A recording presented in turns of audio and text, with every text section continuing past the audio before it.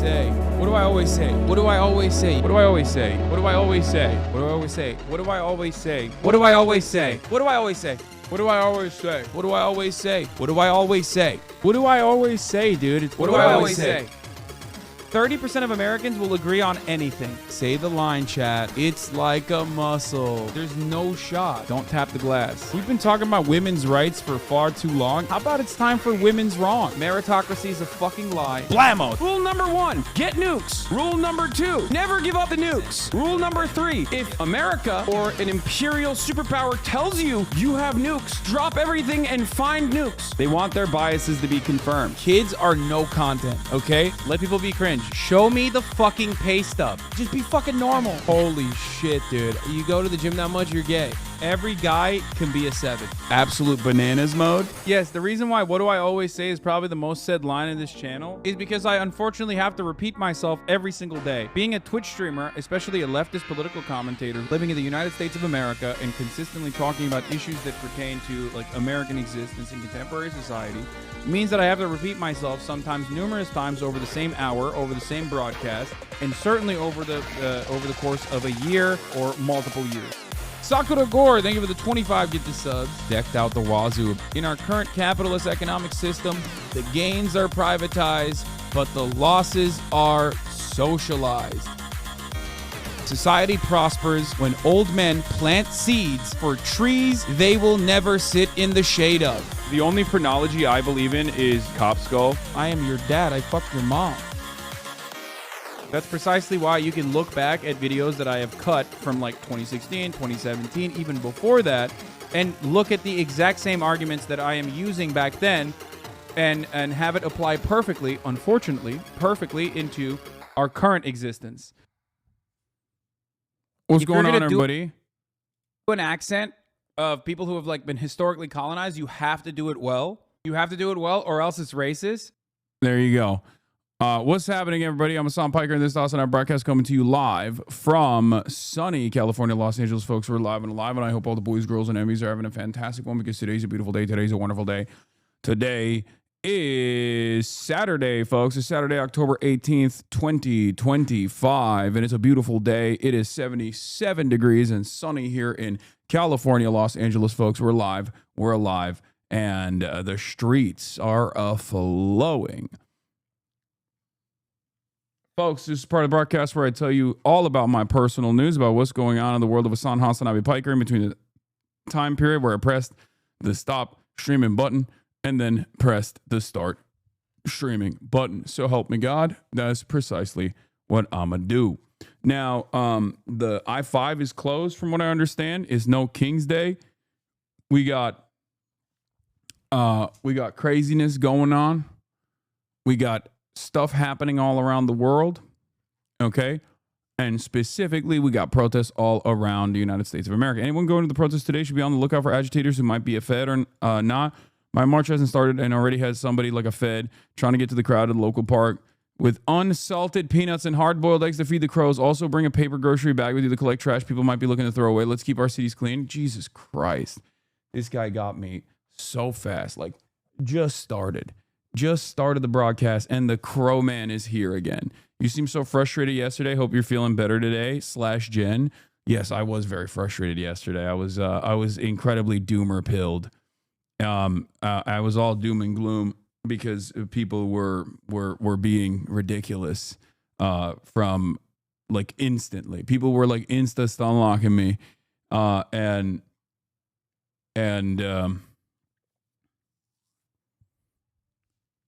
yeah, people were insist on locking me from the start with the Grand Plattner story. It was very frustrating and it annoyed me. And it's hard sometimes to maintain revolutionary optimism, especially with an extremely online community such as this one, or just extremely online in general. But today is actually a really good dose, an antidote against that sort of thing. You'll be good, dog. You're just in a PR attack that'll pass. No, it's not I don't give a shit about that. The PR shit. No, this is a consistent issue within the left that I get very frustrated by all the time. It's just like people are very, very defeatist. TwitchCon is a complete mess, Unc. Yeah, I saw some stuff.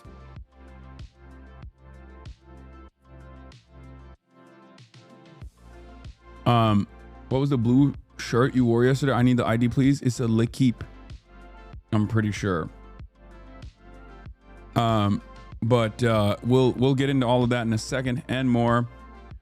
So we got protests happening all around.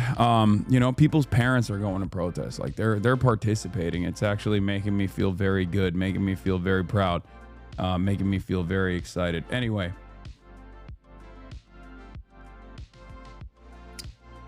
But yeah, it was me freaking out about the purity spirals of the left, which is ironic because a lot of the drama obsessed slop riddled brain cancered morons thought I was like talking about Kaya or the drama or some shit. It wasn't. It had nothing to do with that and everything to do with my discontent towards people who are like, oh, this person has done something wrong or said something wrong, you know, fucking in 2013, or this person was like a military veteran and therefore he is not a candidate that you should even take a serious look at and make assessments on. And that's a very, very frustrating. It's a very frustrating thing to have to deal with all the time from the left. In any case, we have a playlist. Thank you, Themasius, for the playlist. We have Times Square is just like completely packed. Please stop asking me if I'm going to be attending a protest today. I may or may not. Who knows? Okay, just like, come on.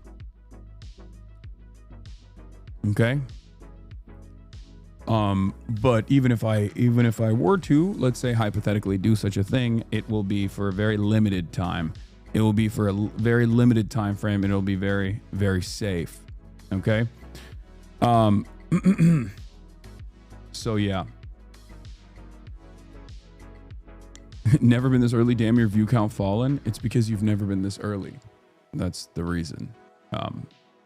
This is when people are coming in. Anyway, personal news wise, as far as, you know, what I have done in between the time period where I press the stop streaming button and press the start streaming button.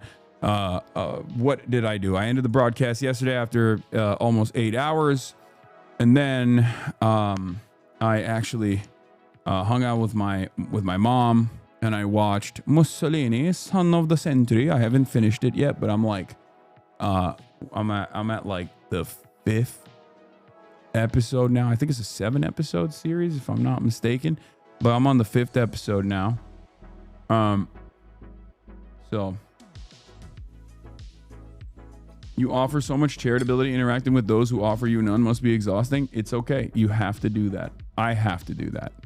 You should do that as well, though. If there's one lesson that I can teach everyone in here, I would say that the best lesson is always abide by your standards and your principles, even when you feel weak. And there are plenty of moments where I feel weak, and I have to always remember that people have different starting positions than myself. They have a different worldview than myself, and that's okay. And if my goal is to change their perspective, I have to always be charitable, even to those who will offer me none. There are obviously people that after a certain point have shown that they're unable to change and uninvested in change whatsoever. And obviously there is, you know, we have a limited amount of time on this planet. So you know, you shouldn't be wasting all of your time and effort on all this stuff, but it is what it is.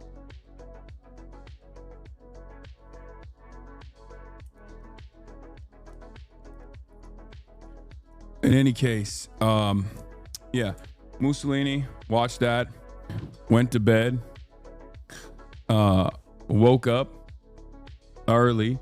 I always, now that like my life is so structured and so rigid, it's kind of crazy. When I used to go to bed at 11, I would go to bed at 10 and then fall asleep by 11. I would wake up at 6 a.m. to piss. Now I moved that down an hour. I go to bed at like, try to go to bed at like 9:30 and go to sleep by 10. Now I wake up to piss at 5 a.m. And then when I wake up to piss, it's actually really cold.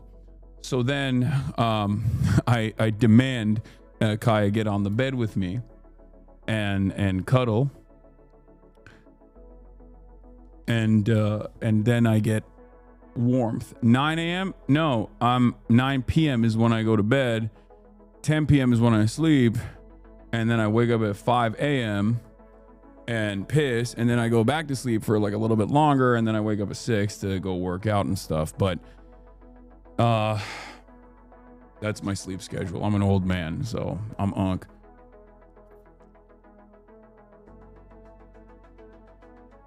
Does she not sleep in the bed with you usually? No. She does whatever the fuck she wants, okay? And she'll get on the bed for a little bit. Sometimes she'll sleep on the bed the entire night. Other times when she feels like it's too hot, when she feels like the bed is too hot, then she'll be like, nope, I'm out. And she just like slowly crawls off of the bed. It's pretty funny watching her just slither down to the ground. But yeah, in any case, but yeah, I woke up and I feel refreshed and revitalized. Why, you might be asking, do I feel refreshed and revitalized? Well, it's because, you know, I was at the gym and I was working out as always. Look, I wanted to show you guys the abuse that she endures.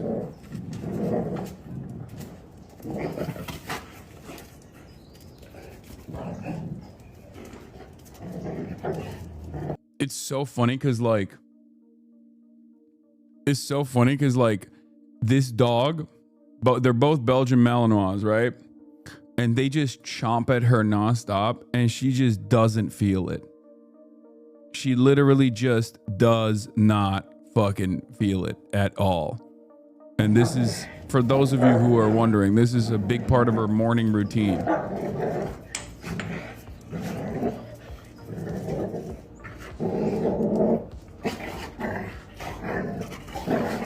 She's so good. She's so good at taking L's. Like, this is a dog psychology is really interesting. Dog psychology is really interesting because like some dogs always want to dominate, and that's not good. Okay? Dogs that are always trying to dominate can sometimes exhibit aggressive tendencies. Kaya, on the other hand, is really good at both dominating, but also sometimes playing a submissive role, like she's doing here when she'll like get on her back. Like, that's what's supposed to happen. There's supposed to be a back and forth. What? Lots of people are like that too, unfortunately. I'm just saying it's...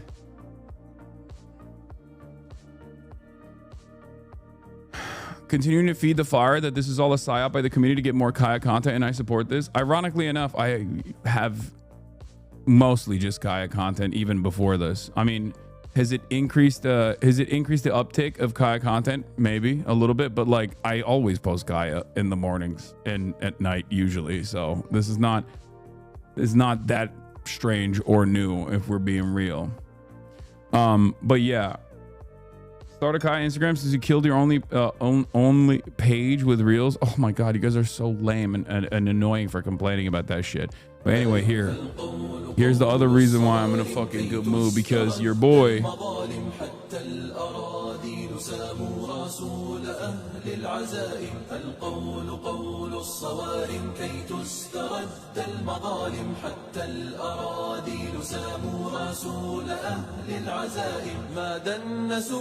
حمانا لو طوقته الضراغم حثالة البغي صالت فأين عهد الحواسم ناس.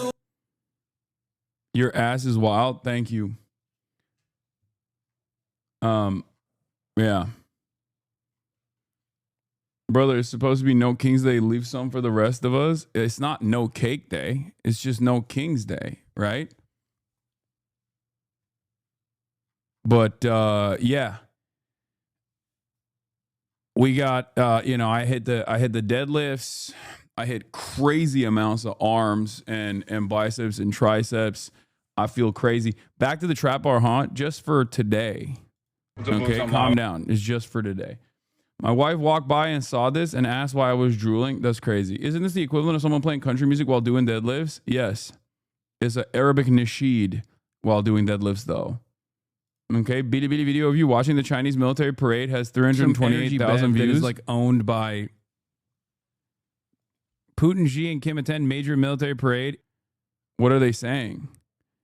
I've seen quite a few Hasan. He's quite impressive and has said a lot of good things about China. After Speed came to China this year, XG said, and he said he wanted to come to China, but neither of them has taken any action yet. Neither of them is an outdoor anchor, let alone a cave goblin like XG. After landing, he didn't speak the language and was introverted. He probably ran back the first day. This year's event shouldn't be the largest, as there aren't many phalanxes and duration is controlled. However, quality is more important than quantity. Nice. You watched it for 3 seconds? Okay, calm down, man. Yeah, that person doesn't even know. It's pretty funny that they know enough about XCC that they said the first stop is Macau, but that person doesn't know that I am literally going to China next month. But in any case,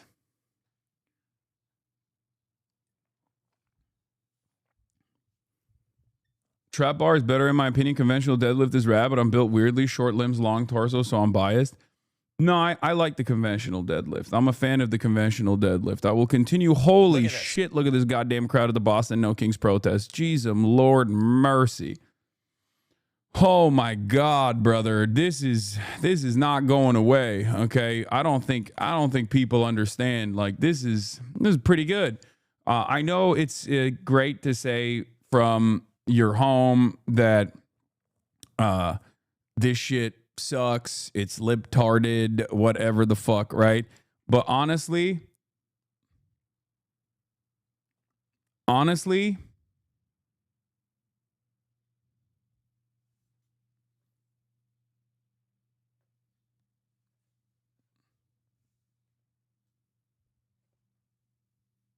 are we doing here?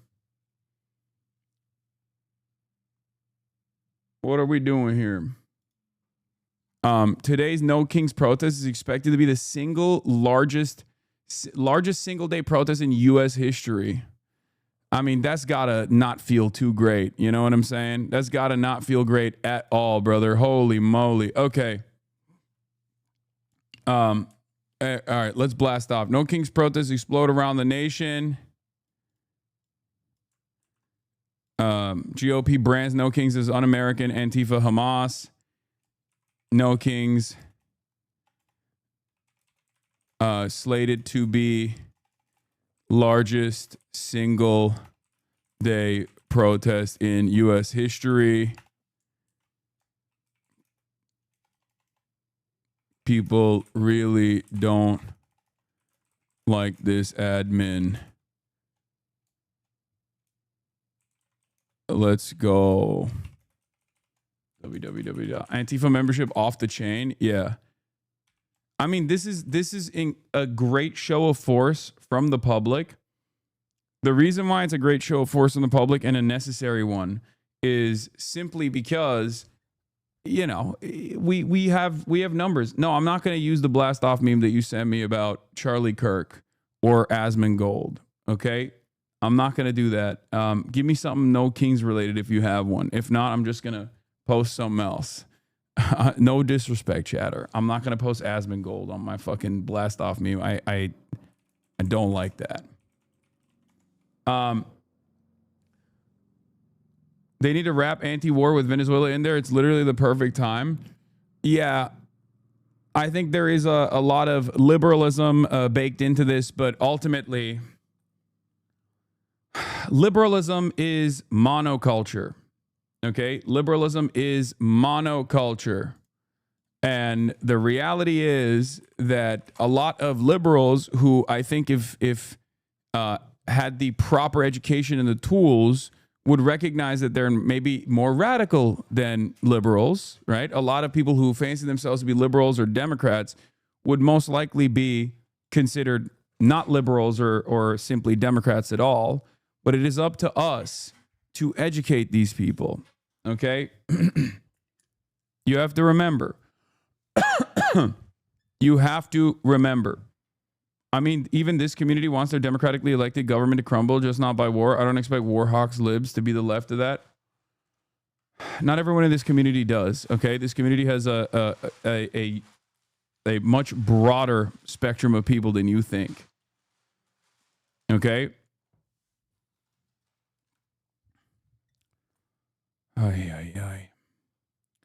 I think like one of the things that I see all the time on TikTok that is very frustrating, but there is some truth to it, is like the antisocial tendencies that a lot of people on the left have.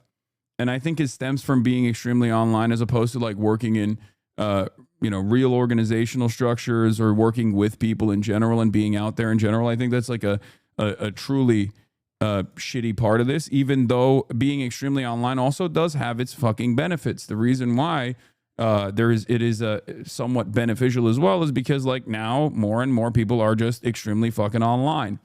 But even when you are extremely fucking online, you shouldn't demonstrate antisocial tendencies like that. And every step you take, you should be taking as though you are promoting yourself and your movement in general. Did you see Emmy got assaulted at TwitchCon? Yes. I'll cover that. I'll cover that first. Okay. Does anyone have the link to it? I mean, it's horrible. It's horrifying. It's exactly what Cutie, Valkyrie, Pokemon were talking about. It's unfortunately not surprising, but yes, Amaru got assaulted by a random stalker at her meet and greet at TwitchCon. Trigger warning. Security pushed the perpetrator away, but then turned back and allowed the man to walk away. Amaru comes back shortly and continues meeting the fans, and that's crazy that like she still went into it. So here she is at her meet and greet. And then some guy just like forcibly tries to hug her and then and kiss her. It's sexual assault. For the record, what should happen in this situation? What should be happening in this situation is that you don't just let this person walk away or like ban them from the convention. You actually ban them from freedom. You ban them from walking around freely by fucking arresting them, because that's precisely what it is. Okay? What are we doing here? Like, because Twitch was like, oh yeah, I'm so sorry that this happened. I'm sorry. So Twitch was basically like, so sorry that this happened. We banned the person from the platform and we banned them from the convention. And it's like, yeah, ban them from being free. Ban them from being a free person. That gets to walk around freely. I'm not like a very draconian person at all, but like, something should be happening in terms of apprehension, right? Am I crazy? That's like a pretty basic demand, right? This was a big problem last TwitchCon as well. Last TwitchCon, there were a lot of people that were trying to do fuck shit. Last TwitchCon, there were a lot of people who were trying to do fuck shit. Like a lot of kick streamers were like trying to get clips off to the best of their ability. Nick Pollum and I believe it was Nick and Wake, right? That got like also sexually assaulted by some random fucking kick streamer. And I don't necessarily know how to fix this convention stuff. Like, I don't know how you fix it. I don't know how you deal with it, because like, what are you supposed to do? Like a psych evaluation before you decide whether or not someone is allowed at the convention or not? Like, I don't know, right?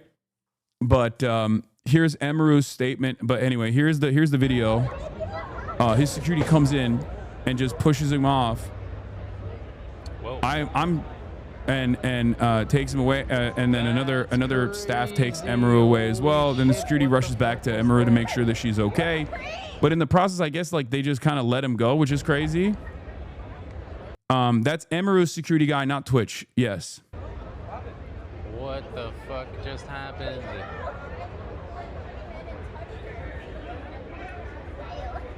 What the fuck just happened?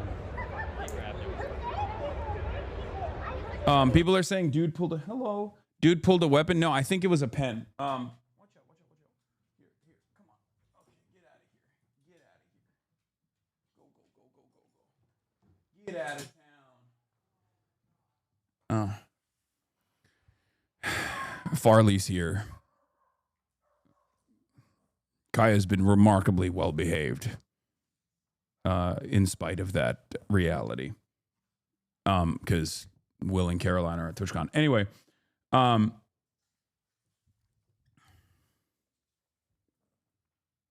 keep in mind they banned our security guard last year because he held someone until Twitch security came to get them. Yeah. And this kind of stuff happens. There is also a literal culture around some streamers that actively either try to do this. There is a culture around streamers promoting this shit, for the record. Like, you know, from my own personal experiences when I was at the DNC, like, there is, I mean, Destiny literally fucking egged this shit on and has at times straight up said, you know, Hasan deserves to be shot and killed. And he has actually promoted people in his community that have approached me in different instances. Frogan has been harassed by another one of Destiny's friends and content creators as well. You do, I do not. There is not a single instance where I have ever fucking thought that this was appropriate, especially because not only do I sometimes am on the receiving end of this shit, I also think it's like a objectionable behavior. It's horrible behavior.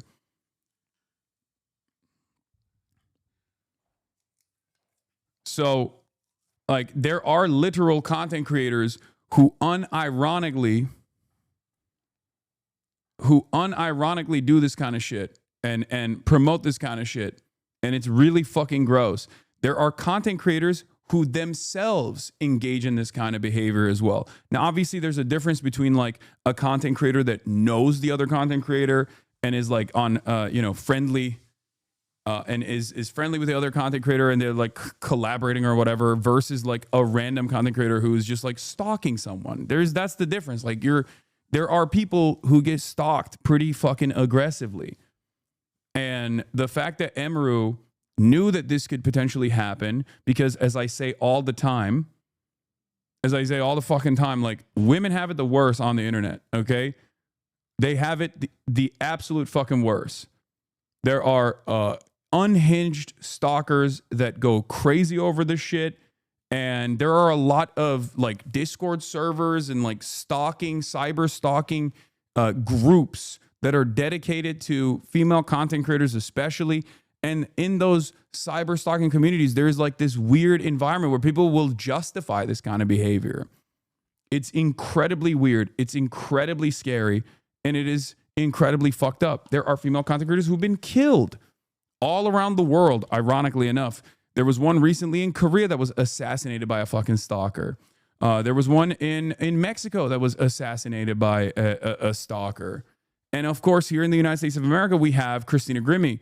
The famous story of Christina Grimmie as well. So, like, it is so crazy. When I say ironically enough, I meant like even in places where people don't have guns, it's still terrifying. So, yeah, Korean streamer Yoonji Ah has been found dead after attack by a longtime viewer who donated almost $70,000 to her. The incident occurred after she tried to cut ties with a man in his 50s.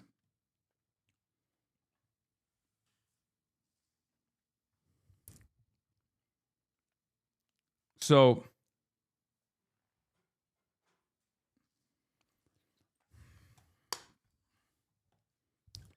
it is obviously completely unacceptable.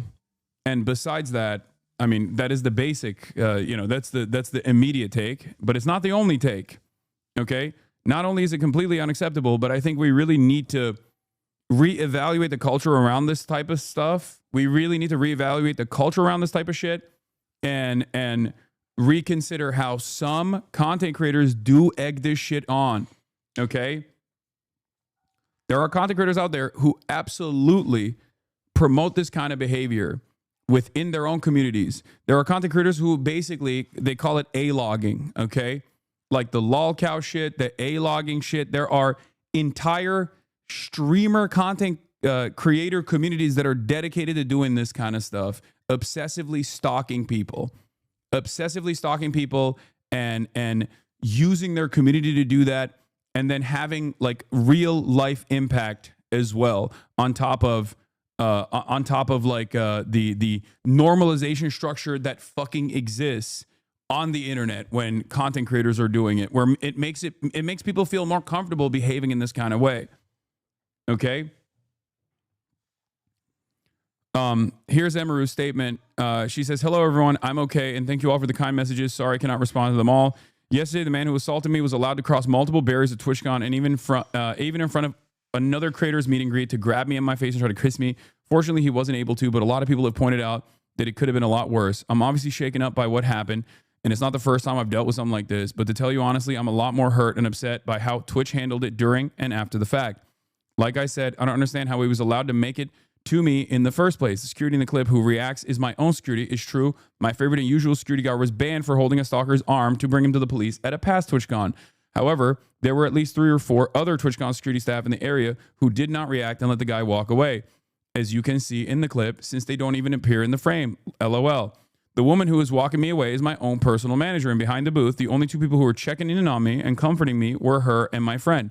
None of the TwitchCon staff came to ask what happened or if I was okay. My friend who was present told me Twitch security were also behind the booth afterwards, joking about how they didn't even see what happened and immediately laughing and moving on to talking about something else. So if no one was checking if I was okay or if I needed anything and they let the guy run away initially, I have no idea what anyone hired to keep the event safe was doing, lol. In Twitch's statement, they said that the guy was immediately caught and detained. I'm sorry, but that is a blatant lie. He was allowed to walk away from my meet and greet, and I didn't hear he was caught until hours after he attacked me, and it felt like this only happened because of my manager pressing for it, not because TwitchCon staff present thought it was a big deal. That is insane. I have a lot more I want to say, but I will say it on stream later today instead of writing a book on here. Thank you guys again. Sorry you all had to see that. This is definitely my last TwitchCon, and as sad as me to say, as a 10-year off and on attendee of TwitchCon, I think other creators should seriously consider not attending in the future. I did not feel cared for or protected, even bringing my own security and staff. I can't imagine how creators without those options would feel. Stay safe, y'all. Everything is going to be okay. Twitch proving all streamers not wanting to go to the con, correct? That sucks. Yeah. I mean, look, the reality of the matter is every content creator, no matter how big or small, especially female content creators, know that this is the reality. Know that this is something that can happen. So if you actually see a female content creator, especially at one of these conventions, remember that they know all of that and they came in spite of all of that because they still wanted to see their fans. Okay? Like there is always this target on people's backs regardless. There's this target on like large content creators' backs as well, but it's not to the same degree. It's not to the same severity. It's as it is for how consistent this is for female content creators.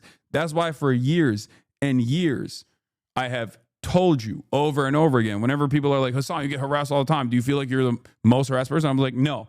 The average female content creator is cyber stalked and harassed way worse than I am. Okay? It's just like a normal, I know this from behind the scenes, okay? It is so insanely fucked up. And there is absolutely a culture of normalizing this kind of behavior. You need to understand. There is a culture of normalizing this kind of behavior as well.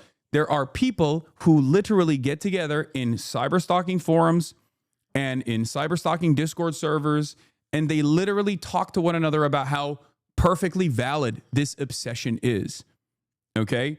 And this obsession, when paired up with a lot of people who have a lot of mental illness, actually ends up turning into situations exactly like the one that Emaru encountered. Okay? So just remember that. And there are abso-fucking-lutely content creators who egg this shit on. Okay?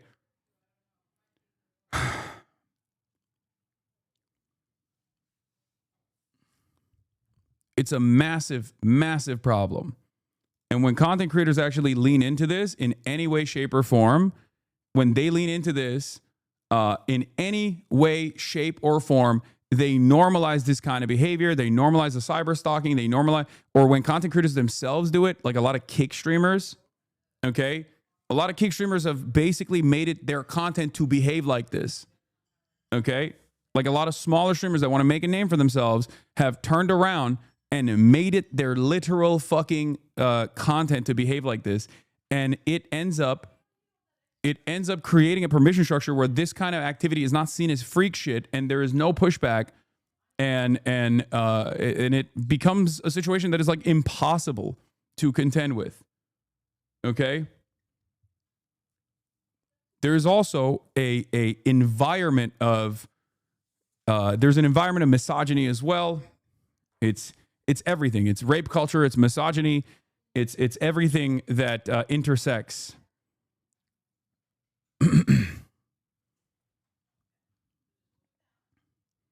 Anything for the clip seems to be the norm right now, and it's fucking gross. Yeah, and I think a lot of people forget that like the people in front of the camera are also human beings. Okay, I know it comes across as though that is not the case because you're like, oh, you guys are profoundly fortunate. And also there is this sense of entitlement where people are like, what do you mean? You wouldn't be in this position if it wasn't for me and others like me. You owe me shit, right? You owe me everything. You owe me everything I need to know about your life. You owe me every single thing that I want out of you.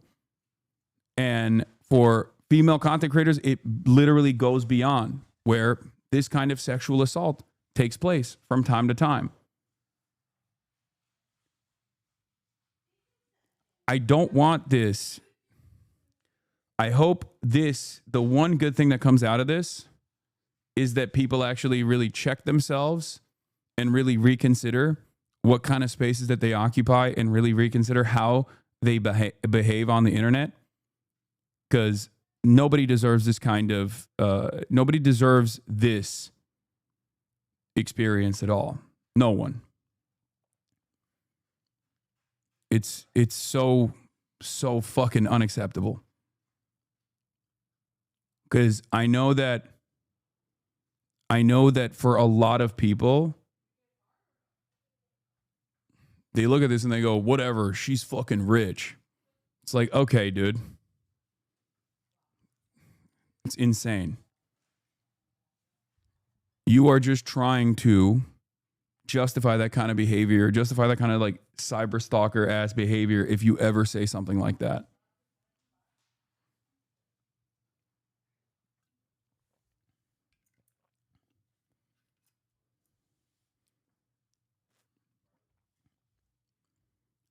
Anyway.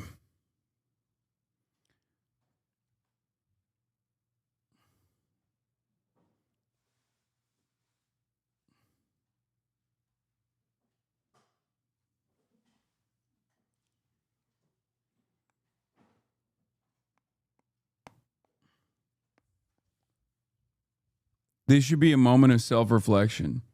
I see people that say that she's the reason why that fan did that because that's how she built a community. No thoughts, just yeah, exactly. Exactly. Luckily, there hasn't been that big of a pushback of this sort that I have seen in public because everyone is like, everyone is very frustrated right now about what happened. But if you think it is a crazy thing to say, for the record, yes, it is a crazy thing to say. But you need to understand something, okay? While it is a crazy thing to say, people do say it, okay? It's a crazy thing to say, and people do say it.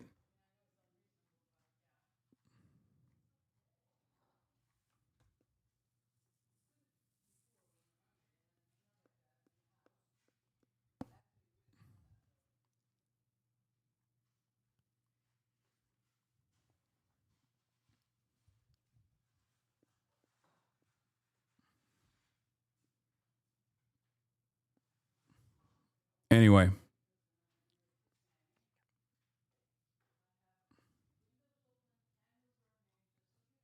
People have a tendency to automatically hit the victim blaming notes. They love doing that shit. They love insta-locking. They love insta-locking victim blame narratives.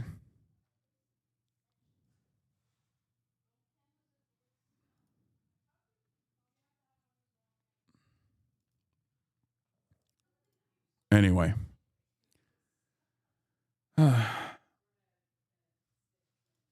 Shit account, but the guy just walked out like it's nothing. That's crazy.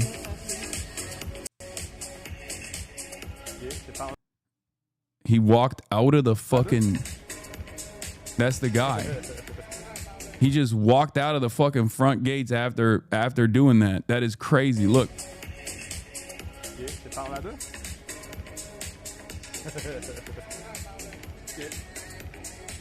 Even my wife argued that IRL should be advice this behavior. I had to argue that the lack of accessible mental health benefits and healthcare is a bigger issue. Yeah, dude, no, that's insane. That is insane.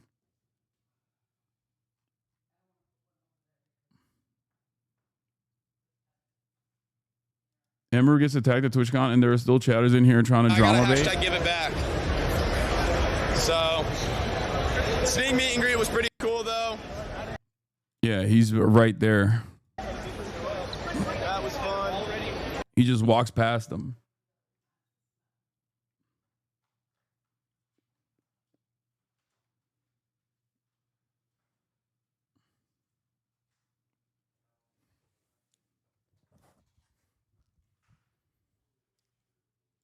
Cyber stalking leads to actual physical stalking is what I'm saying. But unfortunately, neither is like, there is no real method of stopping this.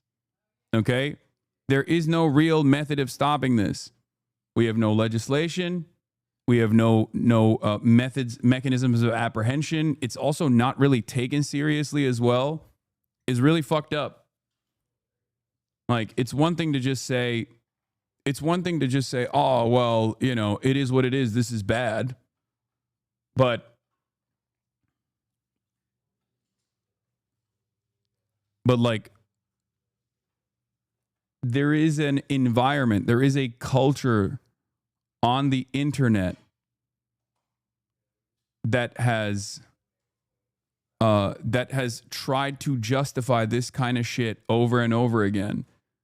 Like, there is a permission structure that we are supposed to maintain as a mechanism of like social enforcement. And I feel like the more vicious we become, the more ruthless we become online, the more people find ways of justifying this kind of behavior.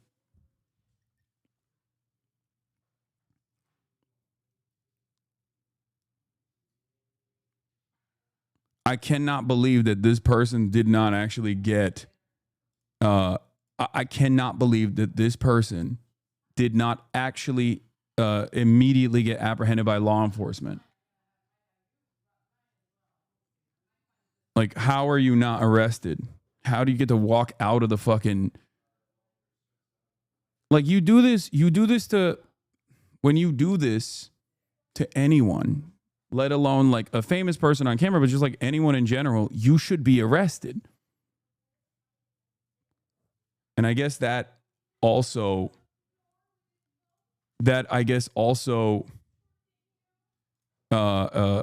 is another...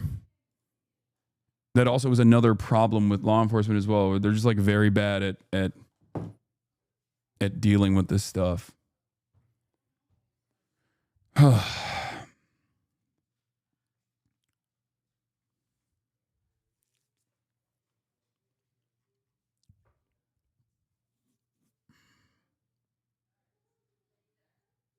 Yeah, you would be arrested for doing this to a mall Santa. Exactly. Anyway. It's fucking gross. All right. Here's Twitch's statement on it. The safety and security of all those attending TwitchCon is our highest priority. The behavior displayed by the individual involved in the incident yesterday involving a high-profile streamer was completely unacceptable and deeply upsetting. In line with existing TwitchCon security protocols, law enforcement and event security were on site and responded to the incident. We immediately blocked this individual from returning to TwitchCon premises, and they are banned indefinitely from Twitch, both online and in-person events. We are coordinating with the Impacted Creators team and, per our standard protocols, continue to cooperate with any law enforcement investigations. We have increased security at the meet and greet attendee check-in point, and we'll have additional security personnel surrounding participating streamers. If you RSVP'd for a meet and greet, please note that we are unable to accommodate +1s for the remainder of the event. Twitch has zero tolerance for harassment or acts that inhibit the safety and security of our community. It is really important to us that our creators enjoy their experience at TwitchCon and feel safe. I don't even know if it's just like, I don't even know if it's possible. I don't even know if it's possible. And we know that the dude just straight up walked out. And we know from Emru's statement that, like, she did not immediately get looked after at all.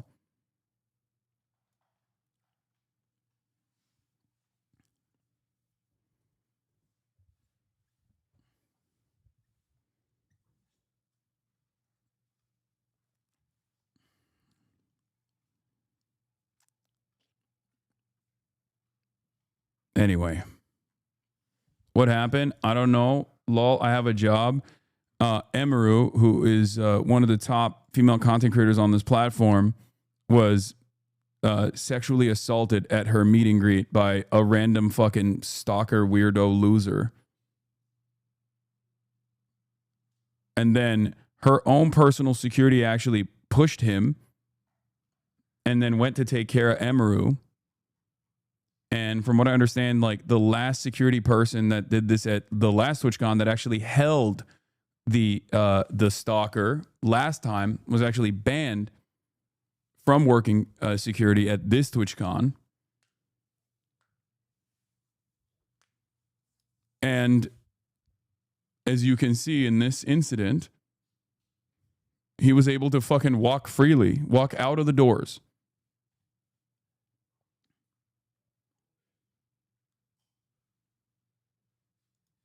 Here's the statement on that with Jason. I don't think that's true. Okay, maybe I should talk about this. Whatever, who cares? I had a security guard. What do you think the punishment should be? Jail, brother. What do you mean? Jail, jail, jail. Sexual assault equals jail. Okay. Cyber stalking should also have some kind of fucking penalty, at least like mental health evaluation and mental health treatment, and then actual physical stalking in the real world, even before the sexual assault, should also have some kind of repercussions. But this is the maximalist thing that you can do. This is he sexually assaulted her. Okay? He should be in jail. What the fuck? You do a crime, you go to fucking jail. Or at least that's how it's supposed to be. 2 years ago, where there was a guy following me around TwitchCon, and he like asked him to stop multiple times. My guard asked him, and the guy wouldn't stop. So he grabbed the guy, but he didn't. Like, the craziest part about this is every fucking content creator has experiences like this. Every single one. Every single one. Okay? FYI, the person who made this tweet made a death threat against you. This person, Jay Lee plays games. I mean, whatever, dude. I can eat it. I can deal with it. Fucking, there's a long list. Okay, if I were to look through every fucking person on the internet that has like.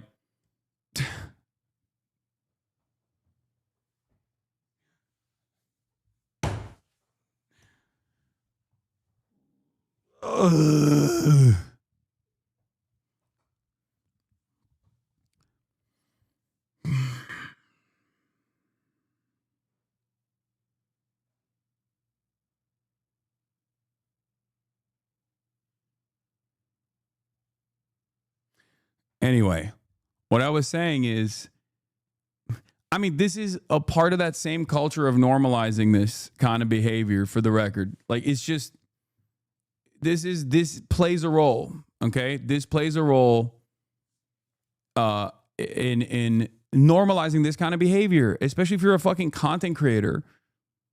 Especially if you are a content creator and you have some semblance of a community. When you say stuff like that, your fucking freak-ass parasocial fans are also going to see that and be like, oh, this is awesome. We can all do this. We should all do this. Okay? Anyway, it doesn't matter. The story is not about me. I'm just saying every single content creator has experienced stuff like this. And the content creators themselves that also lean into stuff like this guy apparently, don't realize that they're also participating in this culture, and they're expanding the permission structure for people to do this kind of thing. Okay? You are emboldening the fucking freaks. You are emboldening. You are behaving like a freak yourself, and you are also emboldening the fucking freaks.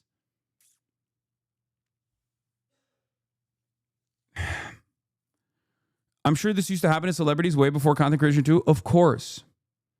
Of course this used to happen to celebrities all the fucking time. The difference is, however, that celebrities at least were like somewhat inaccessible as opposed to the way content works now. And when you're always on, and when you're constantly, when you constantly have a back and forth feedback loop with your audiences, the parasocial feelings are heightened. The sense of entitlement is heightened. You understand that, like, you understand that the person that you're seeing behind the screen is not dissimilar to you in many ways and are accessible. Okay? The internet did not invent this issue. The internet simply streamlined this issue. And over the last couple of years, okay, over the last couple of years, I would go so far as to say that, especially with Twitter becoming 4chan poll openly, it has made people feel even more comfortable and confident behaving in this way, because people get rewarded when they behave this way on Twitter now. And that has had an impact on all of the other platforms as well. That has caused other content creators to also lean in on this kind of behavior, this kind of like antisocial personality disordered behavior. And all of that has made it infinitely worse. All of that has made things infinitely worse.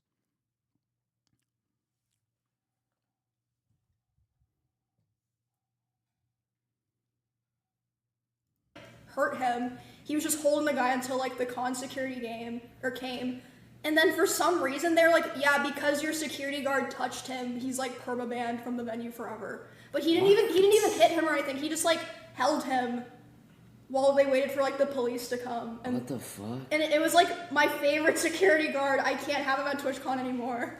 I was just like, okay, like it was so sad because he did like everything.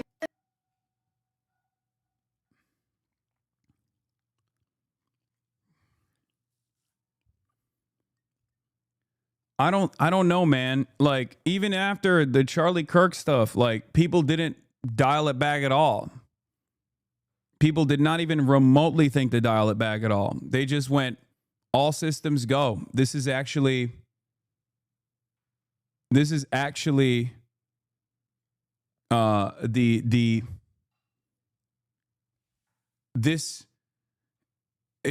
a product of the violent Antifa left, and we have to fucking kill them. We have to do whatever we can to fucking apprehend them. Like we just, I don't know. We have no like cultural safeguards at all. We have no social safeguards at all. Have you ever met Emiru? Yes, of course I've met Emiru. I've done content with Emiru.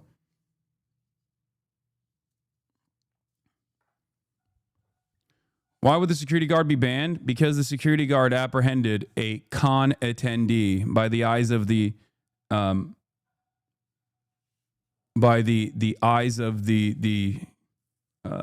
Twitch executives, I guess.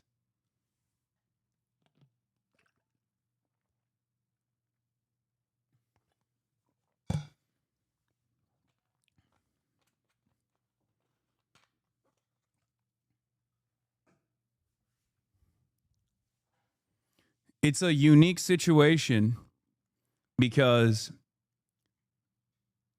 given that there are no safeguards around this sort of thing,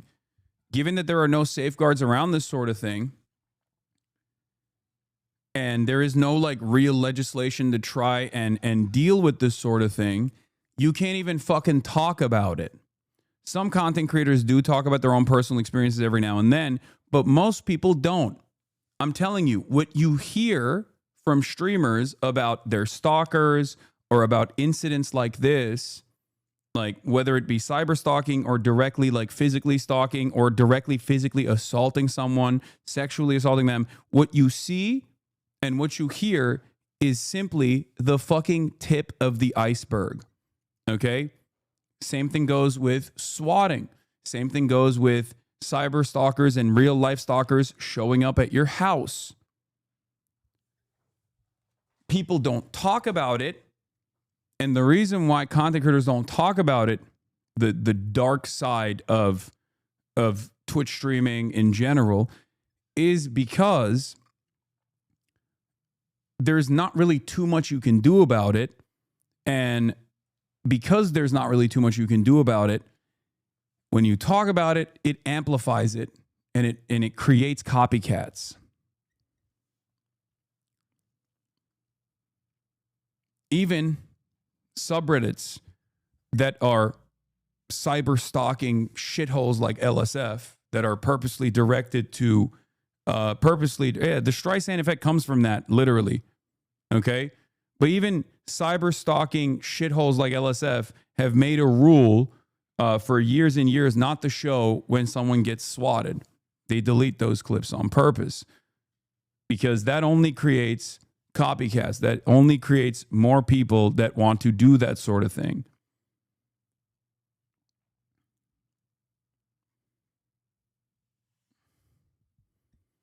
Not to bring it back to you, but isn't there like a weird ass stalking Discord server devoted to tracking information about your parents? Yes. And not just my parents. It's just everything. Yes. But once again, that's not even the tip of the iceberg. That's like, it is what it is. There's not anything you can do about it. You just have to live your regular life. Because the one thing that these fucking dipshits want out of you more than anything else is to impact your life in some way. Just as you chat in the chat and the streamer sees your chat and reads it out loud and has that kind of brief interaction with you, some people take it one step beyond that, where they want to control your life or they want to impact your life in a negative fashion. Okay? That's what this is. It's almost like a puppet master. People do this kind of thing because they want some power over you. They have a sense of entitlement. They have a sense of unearned entitlement over everything that you are, your physical person.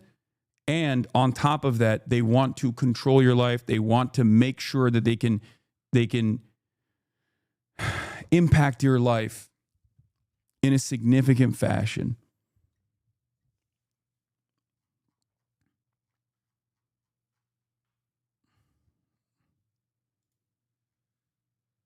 It is deeply disturbed.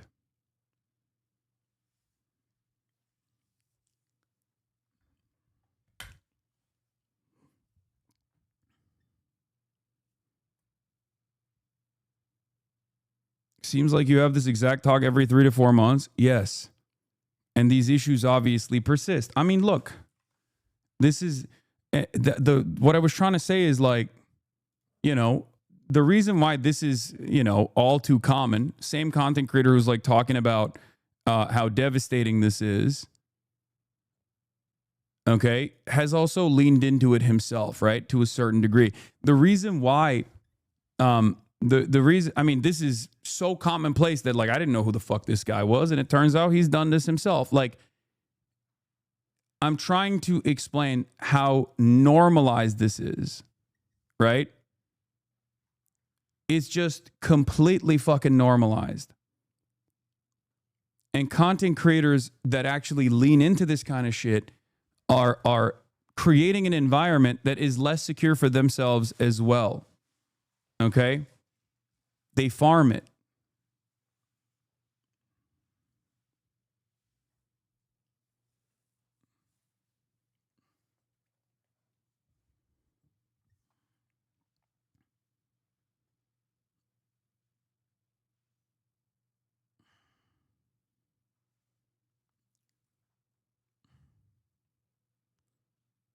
I'm a new sub, don't hate me, but why are feminists on TikTok accusing you of misogyny? I haven't seen any evidence, but so many people seem to agree. Come on, man.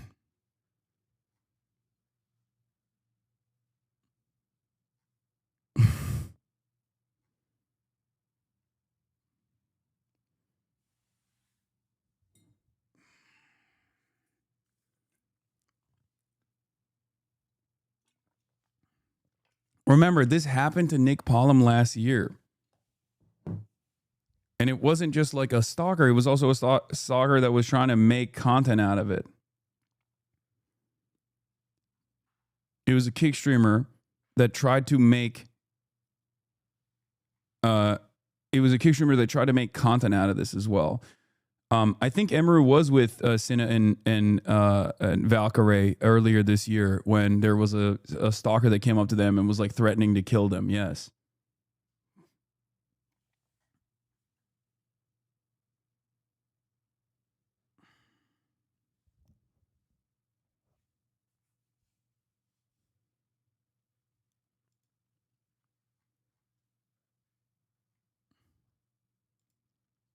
Yeah.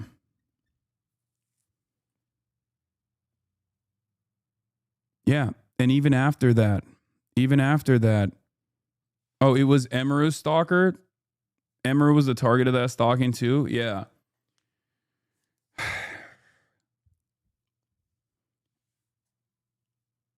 Even after that, I saw a bunch of people that were defending that kind of behavior or victim blaming. There were people that were victim blaming, saying, how do you guys not have security? You don't expect to have, like, you know, stalkers show up? Obviously, duh.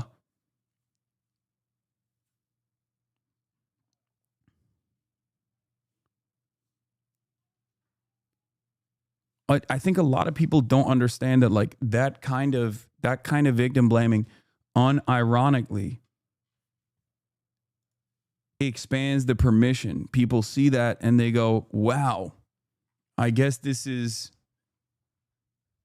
the appropriate thing to do. I guess I can even get clout off of doing this shit. Yeah, even when Cutie, Valkyrie, Pokimane, when they came out and said that they didn't want to attend because they were fearful, I saw people fucking shitting on them.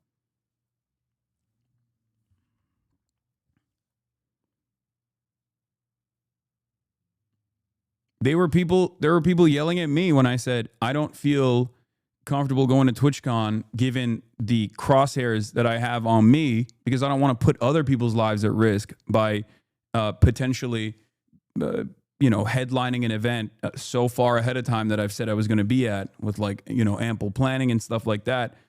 And then people yelled at me over that. They were like, oh, get the fuck out of here. You're a pussy. You should actually show up.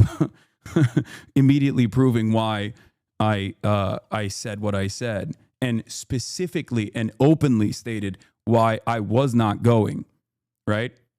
So that if I had some fucking stalker psychopath with plenty of ample time for planning, not show up to TwitchCon and maybe even potentially harm others in the process. And then I went to France. After saying that, and then people turned around and yelled at me for that. They were like, oh, wow, this guy.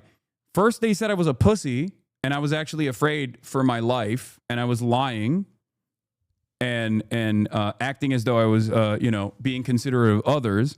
Then they fucking turned around and said, oh, wow, this guy went out to a fucking protest in France. He went to an event in France. I thought he was too scared to put others in harm's way. Maybe in France, they don't have fucking access to an arsenal of weapons in the same way that they do in the United States of America. Perhaps that is the reason why it's not the same. I mean, you literally got your ribs broke on TwitchCon not that long ago. That was also in France, ironically enough, but that wasn't like a stalker situation. That was just like, that was a car accident.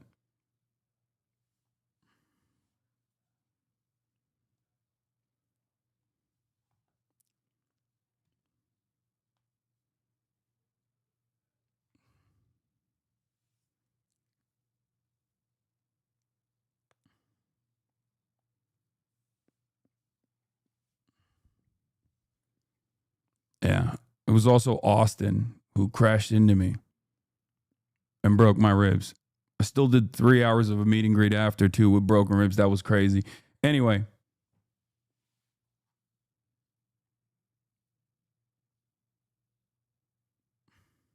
Hey man, long time viewer. I saw some memes and I hate you now. I struggle to think of for myself. So if you could sway me back to your side, we'll be all good. You got it.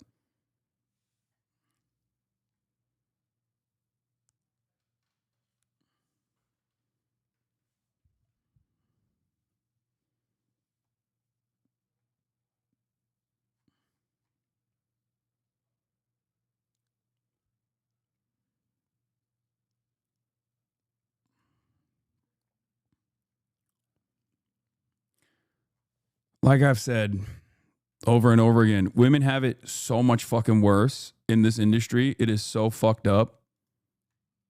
It's so unacceptable. And this is the byproduct of that. Okay?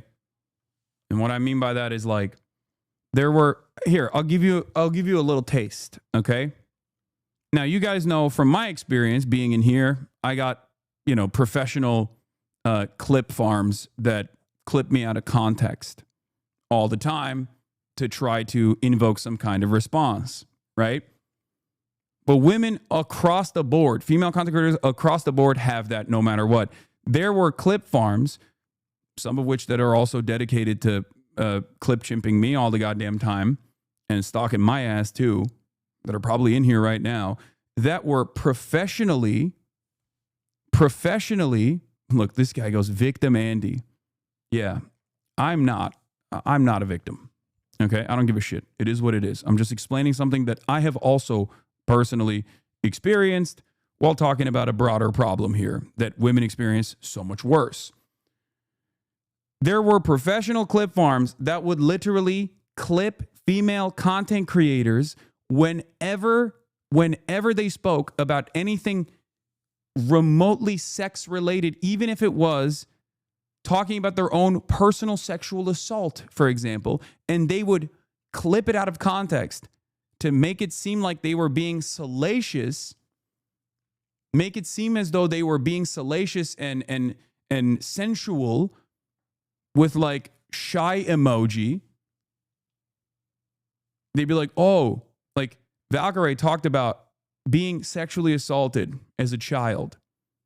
And these guys went and they fucking farmed it to be like, oh, she's actually talking about sex and slapped a fucking steak logo on it to try to fucking make money. And only after these content creators got together and said that they were going to pursue litigation did they stop doing that. Nobody actually turned around and said, hey, this is pretty disgusting. You should probably stop doing this. They only fucking stopped because they were forced to stop.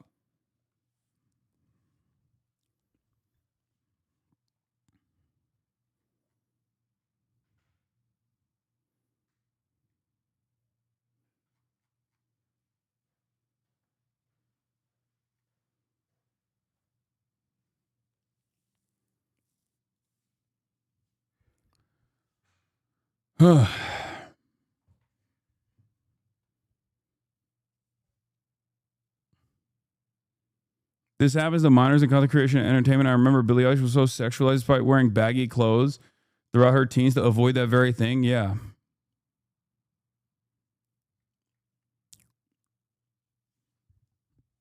Anyway, like this is it. For a lot of people, this is their content, right? For a lot of people, this is what they enjoy.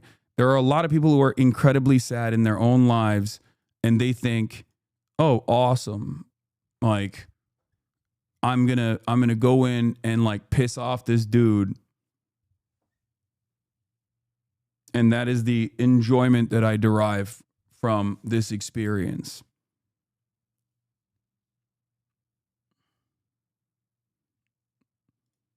It happens every day in here. Many of you have seen it. Many of you get mad at me for fucking even responding to it from time to time. Oh, you get stun locked too much. Right?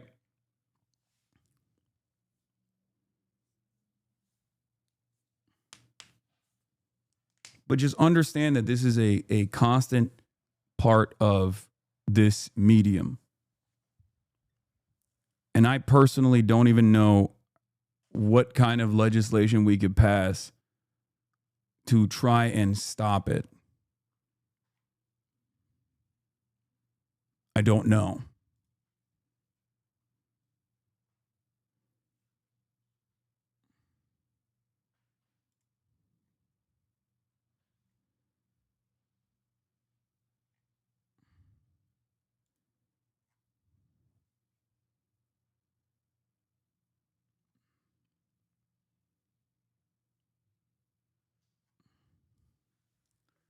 I think one of the best ways of dealing with this obviously is mental health. Ironically enough, it's very clear to me that people desperately need it.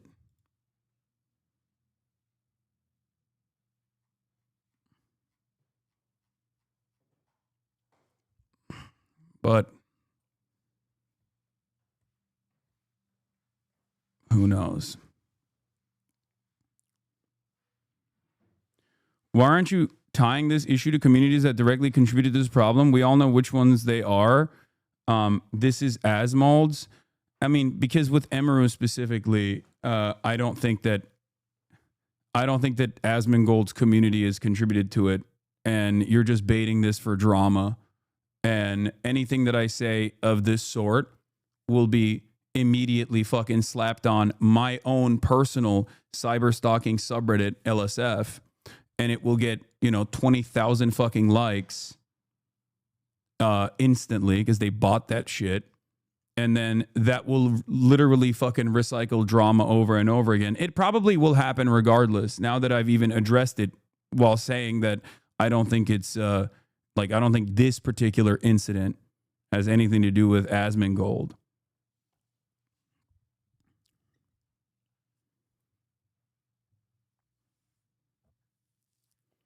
Also remember, not only is this the tip of the iceberg for female streamers, this literally happens to random women in general. Like, this is not like just a Twitch streamer thing, okay?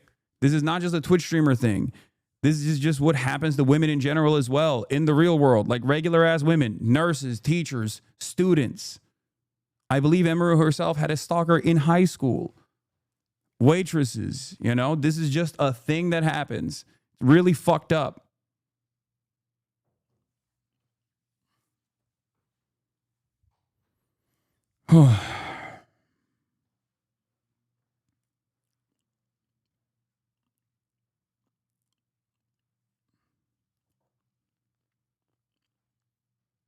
When you were talking about how these were stalker incidents with traditional celebs and how society was harsher to these stalkers, one thing that's key is that the permission structure we perceive internet stalkers having is different, mostly because it's so creepily ubiquitous now. Exactly.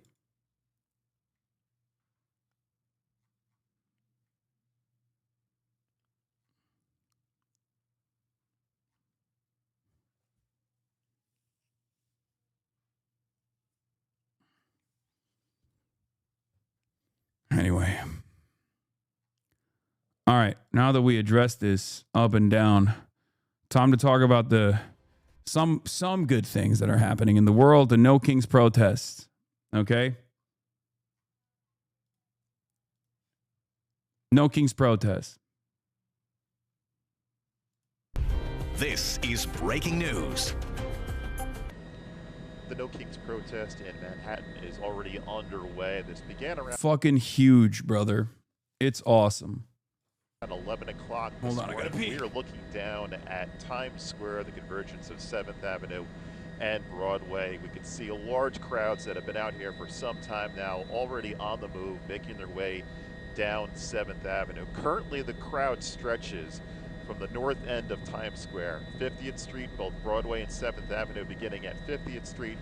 Here from the middle of Times Square down 7th Avenue, the lead of the march is already down into the 30s near 34th Street. There is some spillover onto some of the side streets as well. Currently, the police are shutting down traffic to try to alleviate the issues in the area for those cross streets trying to get across 7th Avenue.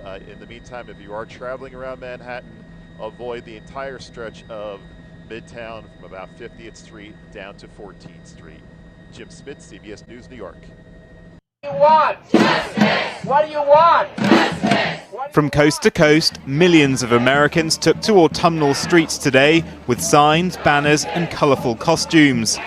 Towns and cities, big and small, hosting over 2,500 protest events.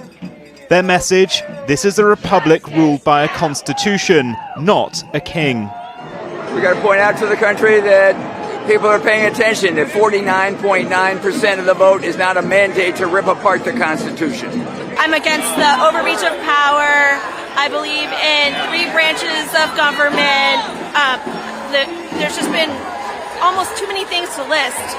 I think that the state of the world that we are in right now is really horrible. I want my rights back.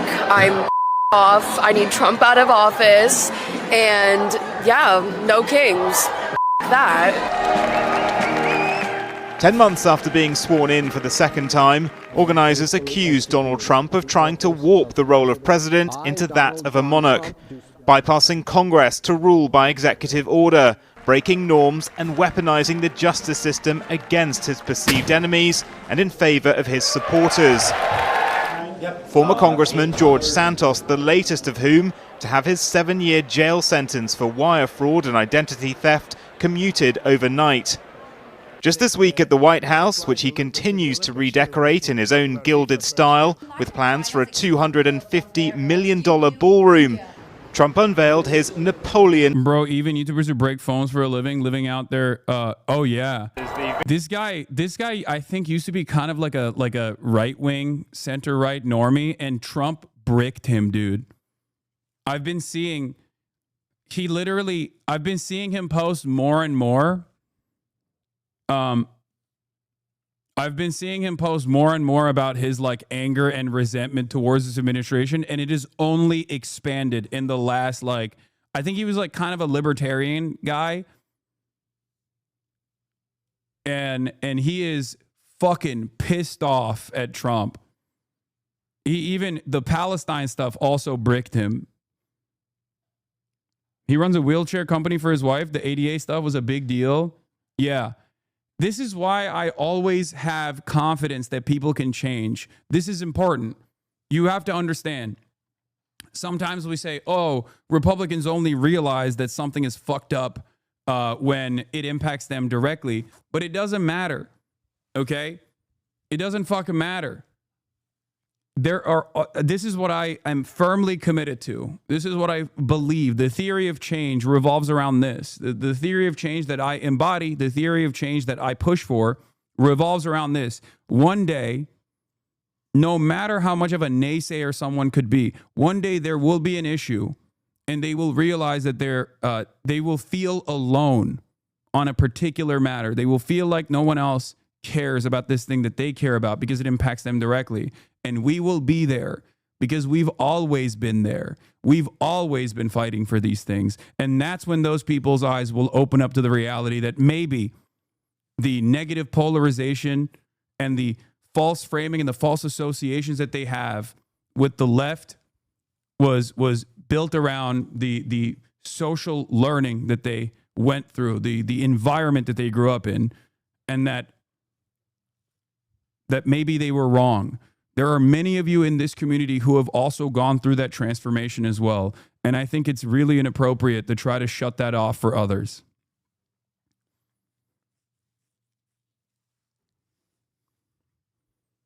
But yes, I will always celebrate people that go through this transformation because it's a wonderful thing. And Jerry rigs everything I have personally seen throughout this past year especially go through that transformation these past 2 years.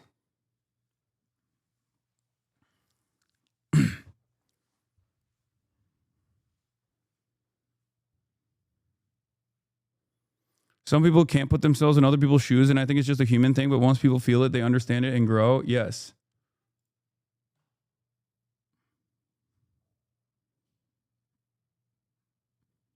You're right, people can change, but I have a bit of a justice narrative, so I see these dickhead hogs seeing their own stupidity, yet I've been a lefty since university. I have a real hard time forgiving hateful rhetoric and victim blaming and ignorance. It doesn't matter.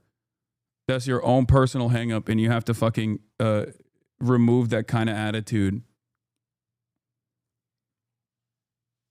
They didn't change. The discourse did. No.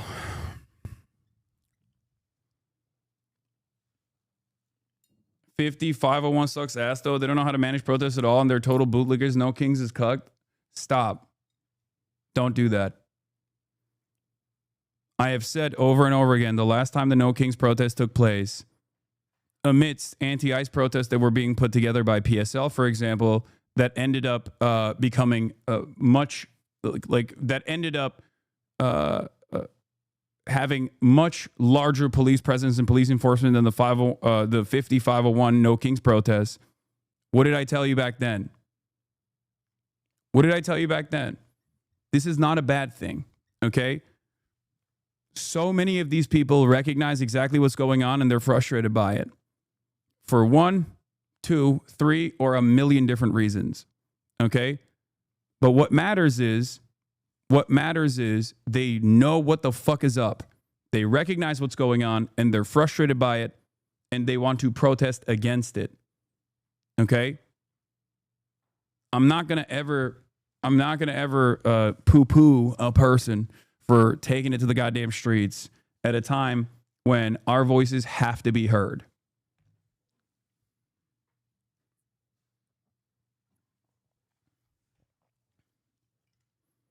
Especially because people had these exact same opinions and these exact same criticisms about Bernie Sanders and AOC's no oligarchy rallies as well. People had these exact same kinds of opinions and criticisms about the No Kings protests. But ultimately, it is up to us to be there, especially considering that when you go and attend things like this, when you go and attend these sorts of protests, two things happen. Number one, you feel emboldened. You get to see solidarity in action. And it's a beautiful feeling, okay? It is the anti-black pill. It is the maximum touching grass that you can do. That's number one. And number two, you recognize that regardless of the intention of the protest organizers themselves, regardless of even Bernie Sanders and AOC's perspectives on certain issues, the people that are attending those protests actually are on your side. And sometimes, or in many instances, especially given the way that liberals are operating right now and the way that they're communicating their discontent right now, they are far more radical than the way that the No Kings protest organizing committee has presented themselves as. Okay?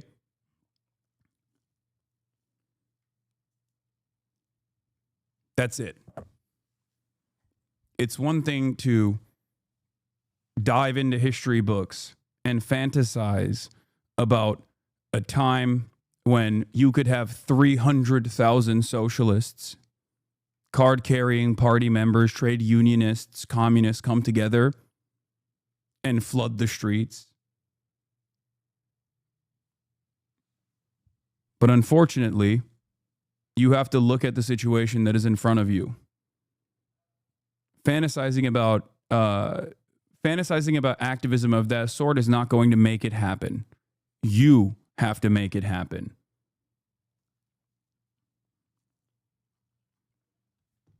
That's it. All this kind of like, oh, the Bernie rallies don't do shit. All that does is just make you feel better about yourself. It's the leftist version of what we saw early on when some chirpers, some liberals were like, we're going to sit ourselves out of this one. We're tired. You know, we voted for Kamala. We did our job. And the left didn't. So we're not going to participate in these ICE protests. When people were saying that, that was actually, they were saying that because they wanted to feel moral about their inaction. What you're doing right now is the left version of that. Okay? When you sit there and you go, all these Barbaras and Deborahs, they're out there, but like, this is not going to do anything, right? When you say stuff like that, you're not saying that because there is like reasonable critique against the No Kings protest organizers or anything like that, which I I understand. I myself have actually been pretty vocal about things that I think are totally inappropriate as far as like organizing goes, as far as like experiencing it, expressing any sort of discontent goes, like RSVP lists and things of that nature are not best practices at all. Having said that, you'll never catch me saying this is fucking bullshit, this is useless, this is silly, this is stupid. Okay? It matters. It matters when you got millions of people on the streets, man. It fucking matters. Are you kidding me? Like, look at this. Every day, in particular, the nonprofit and independent media on the streets every day. Like, look at this shit. Including Block Club Chicago, Unraveled Press, and the Tribe, to say in particular the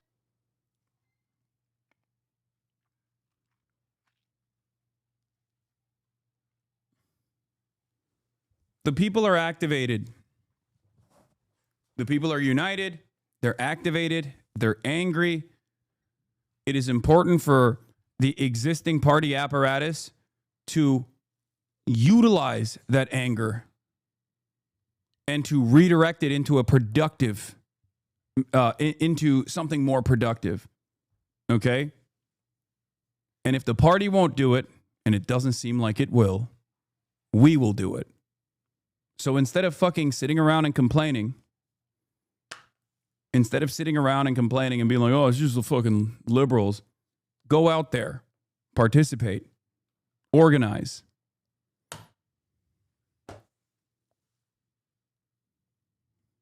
That's it.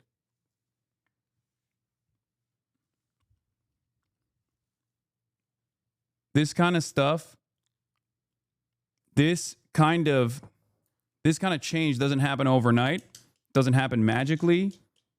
It takes many, many years. It takes a tremendous amount of effort. And you never know how far you can move the needle in the moment, in the very moment when you're participating in something like this.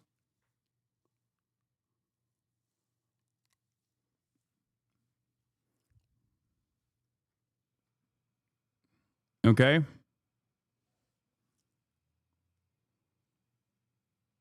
My dad organized a No Kings today in our small, deep red town of Central Florida, had over 2,000 attendees. That's awesome.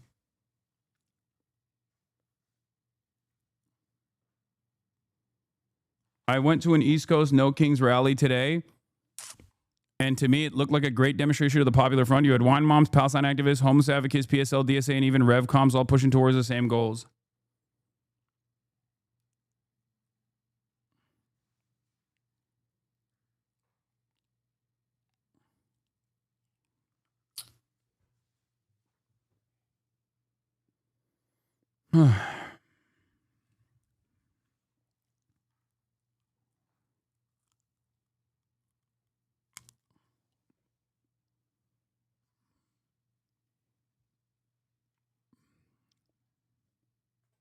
Esque proposal to celebrate America's 250th birthday next year with a triumphal arch in Washington, D.C. Already being dubbed the Arc de Trump, Democrats have criticized the plans to build such a monument for America's quincentennial, supposedly a celebration of ditching an authoritarian king. Trump's denied the characterization of his leadership. A king. This is more than a king. You know, I feel like you have to have the memory of a goldfish to think this matters. I've seen this happen constantly, and it never leads to anything.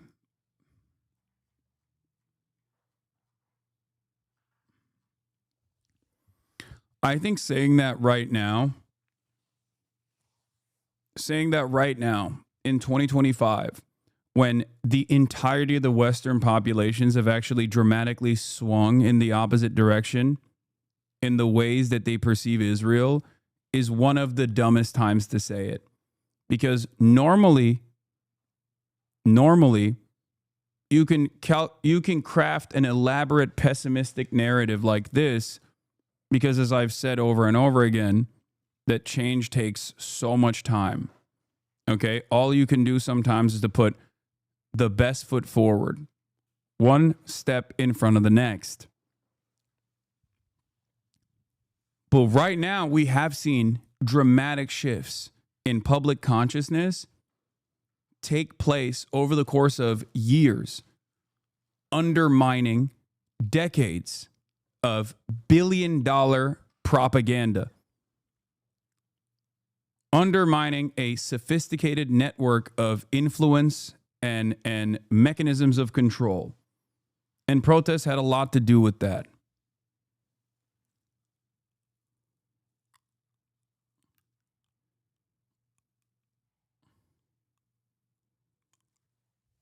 You never know how many people you are actually shifting.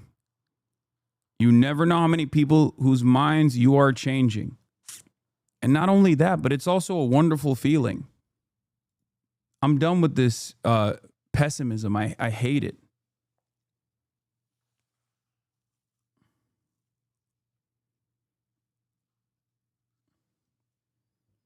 Even if change feels impossible,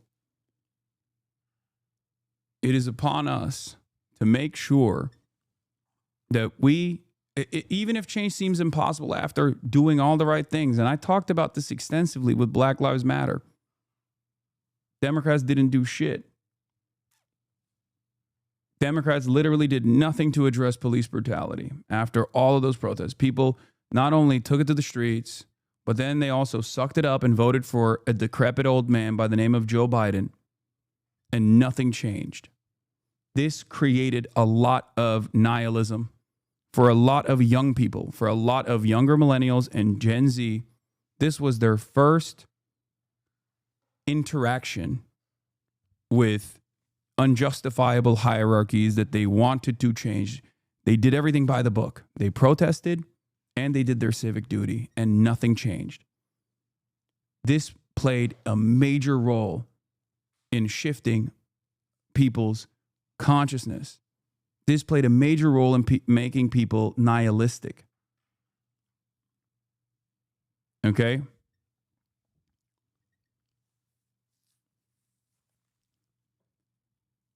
But that nihilism is unproductive. That nihilism makes it much easier for fascism to win. And even if it is going to win, inevitably, whether or not it will, and there is no guarantee that it will, you should never obey in advance. You should never concede in advance, and you should do everything you can to fight back against it. That's it.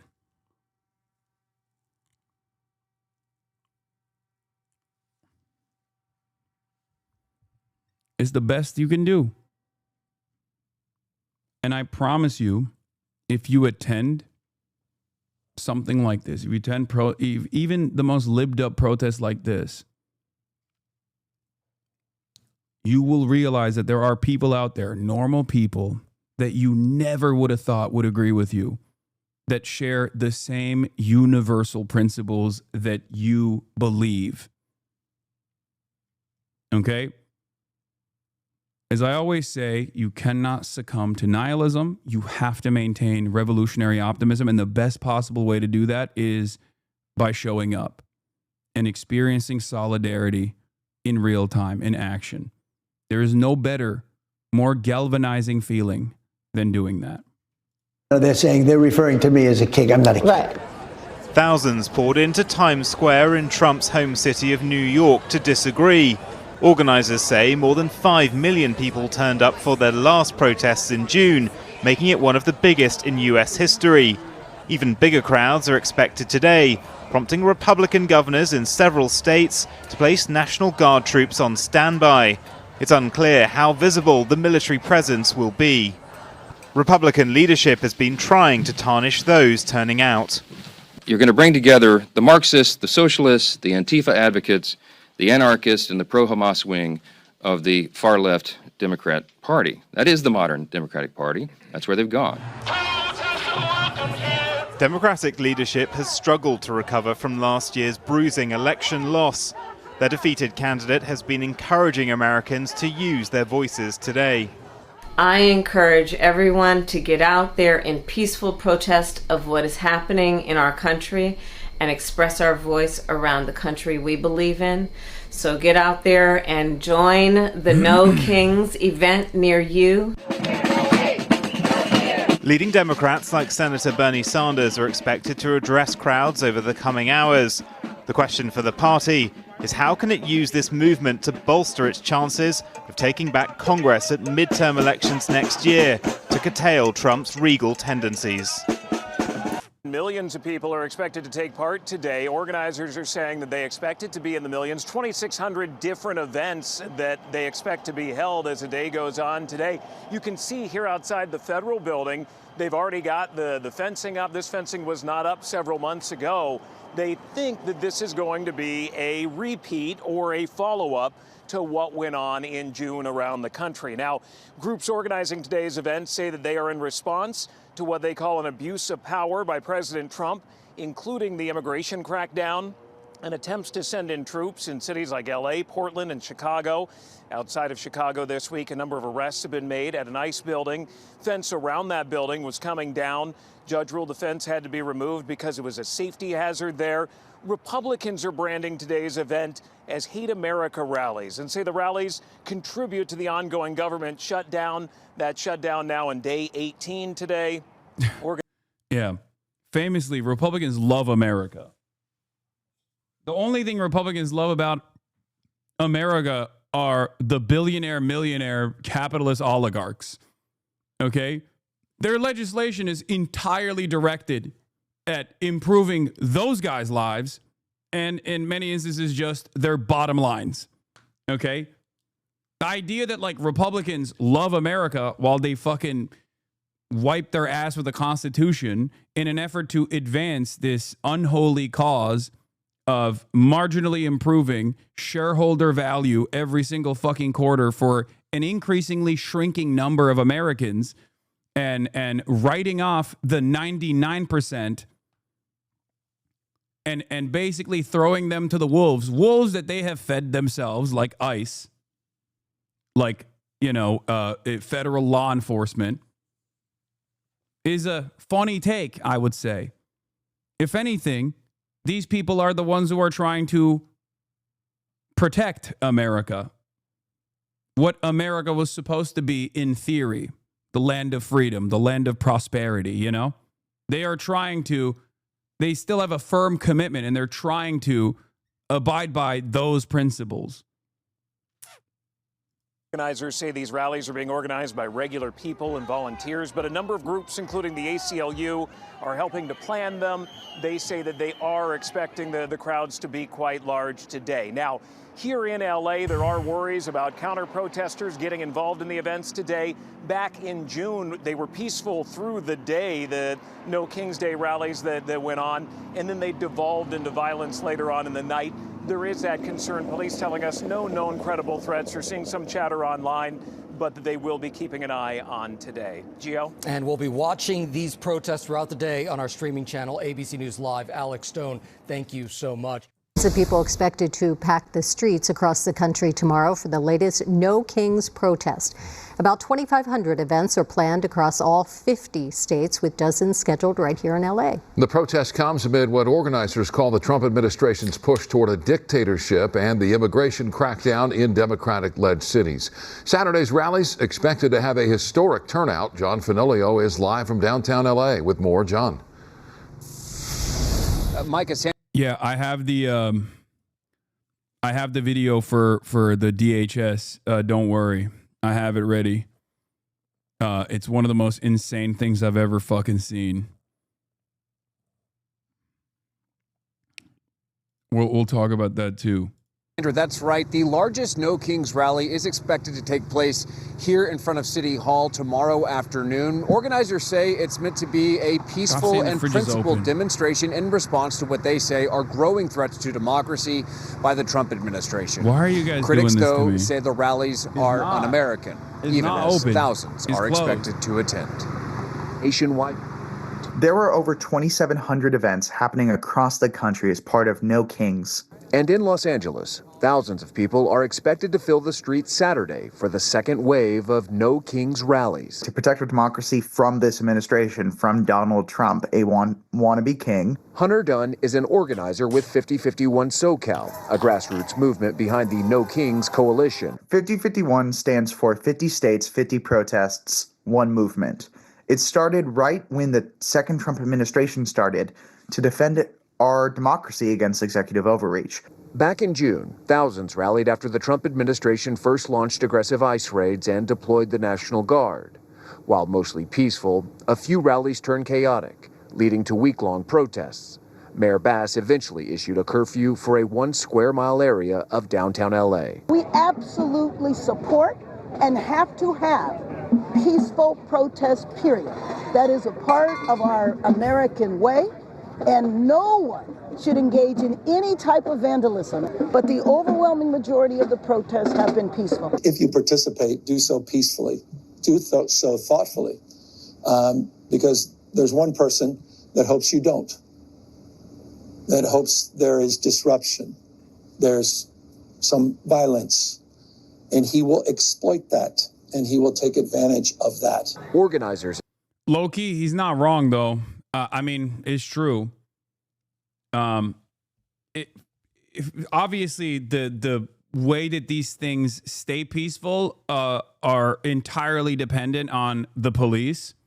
And Gavin Newsom nor Karen Bass will ever admit to that, because the local law enforcement at these protests are working at the behest of the government, the state government here and the city government here. Having said that, however, in spite of the provocations from police, who do have a tendency to escalate, the real fear here is what Trump will do in an effort to light a match and douse this entire thing with gasoline. Because I do suspect that even the National Guard deployments that have been taking place all around the country are specifically done to they're specifically done to try to invoke some kind of response so that they can justify even further military action. One of the things that Donald Trump has done in an effort to, I guess, tamper with the protests that are taking place, I feel like, was the unique timing of the Marine base in California firing artillery over I-5, the interstate freeway. They basically told the state of California that they were going to do a live artillery fire over the interstate that connects San Diego and Los Angeles. That they were going to do this literally only a couple days ago. Okay? It's called the 5, not I-5. Chatter. I'm speaking to people that don't just live in California. Insist it's about civic action, not confrontation, despite outside agitators who critics have seized on to denounce all of the demonstrations. We refer to it by its more accurate description, the Hate America rally, okay? And I'm not sure how anybody can refute that. I mean, Donald Trump isn't acting like a king. Oh, hello, Joe Biden. I mean, where have they... Listen, the very fact that there are millions of Barbaras, Debras, liberals from all different kinds of backgrounds that are taken to the goddamn streets proves that even the average American that normally has this servile predisposition towards authority and power has realized that this administration is behaving as a king. Trump is unique in the sense that he has actually pushed for the most radical, the logical conclusion of the unitary executive theory, and is behaving like an actual fucking madman, an actual mad king.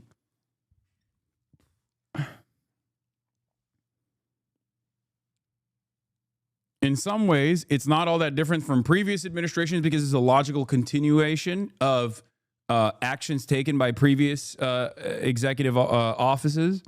Having said that, given that it's arrived at its logical conclusion, it is unique in the sense that Donald Trump does behave exactly like a fucking king, so much so that the average American sees it. Been for the last 4 years. These people are total hypocrites, and they're not interested in democracy. First off, we're pro-democracy, and we're incredibly peaceful. I'm not a member of an organization called ANTIFA, because that organization doesn't exist. But I'm a proud anti-fascist. In Los Angeles, I know that we want to stand with Memphis, with Portland, with D.C., with Chicago, with other cities, the way that they stood with us on June 14th. We need to stand with those cities, and No Kings is one way to do that. All right, and that rally here in front of City Hall, downtown Los Angeles, starting at 2 p.m. tomorrow. Find more information on our website, ktla.com. In downtown LA. Would a king build a ballroom? The answer is yes. For more, let's go ahead. As a matter of fact, a king would do that. Would a king make it so that the court jesters are only kind to the king? No jesters are allowed if they ever hurt the king's feelings? Huh? Would a king decide that it is no longer allowed to say the king is bad?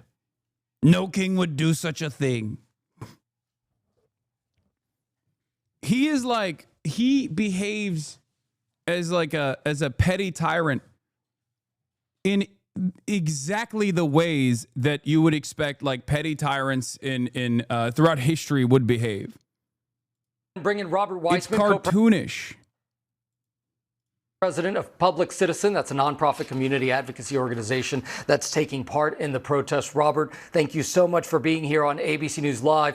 The No Kings website declares that the June protests accomplished what many claimed was impossible. That's a quote, mobilizing millions of people to peacefully, quote, declare with one voice that America has no kings. So why are you organizing again? Why now? Well, I think we're going to be bigger this time, even than the 5 million last time. We anticipate the biggest protest in American history with people, as you saw on that map, in every state, in every congressional district, urban, suburban, rural, coming out to oppose Donald Trump's authoritarianism. People are worried about the illegal firings that are endangering our health and safety. People are worried about arbitrary efforts to cut off people's health care. People are upset about the illegal deployment of troops. People do not want to see masked agents abducting people from our streets, and on and on. And they're coming together peacefully, joyfully, but forcefully to say we are not an authoritarian country. We protect and defend our democracy by exercising our democratic rights, and we're going to do that today in historic numbers. Robert, you know this. Republicans have been denouncing the protests. House Speaker Mike Johnson called them, quote, a hate rally, a hate America rally. What is your response to that? These are Love America rallies, and Speaker Johnson may disagree with what we're saying, but he should be ashamed of what he said. He's trying to denounce the idea of protest. Protest makes us free. Protest makes America stronger. These protests for sure do because of limiting the authoritarian has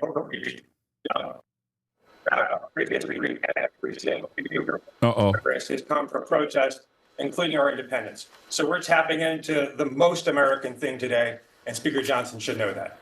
All right, Robert Weissman, thank you so much for joining us here. And again, we will. All right, now let's hear what the real Americans are saying about these protests, okay? Prominent Democrats join No Kings protests. Republicans blast Hate America rally is the title from Fox and Friends, the Weekend team. Okay? Now, obviously, the Republicans are not happy that there are fucking millions of people on the streets being like, you suck. Even if you weren't the administration, even if you didn't require a broad popular momentum that puts the wind in your sails of your administration, which obviously this government does require that. But even if you didn't require that, it would probably be shitty if people were getting together to be like, you suck. If people were protesting, they'd be like, you just suck, dude. I don't like anything that you're doing. It probably wouldn't feel too great. It's obviously even worse than that, considering that in a theoretical democracy like the one that we live in, you also need broad popular momentum. And Trump certainly does not have that. And these kinds of demonstrations actually embolden others to realize that Trump does not have that. Meanwhile, it's like deja vu. Today, millions are expected to hit the streets in all 50 states as part of the anti-Trump No Kings protests. This comes months after widespread demonstrations on the day of the Army's 250th anniversary parade. Our own Madeline Rivera joins us from Washington with all of those details. Maddie, good morning. Hi, good morning. Organizers say the first No Kings rally back in June drew about 5 million people at more than 2,000 rallies. They expect this weekend's demonstrations to have an even bigger turnout. They anticipate more than 2,500 protests across the country, about 450 more than were planned in June. A statement from the event's website. I don't know why this chatter is arguing and saying what you're saying is not true. Okay.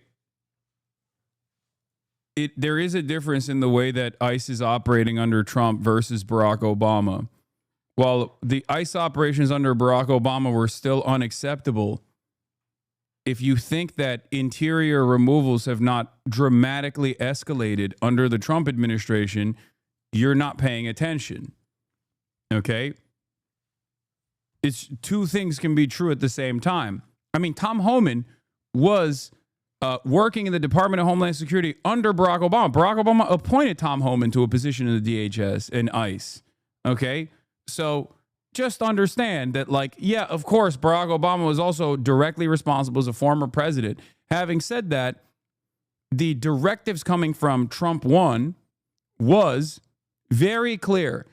Both the accelerated child separation policies as a mechanism of deterrent, and also the hyper-focus on interior removals under Trump 1 that have become the only practice that the DHS does now under Trump 2. That's different. That is different. Obama's role in this is that he accelerated this process. Obama's role in this is that he played a role in normalizing this process, okay, as Democrats previously have also voted to fund ICE even more, right? They've expanded ICE budgets. They've turned a blind eye to the unconstitutional nature of Customs and Border Patrol operations and what the ACLU has declared to be constitution-free zones, 100 miles surrounding an airport or a regular boundary or the coastline of the United States of America where 70% of Americans live, right? Democrats have never actually chosen to deal with this problem and therefore have only made it worse, or in some instances, they've actually normalized this kind of violent apprehension and this kind of behavior. They funded it. Having said that, Donald Trump is taking advantage of this and greatly expanding what was previously thought to be a truly brutal process. I do find it really funny that Fox News' own Fox News' graphic on the screen, which comes from NOKINGS.org, still shows it as Gulf of Mexico instead of Gulf of America.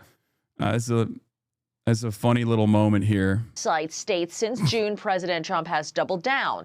His administration is sending masked agents into our streets, terrorizing our communities. They are targeting immigrant families, profiling, arresting, and detaining people without warrants.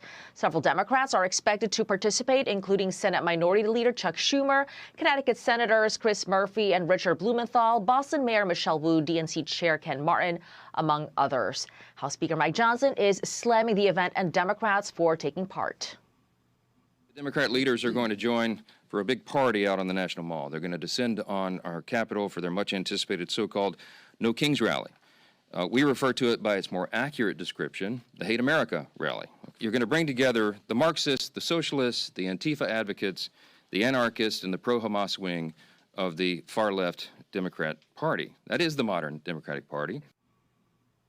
But independent Senator Bernie Sanders says the rally is meant to do the opposite, like upholding the values of the Constitution and pushing back against what they say is authoritarianism. No, Speaker Johnson, the No Kings rally on October 18th is not a hate America rally. In fact, it's quite the contrary. It's a love America rally. It's pretty funny. They are cooking, man. They're really cooking with this whole these guys hate America shit. Meantime, President Trump tells Maria Bartiromo on an exclusive interview on Sunday Morning Futures he's not a king.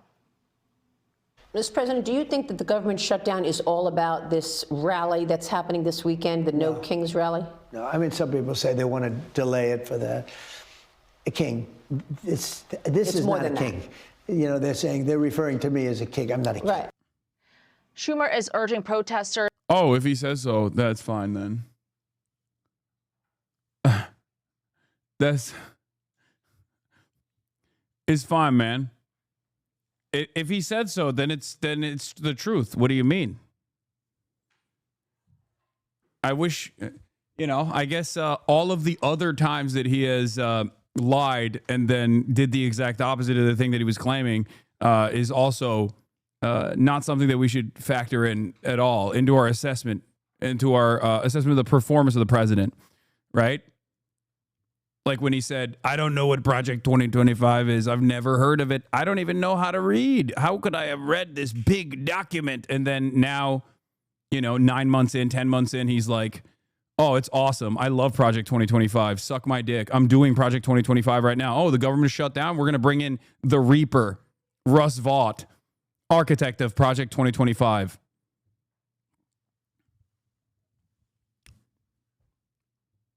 At a certain point, you just got to look at the actions of the administration rather than what the man himself is saying, right? Especially when he has betrayed your confidence over and over again. To march peacefully. Most of the demonstrations at the first No Kings rally in June were peaceful, but a handful did erupt into violence, leading to several arrests. Charlie, Rachel, and Griff. Thank you, Maddie. Thank you, Maddie. They were mostly peaceful. Yeah, right. I'm Steve Doocy. Right. Yeah, right. Thank God for the real patriots, dude. Thank God. Thank God the real patriots are out here. No Kings protest organizer argues Trump has an authoritarian agenda. Thank God for the Will Cain show and the rest of Fox News to tell us how real Americans are feeling, okay? Back day 17 of the government shutdown, and House Speaker Mike Johnson. By the way, remember. January 6th, just another day. Bunch of tourists that wanted to see the inside of the Capitol. Totally normal, okay? Not an insurrection. And if it was an insurrection, it was actually done by Antifa.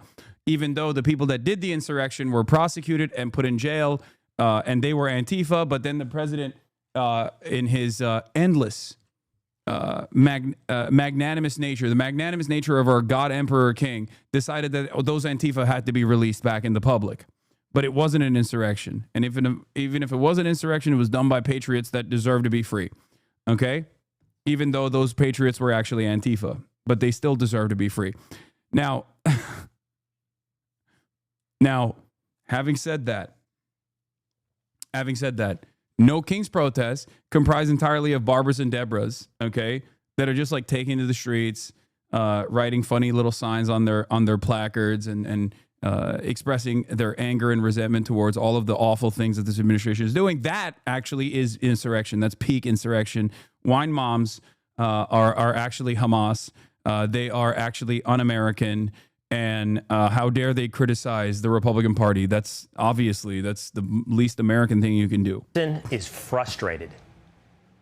I feel like on a day like this, at the end of another long week, I just feel like we ought to apologize. I hate that we have to do this. I don't want to be here any more than you do talking about this subject.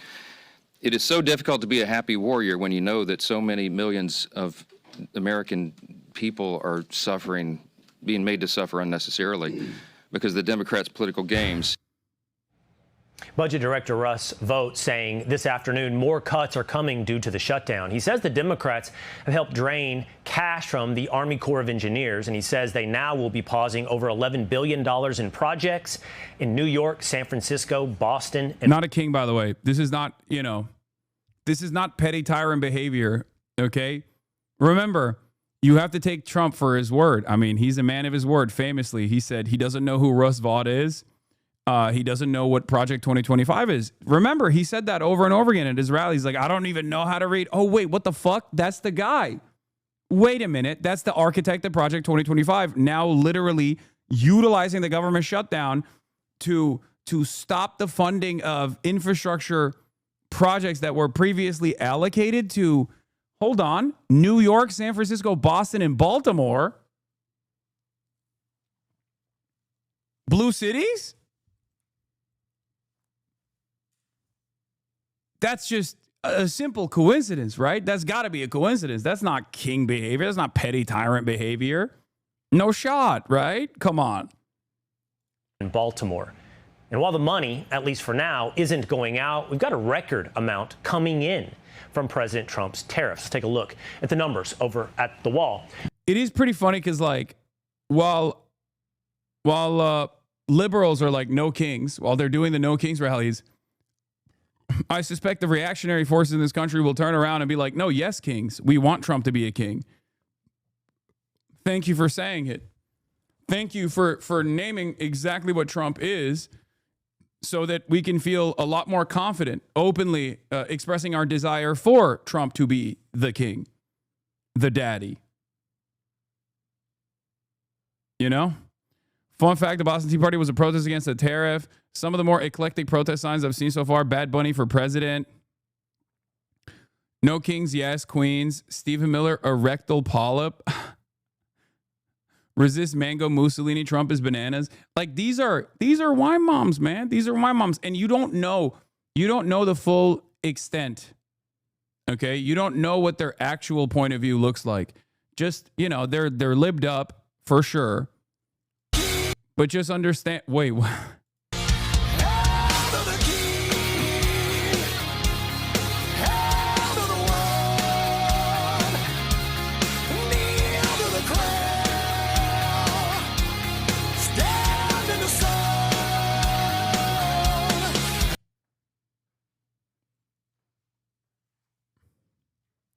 He posted that, by the way, on his True Social.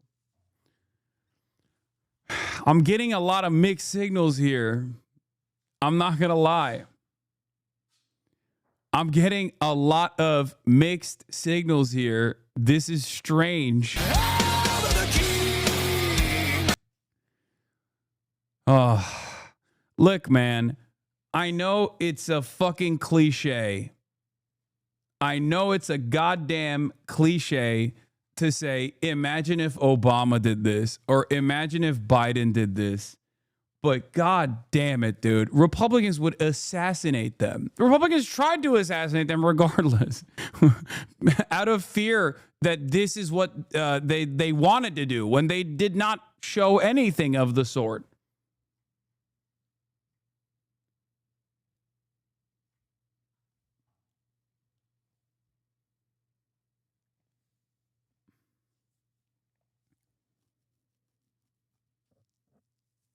Ay, ay, ay.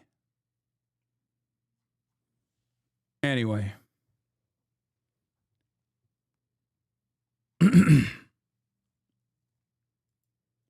NYPD statement on the protest. The majority of the No Kings protests have dispersed at this time and all the traffic closures have been lifted. We had more than 100,000 people all across 5 boroughs peacefully exercising their First Amendment right, and the NYPD made 0 protest-related arrests.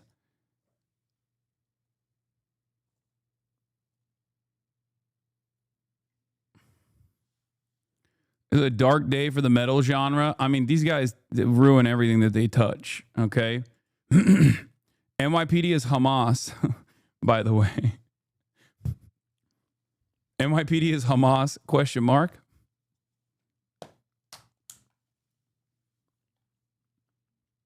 By the way, there is something to be said about this. being hailed as a major dub for the Trump administration, because this is literally taxpayers.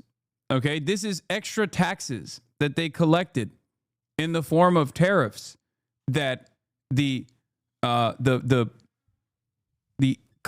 companies that are tasked with like import and export were the ones who actually paid for it and then added that on to the cost. So technically, it still came out of your pockets. The Treasury Department says that for tariff revenue last month, it totaled over $30 billion. That's a record high and up nearly. It is truly shocking to see. Dog seems to be roaming around a lot these days is such a funny comment, dude. Or maybe because you're actually watching me for the first time and are paying attention to it and didn't realize that that was always the fucking case. It is not my fault that you didn't know how this works. It's not my fault that you watched like one fucking day's worth of like Kaya laying in bed and sleeping for 5 hours and then assume that this is actually an indication that I don't let her roam around. And I actually am torturing her and stopping her from like drinking water or moving her legs or repositioning. Free Carla. Yeah. Sorry, brother. I made up my mind off of a clip compilation I saw on Twitter, and now I'm here at the source, recognizing that maybe those clip compilations were wrong. But instead of realizing that those clip compilations were wrong, I have to make up an alternative. This notion that actually things have changed as a consequence of me yelling.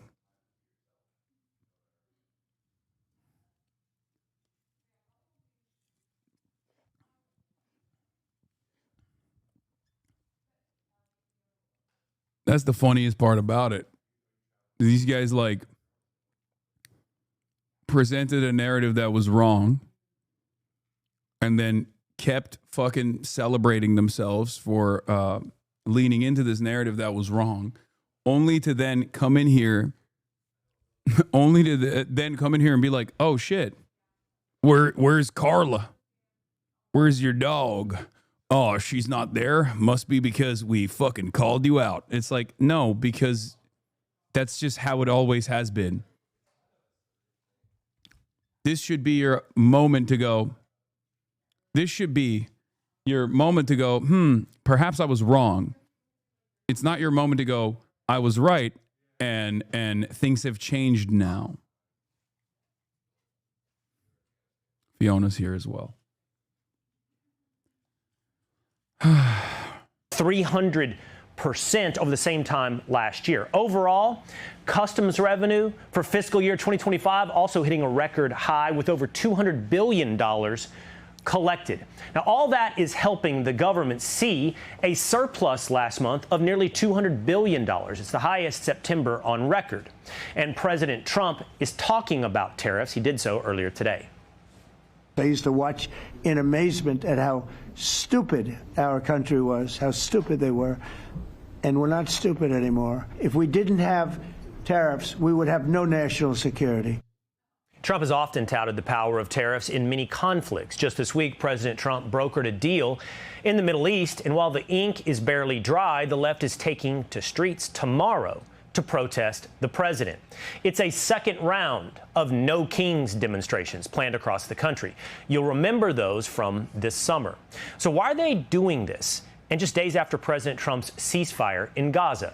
Joining us now to answer that question is one of the organizers of the protest, co-president of Public Citizen, Robert Weissman. Robert, thank you for being with us here today to try to shed some light on what is driving you to the streets tomorrow. And I have seen some of your videos, I've seen some of your speeches at previous rallies. So I ask you pleasantly, without a full stump speech, why? Why are you protesting President Trump? Sir, why are you protesting our big, beautiful president when he's so awesome and everyone can see that he's awesome. This is confusing. What are you doing? Suggesting he wants to be king. Well, I'll pleasantly reply, and it's great to be with you, Will. We're worried about a president who is displaying an authoritarian agenda and carrying it forward. We're worried about a president who's deploying National Guard troops on our streets for no reason. We're worried about a president who's illegally shutting down the Consumer Financial Protection Bureau that protects consumers from financial fraudsters and ripoffs. We're worried about a president who's illegally firing employees and taking advantage of the shutdown to weaken our public health by dismissing people from the Center for Disease Control. And we're worried about a lot more, but I'll take to heart your request not to give you a stump speech and pause right there. Yeah, I'd love to walk through a few of those with you. You see those as the move of an authoritarian government. Let's start with the National Guard. The National Guard has been deployed to several cities to do two things. One, to stop the demonstration against ICE and federal officers looking to enforce our immigration laws, to enforce deportations. Now, deportations is something we've seen from almost every administration. In fact, over 3 million deportations under President Obama. Would you call President Obama's actions authoritarian and that of a king? Well, I think President Obama's deportation policy was disgraceful. But what we're talking about here is the deployment of the National Guard, as you say, against protesters or on fake claims of rising crime, when in fact crime is going down.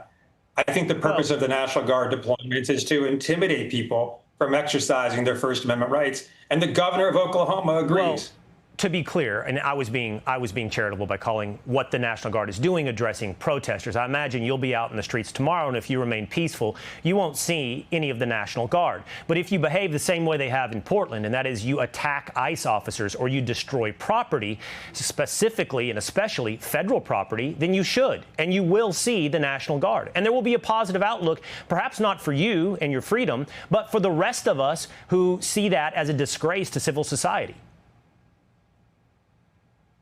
Well, when there is civil unrest, normally the police are called in, and if the police can't handle it in extreme situations, the governor might invoke the National Guard. To take Portland, for example, that's not happening. According to the federal government itself, what was happening in Portland when the president deployed the National Guard was minimal. The National Guard was there based on no protest whatsoever. Robert, the local authorities were clear. If there was any problem, they were ready to handle it. So I don't think the National Guard is deployed to deal with objective problems. Do you think it's an objective problem when ICE officers are the targets of assassination, for example, in Dallas, Texas? No one should be assassinated. That goes without. Yeah, I don't think he's gonna.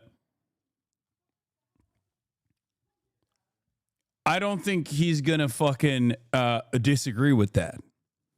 It's just that has nothing to do with this. Okay? Saying, and our movement is a profoundly nonviolent movement. And that's what you're going to see on the streets tomorrow from the No Kings protest. And I appreciate that. But there is a problem. There is a problem of violence. I do want to say this. I appreciate though, you saying that. I appreciate that both. Yeah, I don't think they just. You condemn violence, which, by the way, is a bit, I'm not going to call it a rarity, but it is a declining proposition on the left. We've seen the polls where many on the left see political violence as a legitimate outlet of pushing back on something they believe, like you, is an authoritarian regime. So it's big that you suggest it's not appropriate. And you also will not have it tomorrow in your protest, your No King protest. But don't you think that by saying President Trump is an authoritarian, by saying that, you're making people believe that their lives are actually at risk? In fact, by that rhetoric, aren't you legitimizing those, even if they're crazy? You're giving them the legitimacy. Guys, you can't say Trump is bad. You can't express any sort of discontent towards the administration, because what if someone decides to be violent? I guess you can't do anything. I mean, what? That's I mean, this is unironically what these people have been trying to design, okay? Where the issue here is Trump's unpopularity, and they can't contend with that. So they're like looking for a way They are looking desperately for any way to try and make it illegal to say you are bad, that Trump is bad, especially when he is objectively bad.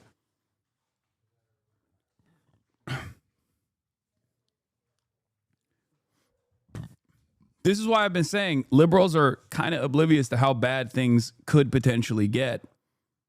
Okay? Like, this is not just about radical elements within the protests or whatever. This is just like straightforwardly about stamping out any sort of dissent.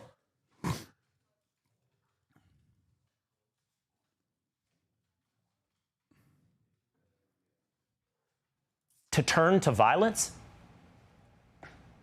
No, unfortunately, we're describing the reality that we're dealing with in our lives. You want to talk about threat to lives, Will? The Medicaid cuts that were forced in the reconciliation bill will cost 50,000 lives a year. That's real violence, and it's not speculative. It's well documented by academic experts. So if you lives think are public being policy, lost. if you think public policy and cutting government spending is real violence, you and I have very different definitions of violence. And Robert, First of all, ICE is violent. Sending the military to Democrat-run cities is violent. Okay? Sicking ICE on your neighbors is violent. But yes, objectively, cutting necessary expenditures for social safety nets that allow people to survive, barely make ends meet, is violent, because the outcome of that is that people don't get health care, for example. When you cut 16 million people's access to Medicaid so that your billionaire friends can keep their fucking fat tax cuts, that is going to have an incredibly violent outcome. 16 million people are not going to be able to pay for their health care.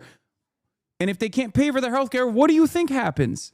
They die. They die. When they need health care and they can't pay for it, they just say, what are you going to do? I guess I'll fucking die. And many people do, as a matter of fact. 50,000 people a year, according to Kaiser family estimates. So how is that not objectively violent? And it's really funny because these are the same guys on the right that say taxation is violent. Because when it comes to understanding systematic forms of violence, they literally say the IRS is a violent state enterprise. They literally openly say it. They'll be like, oh, taxes? What happens when you don't pay your taxes? Well, the government comes and arrests you. That's what. Because taxes and taxation is enforced by the state's monopoly of violence at the end of the day. Unless it's tariffs, of course. Then it's the best kind of tax, obviously. It's never... No one has ever seen such beautiful taxes in the form of tariffs. That's the most beautiful way. Tariff is the most beautiful word in the English language. I think that you have a real long look in the mirror that's required, that if you continue to call a politician you oppose, that's fine. I don't begrudge you your disagreement. But you continue to call a politician you oppose a would-be king and authoritarian. I don't know if you personally have used the word fascist, but it's not a long read. That people will listen to you and they will take up violence.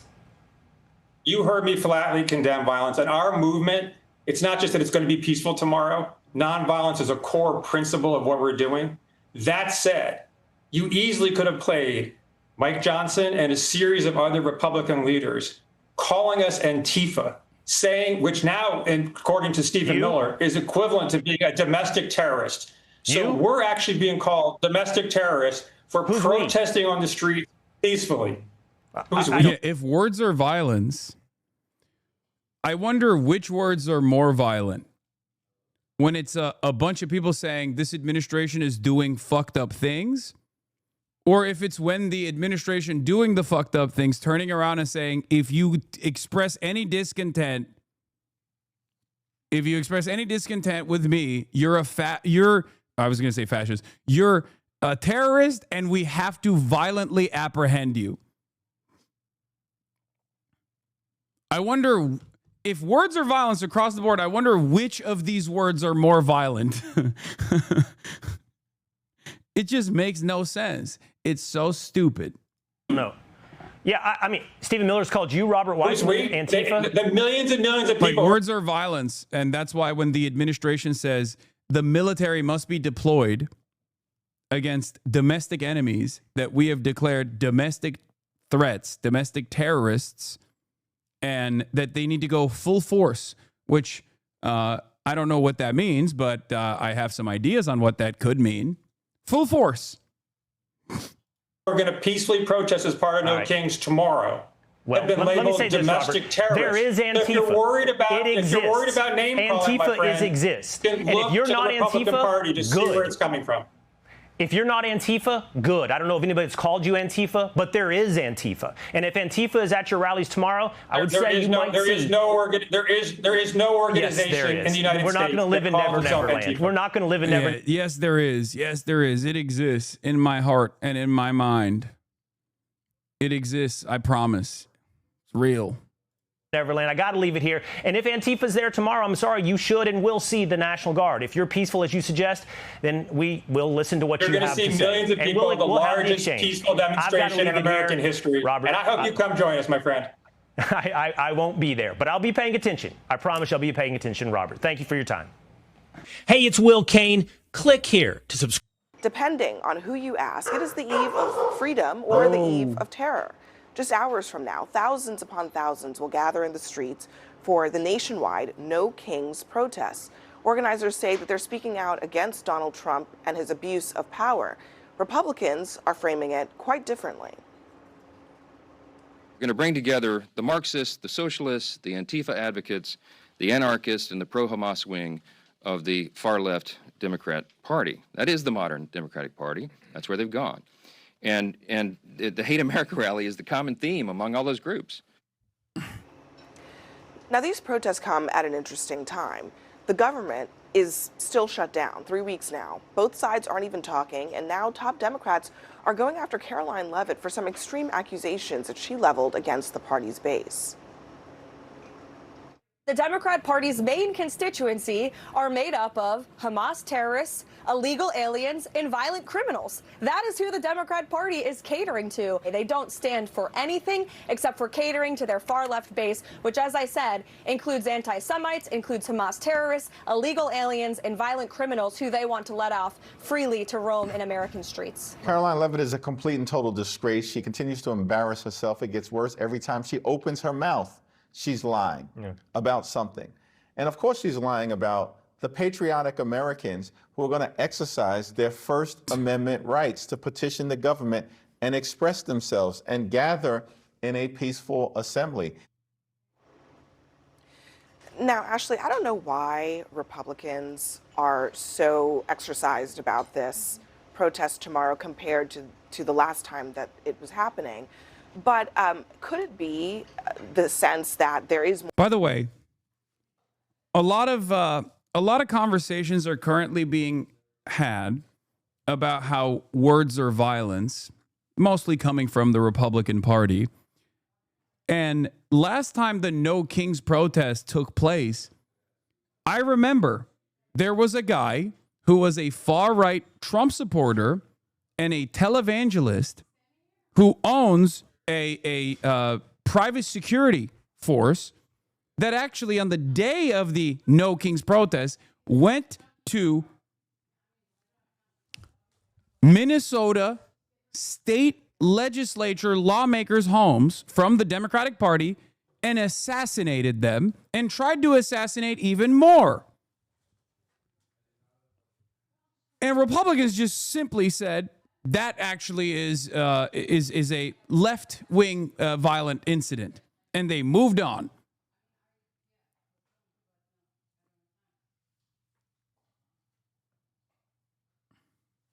Wait, what? Dude, for legit, the last 10 years, the people who screamed that words are violent have been the leftist trans gang? What?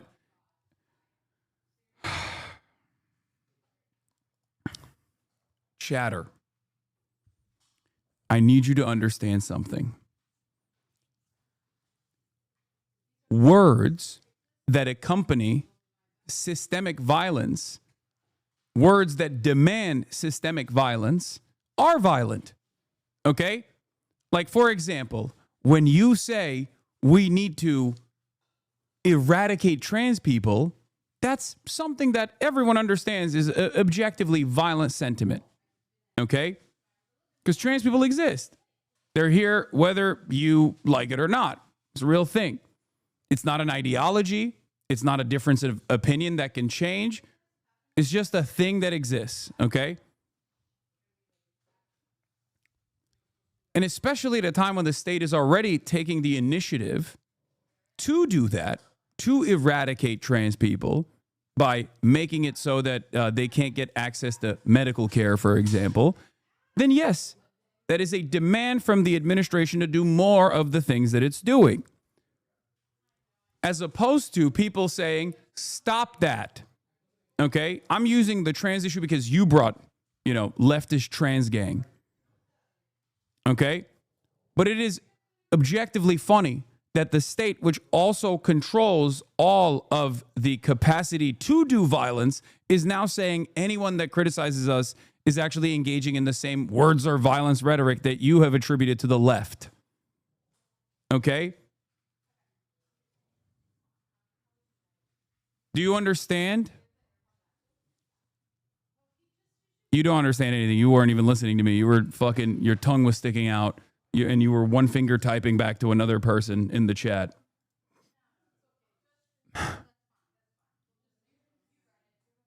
More momentum this time around than there was the last time. I mean, what's your sense of how much energy there is and how many people we might see tomorrow? I think there's going to be millions of Americans and people protesting tomorrow to protect our democracy. I think that the reason why Republicans are paying attention now is because the last time the No Kings protest took place, it was on Donald Trump's birthday, and he thought millions of people were going to show up for that, and they didn't, and instead they showed up for protests that day. And so now he's like, maybe I'm not as popular as I think. But for Republicans, what I would argue is that you should want millions of people to go out into the streets.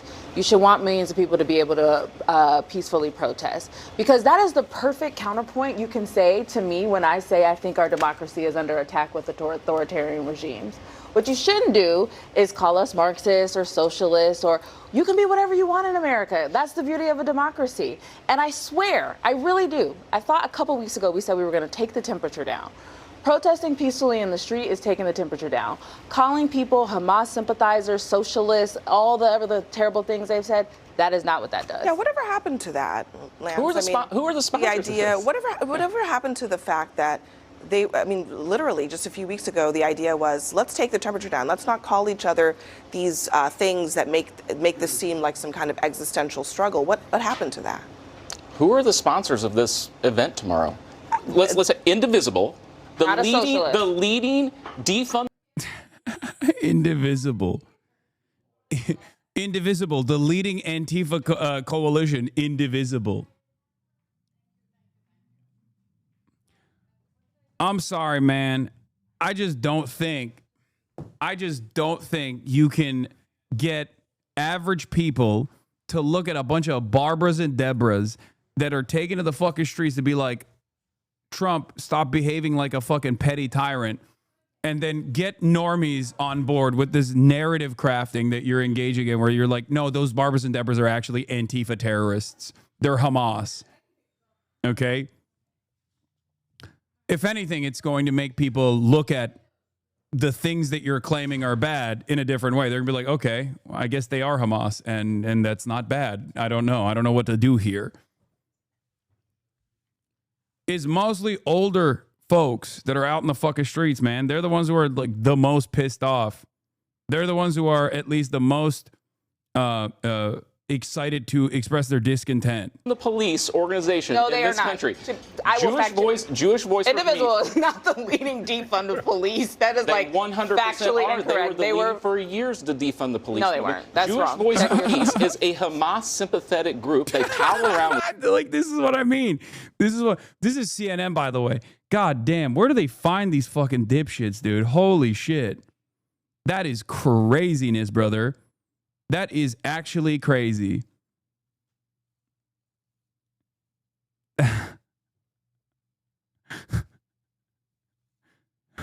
These are Jewish voice for peace is Hamas. It's definitely skewed older, but there were a lot more young people and people of color today than there were the last time. Good. Great. CNN platforming hallucination because owner is pro-Trump. Students for Justice for Palestine, another Hamas-funded organization. They're not the lead These are the protesters. organizations. George Soros-funded organizations. They're the most... First of all, this is not the appropriate response. When he says Jewish Voice for Peace and Students for Justice for Palestine are Hamas-funded, your argument, your counter shouldn't be they're not actually funding the protests. Your argument should be, what the fuck are you saying? Your argument should be, you're an insane person who is hallucinating an alternative reality. Okay? Because these are not bad organizations at all. They are on the right side of history. That much is clear. And they actually channel the same anger and resentment that the broad majorities of the American public also feel towards Israel. So no matter how hard these guys try to sully their reputations and try to make them out to be scary, dangerous, and prosecutable, it's not going to fucking work. Radical So left-wing wait, groups that are so are sponsoring you it. arguing that those organizations are single-handedly going to bring millions of people in the streets? We're talking 2,500 different plans and events for protests. I mean, is that the argument here? And the second part of the argument, my question to you is, are you arguing that if groups are funding protests that they shouldn't be allowed to happen? Anybody can go protest. No, absolutely not. Anybody can go protest what they want. But you played clips of members of Congress talking about this event. I think it is worth noting who is sponsoring this event. Defund the police type people, Hamas sympathizers. That's what these groups stand for. And not to mention the Communist Party of, it's on the poster here in New York City. Thank you. I mean, you've got boomer cranks. They've been protesting every day. Cranky commies, Antifa people. I mean, what they're saying is true. A lot of the people with these sympathies are going to be at these events. I'm sure there'll be some peaceful protesters there. I hope there's no violence. But given what we've seen in cities around America, it is highly likely we're going to see violent elements. I would like to say that I want to get to the press secretary's comments about the base of the party. I've voted in every Democratic primary since I was old enough to vote. I'm considered the base of the party.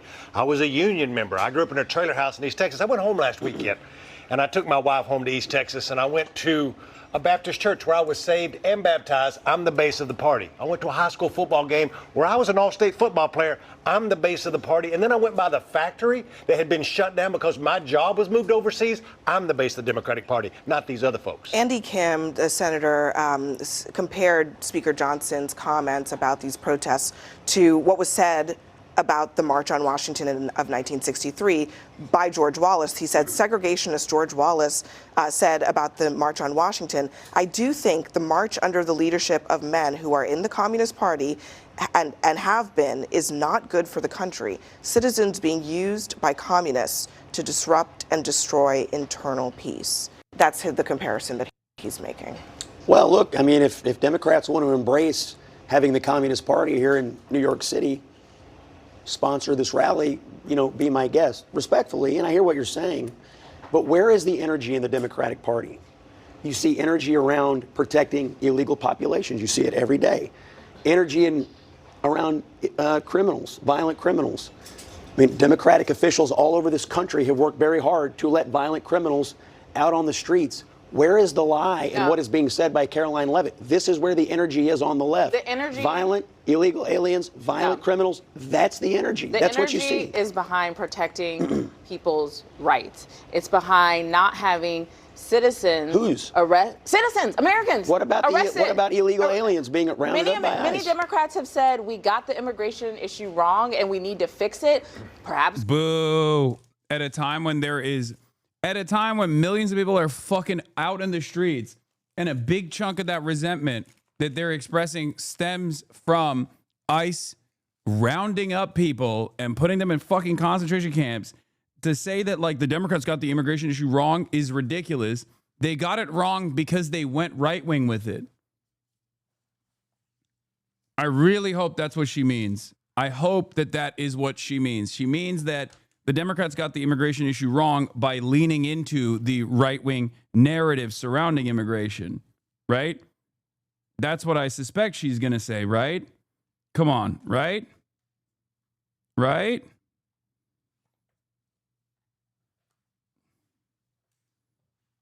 I hope. Maybe in Congress, but we know that won't happen because they aren't even working right now. But people are protesting Americans being zip tied, being detained without having their rights protected. I'm not saying that is not who is that is not the Democratic Party saying that let all illegal people or criminals run free. That is not what the Democratic Party. Oh God, this is inconsistent. This is not a strong retaliation to Scott Jennings's lies. Okay? God damn, bro. It's like, oh, I just don't get it. I don't understand it. I don't know why liberals have such a hard time with this. Okay? The only thing that the Democrats got wrong on immigration is that they leaned into the right-wing sentiment. Okay? When that sentiment was built around this collective hysteria, manufactured outrage, built on top of falsehoods about undocumented migrants being responsible for crimes, heinous crimes, and that the previous administration was simply not apprehending or prosecuting criminals.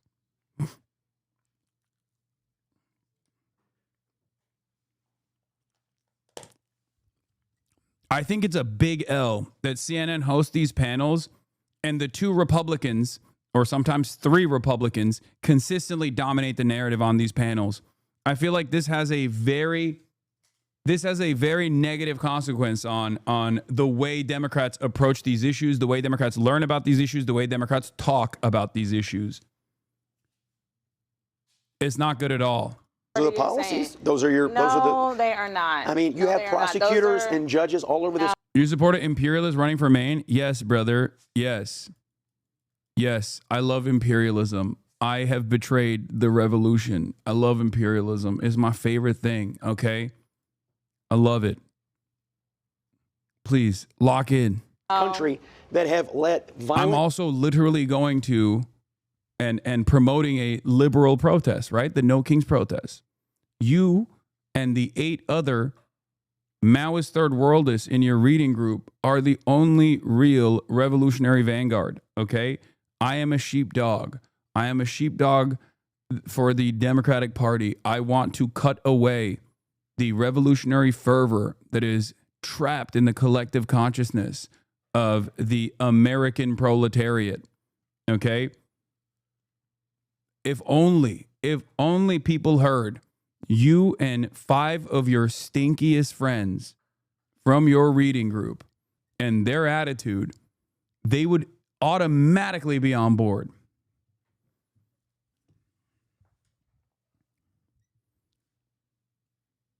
Classic. They're going to clip that law. I don't care.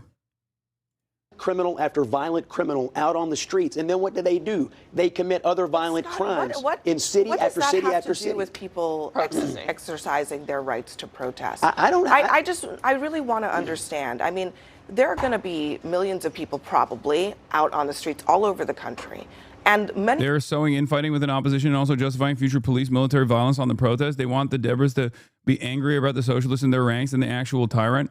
Also, wasn't that bald cowboy motherfucker a Bernie consultant for Latino people? This is worked on Turkish opposition. Democrats cannot allow the admin to marginalize the components of the opposition. Yes, that's Chuck Rocha. He's pretty good.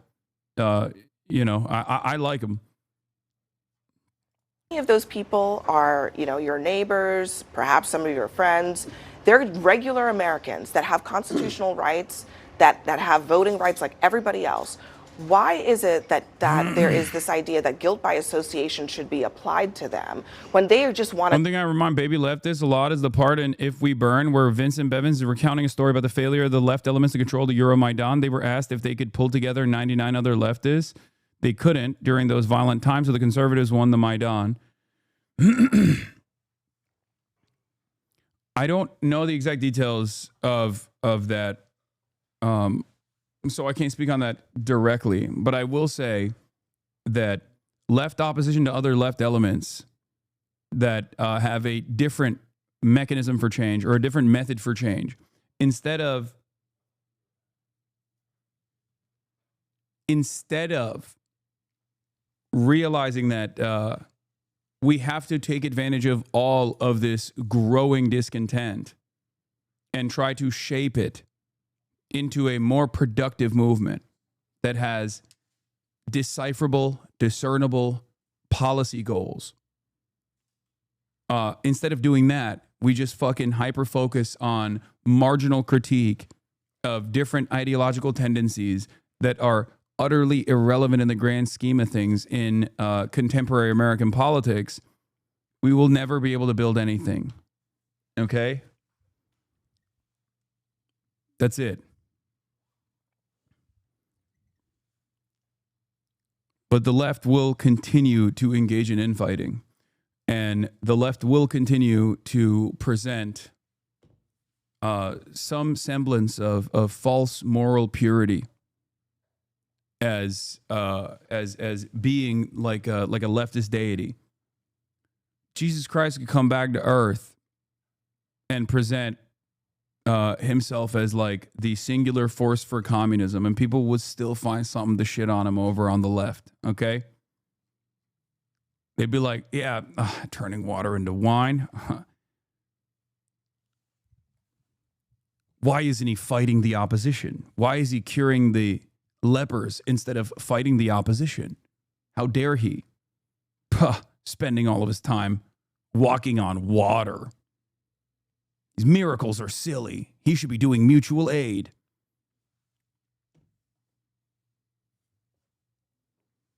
White savior much? Yeah, someone in the chat said Nepo baby. Yeah, Jesus Christ was a Nepo baby.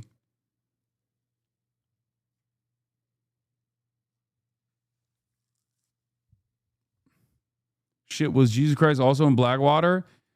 You do understand that I'm not even talking about fucking Graham Plattner at this point, right? I'm talking about like everything. I'm talking about something broader that is a issue within the left. Why do you do this cynical framework of dissent? And why is it always someone who's been in this community for a very long time?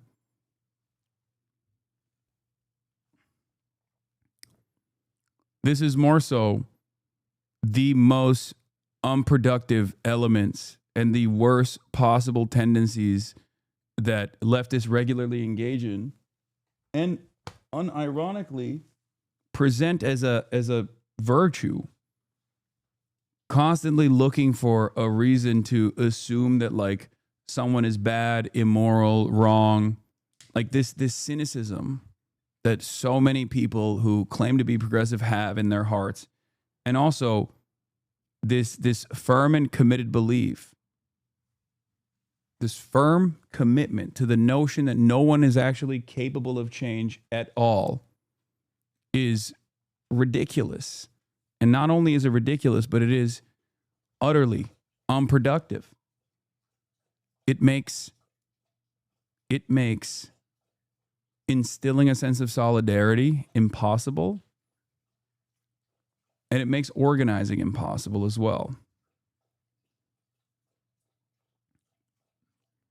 All right. How is the best Americans can elect for the leftish a Blackwater mercenary? I'm not saying he's going to lead the fucking revolutionary vanguard. Okay?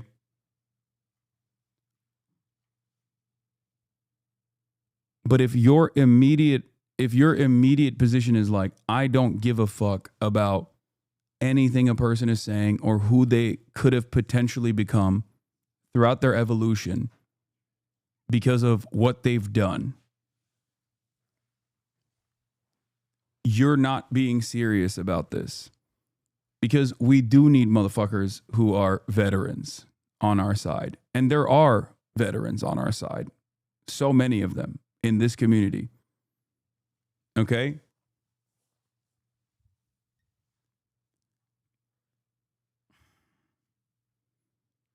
Also, many of you don't even know how to fucking hold a gun, so shut the fuck up. For all of his faults, I believe Freud accurately described this as the narcissism of small differences. Go out and protest against a political administration that they disagree with. I have no problem with people protesting peacefully. They have every right to do that. I do think it's legitimate. Why demonize them? Because I think it's a legitimate political debate about what they're protesting for. I mean, look, listen, if every time, I mean, and this does happen on the right, on the left to some extent, conservatives get mad when Democrats say, oh, you guys are palling around with white supremacists and racists and so on and so forth. Charlottesville, a great example.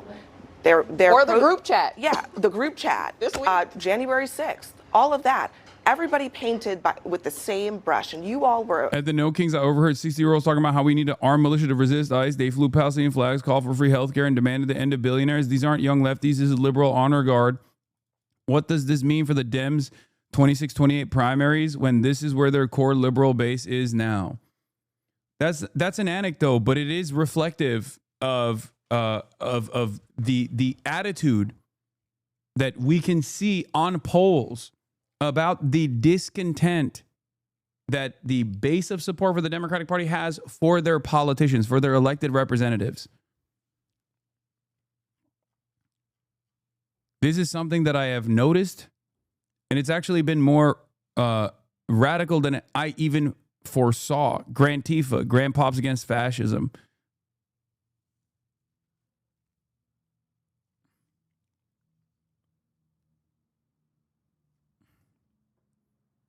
I think the average liberal is far more radical than the average establishment Democrat.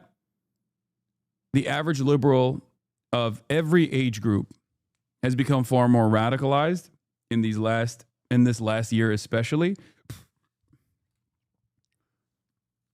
And I think they have more tolerance for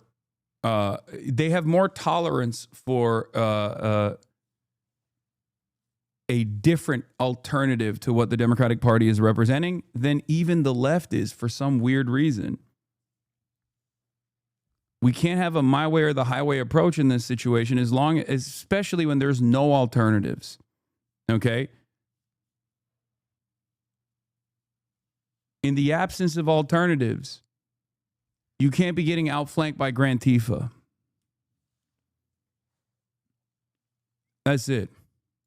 Opposed and upset about that. Why are you applying then that same thing in this situation? Again, if they want to protest peacefully, that's perfectly fine. It is perfectly legitimate political debate for Republicans to say, what exactly are they protesting? They are mad that Donald Trump is enforcing federal immigration law. They are mad that he is lawfully exercising the powers of the presidency. And they are fighting for policies that Republicans fundamentally believe are bad I for do the think country. they disagree with all of the things that It's a legit debate. They disagree. You characterize those things as lawful, and they disagree, and they're expressing their disagreement. But I want to play this from Amy Coney Barrett, the Supreme Court Justice. She's spoken with a New York Times columnist about some of these concerns about President Trump's use of his presidential power. Her answer on the Supreme Court's role in all of this, you might find surprising.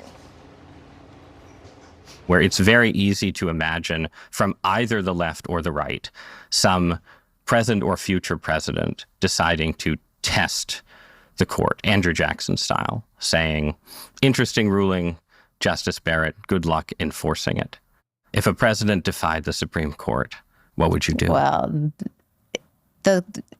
as you say, the court lacks the power of the purse. We lack the power of the sword. And so we interpret the Constitution, we draw in precedents, we have these questions of structure, and, we make the most with the tools that we have. I watched that today when we sent it around, and I had not seen it previously. And it's funny that we picked this piece because it was the part that stuck out to me the most, and it kind of shook me. She was like, we ain't in charge of the money.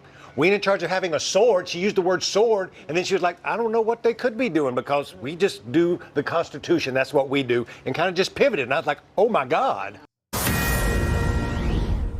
Illinois at the center of President Trump's immigration crackdown, and one of the latest ICE arrests there might surprise you. Rajul Bajovic was working as a sworn police officer with the Hanover Park Police Department. Just one problem. He was visiting from Montenegro on a tourist visa and required to leave the United States over 10 years ago. Yet just this August, he graduated from the police academy and was given a badge and a gun.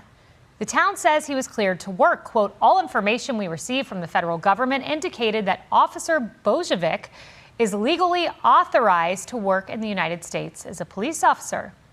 But now the illegal alien remains in DHS custody. Here to discuss the disturbing details more, former acting ICE director Jonathan Fahey.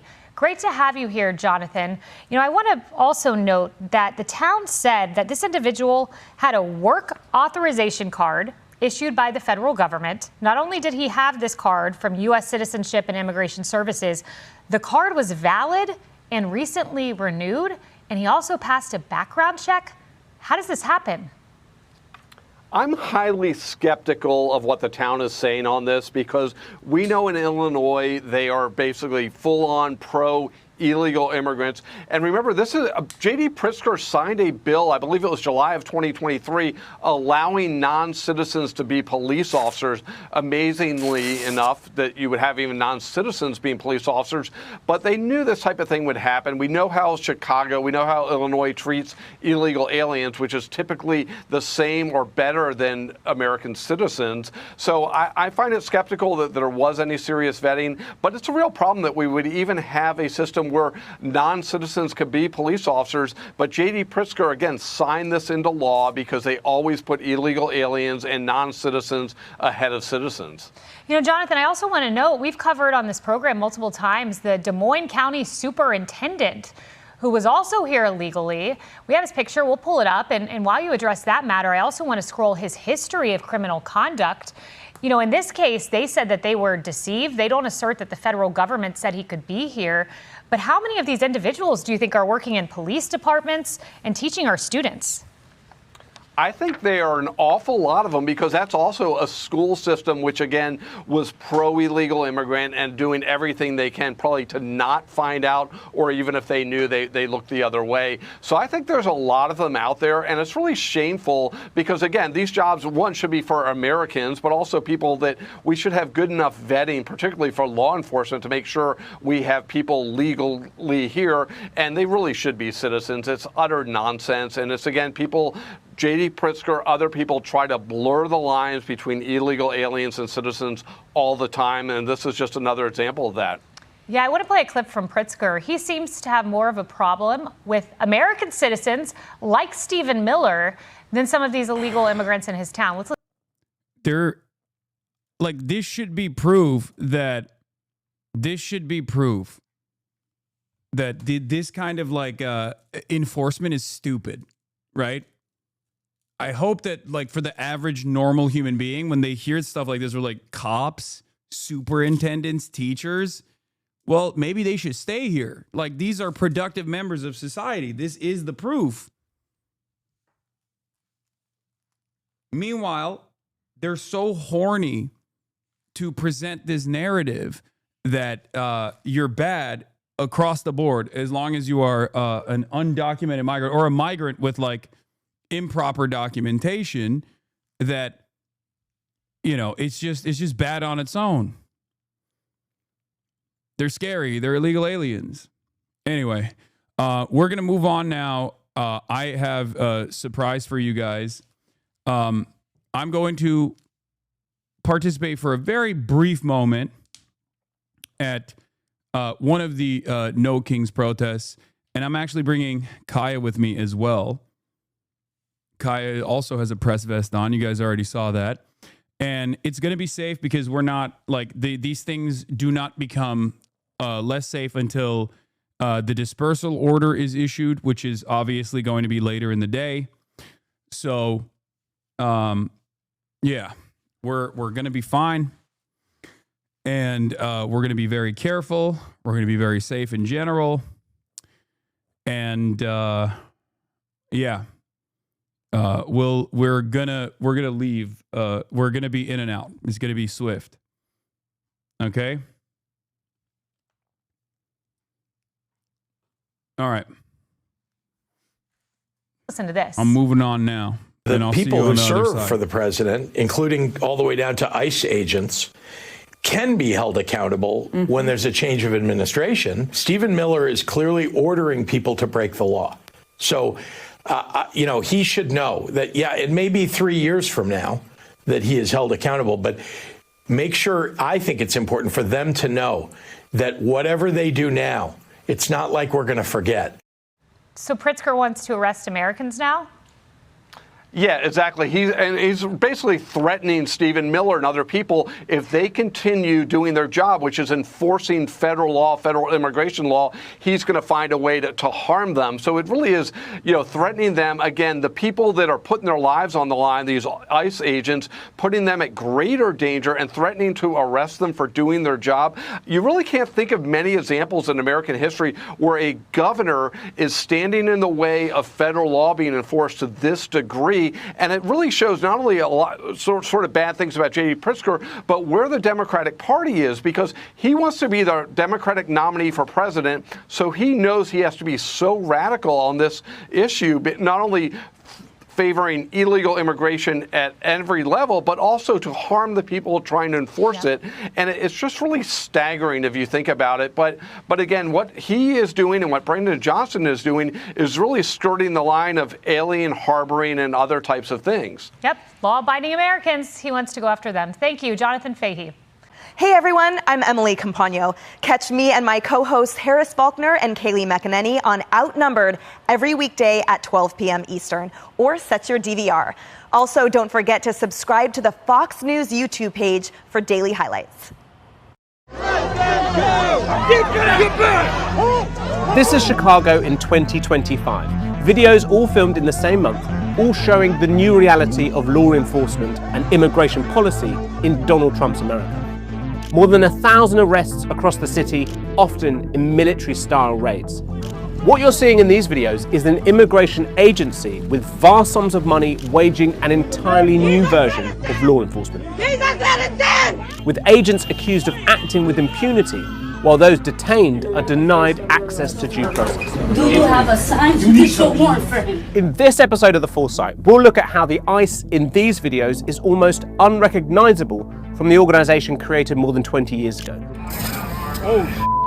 How it's been supercharged by a bumper budget from Trump's $170 billion immigration crackdown, executing a mission that goes well beyond Chicago. Their plan all along has been to cause chaos. What the Trump administration argues is about delivering on a key campaign promise. The United States cannot be the welfare giver of the world. And we're going to look at why all of this could either lead to Americans finally coming to terms with undocumented immigration in their communities, or be the start of a huge shift in law enforcement that forever changes America's reputation as the land of the free.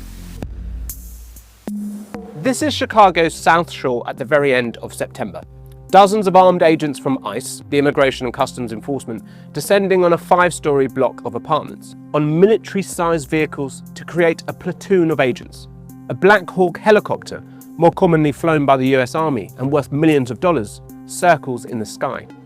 Tenants say everyone in the building was detained, including US citizens and children.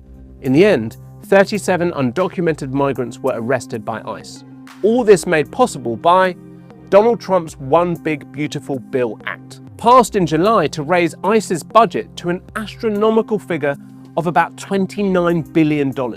Overnight, it became the highest funded federal law enforcement agency in US history.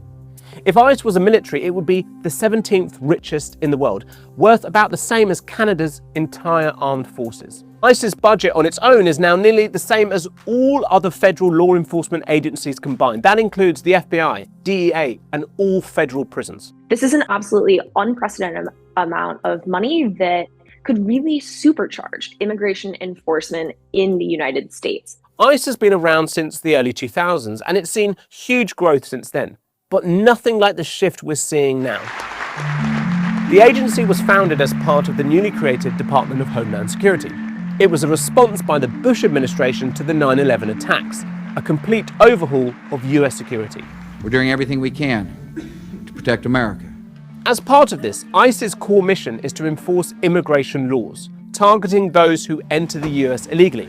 It works closely with Customs and Border Protection, and between 2003 and 2024, the agency saw their combined annual budgets grow from just under $10 billion to nearly $30 billion. For nearly 2 decades, as the budget steadily rose, so did the number of arrests and detentions. under both Republican and Democratic presidents. In fact, Barack Obama was known as the deporter-in-chief, removing more people on average per year than Trump managed in his first term. Obama's administration said it was focused on undocumented immigrants convicted of a crime, all with outstanding criminal warrants. Trump and Biden were able to push back millions at the border thanks to special powers granted during the COVID pandemic. So what you had was a deportation strategy that focused either on the southern border or on crime.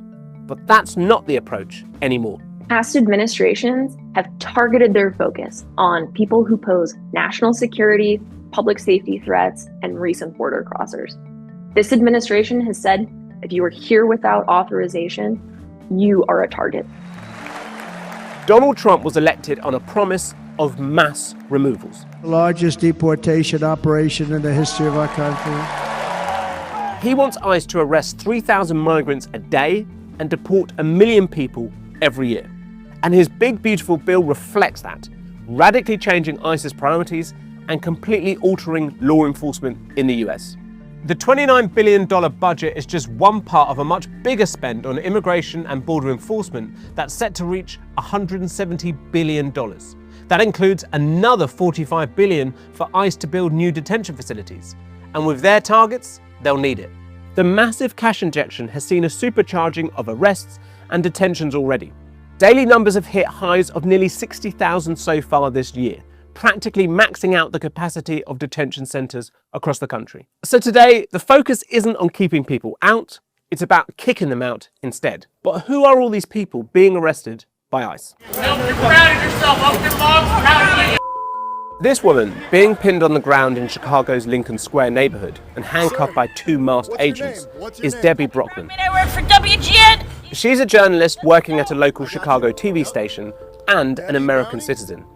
DHS says she was arrested for throwing objects at law enforcement. Join ICE and help us catch the worst of the worst. ICE and the administration have said they are targeting the worst of the worst, dangerous criminals who pose a threat to the public. But as that video of the Brockman arrest shows, that's never quite been the case. A very public approach to mass blanket arrests has led to large numbers of people being wrongfully detained, or as Donald Trump's border czar Tom Homan puts it, collateral damage. But according to Stephen Miller, credited as one of the key architects behind Trump's immigration policy, they're not arresting enough people. Reports say he went to ICE's headquarters in May and confirmed. All right, ladies and gentlemen, you won't be able to see me, but you will be able to hear me for the time being before we do a big reveal. But we are headed to a No Kings protest here in Los Angeles right now. I'm going to be linking up with some folks that are down there. And you can't see it, but you can probably hear Kaya in the car as well, because she too is attending the No Kings protest. Now, the reason why I'm saying that Kaya's in the car as well is because it's extra safe. The No Kings protests are obviously the No Kings protests are mostly comprised of like elderly people, young people. We've already covered it a lot.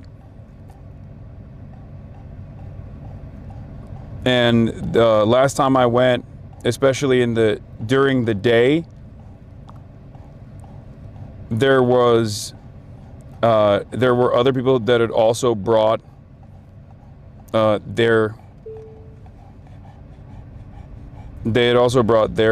doggos as well. And we'll be answering some questions when we're out there, trying to figure out who's actually funding these protests, how much people have actually gotten paid to be at these protests, and also whether or not the protesters themselves are Antifa, Hamas, anti-Christian, or anti-American family. I will be demanding to learn where the Soros paychecks are coming from for myself as well as everybody else that's attending. Okay? Why not all four?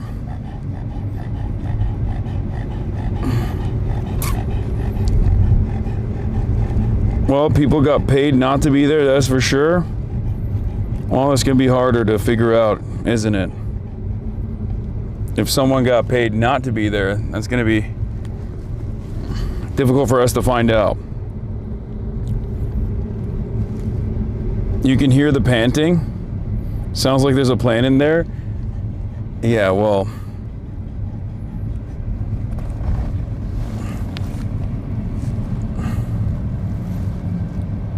we got a big old doggo in the back.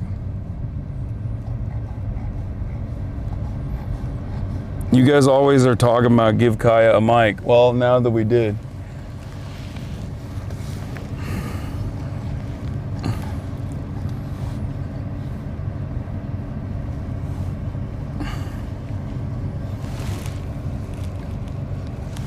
Unfortunately, though, because it's Los Angeles, it's going to take a while for us to get there because there's LA traffic, which is classic.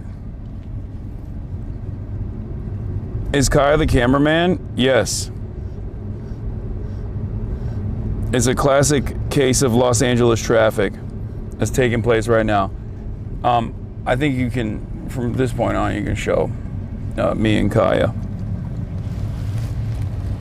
Kaya's got a press vest on. Oh, she's getting up.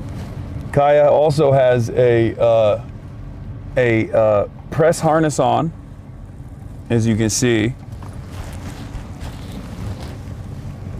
And not only does she have a press harness on, but she's also strapped with a camera herself. So we got the camera specifically so that we can do a day in the life of Kaya video. But I thought, given that the No Kings protests are very safe, and they're not like there isn't like a lot of confrontation, especially with the feedback that I've gotten from my friends that are there right now, who I'll be linking up with, I thought, what better way to show that than go there with the lovely lady Kaya. And this way, we'll also be able to get some footage from Kaya's POV. Now, obviously, the camera that she has strapped onto her harness is not connected to the Twitch live stream. But once we're recording, when we're out there, I'll be using that in the vlog, the day in the life of Kaya. Antifa dog.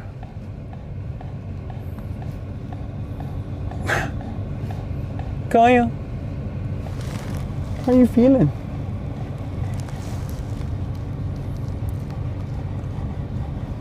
And for those of you who are wondering, part of the reason why I'm able to do stuff like this with Kaya is I've brought her to crowded environments in the past on many different instances is because she is an incredibly well-trained dog. Not only is she a very well taken care of dog, but she's also an incredibly well-trained dog. And therefore, she's perfectly fine in crowded environments. And not only that, but we're also not going to we're not going to be around it. Like as soon as there's any sort of altercation, or even before that, we'll be leaving the area regardless. So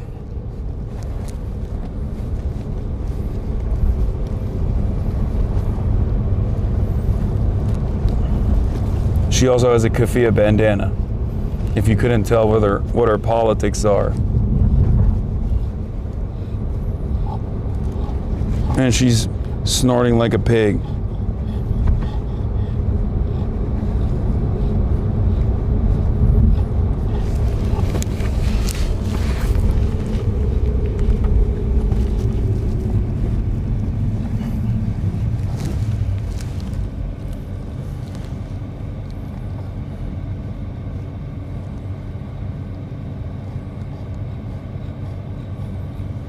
Yeah. This also addresses the question, or the smears, that many on the internet has said, Kaya Piker ain't getting shot with you. Okay?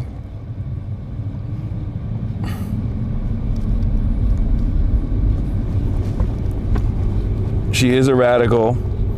Kaya did tell me, Dad, I don't want to go to this. This is lib shit. I'm going to be leading the Revolutionary Vanguard. And I was like, no, you have to be there.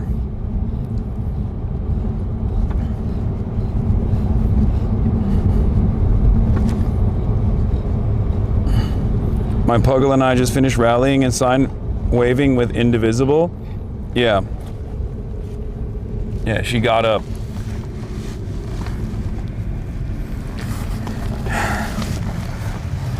Oh. I literally don't fit in the back of this car. Like, my head is touching the roof. That's crazy.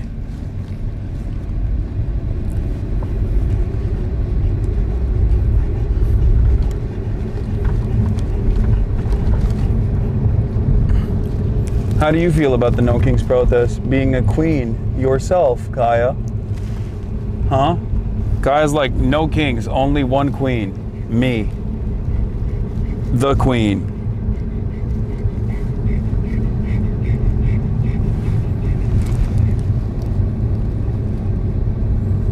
What are Kaya's thoughts on socialist commodity production? No other way. And it's interesting because while we are driving, we're very far out from, I mean, not very far out, but we're far out from the protests we're going to, and yet there's like other numerous small No Kings protests that have obviously taken place all around. And the only reason why I can say that comfortably is because I'm seeing a lot of like people at restaurants and stuff like that, and they all have their own like little placards and stuff. Parents, children.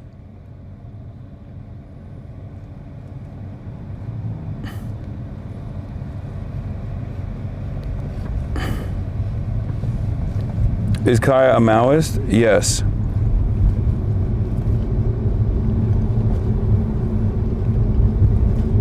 You're lucky she has the same politics as you. I agree.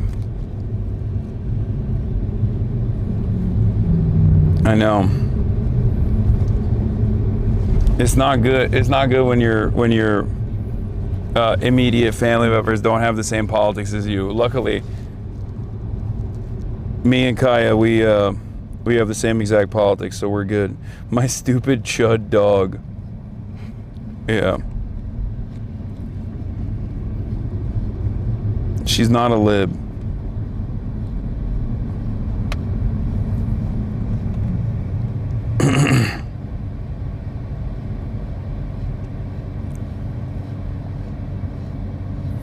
There was a Mega Rayquaza Pokemon Go raid at the protest in Vancouver. It was lit.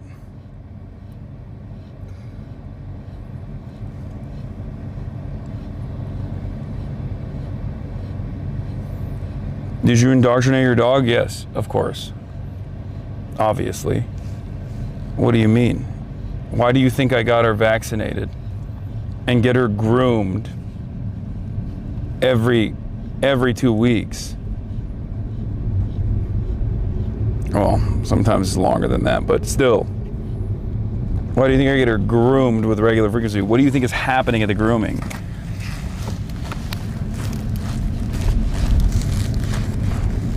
The grooming is the groomer reading out a copy of Karl Barks's very own Das Kapital. She is a Barksist.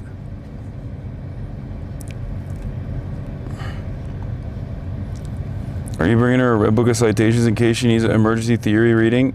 She doesn't need that because she's already memorized it. She tells me when I'm engaging in counter-revolutionary behavior or fall mercy to the whims of bourgeois decadence. She keeps me in check. Yeah, Karl Barks, Das Kibbel.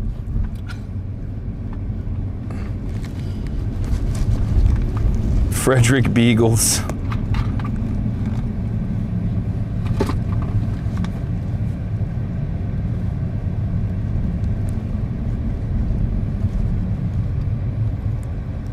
She doesn't have a sign though? How could she go to a protest without a sign? She doesn't need a sign. She has a press vest on.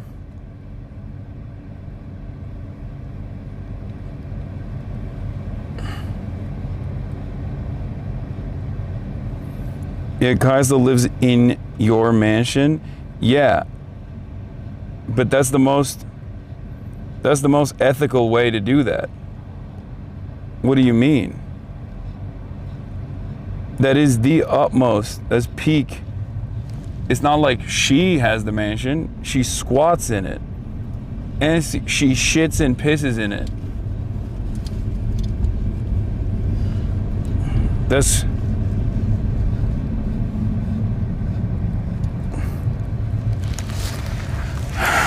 There's perhaps no more ethical way to live as a socialist.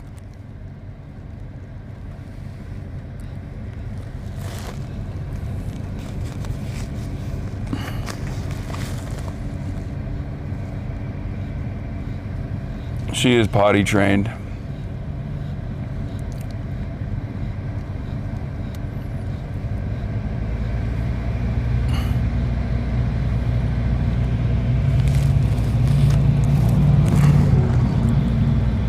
And she's well trained enough that she could be like, I mean, I guess it wouldn't take much, but technically we could train her to become,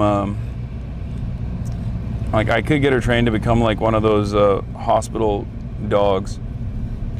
Like dogs that go to the hospital as like emotional support dogs.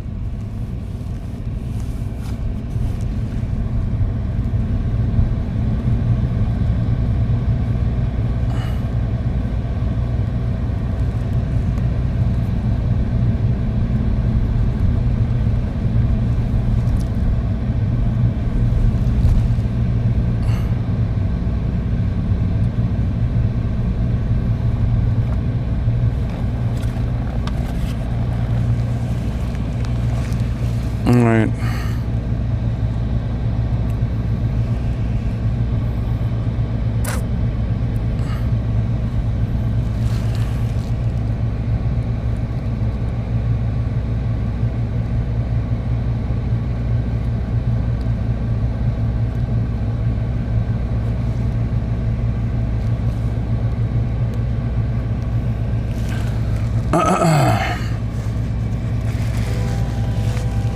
She would be so good at that. When my brother had a brain injury, the doggos helped him with that. I think so too. I think that's her calling. She seems to help me out, and I basically have a brain injury from Twitch streaming.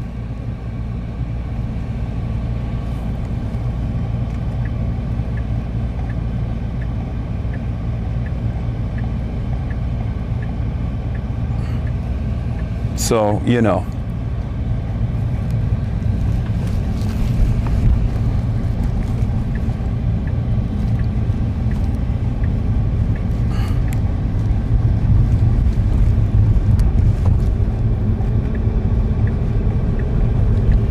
Where's Kai's press vest? She's wearing it right now.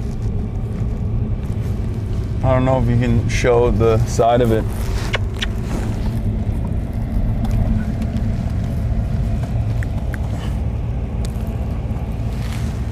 She looks so soft. She is. The car is like 30% humid because she's exhaling so much. No, it's actually cold as fuck in here right now.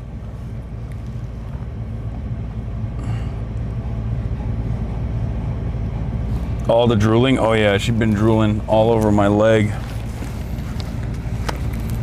You should mount machine guns on her.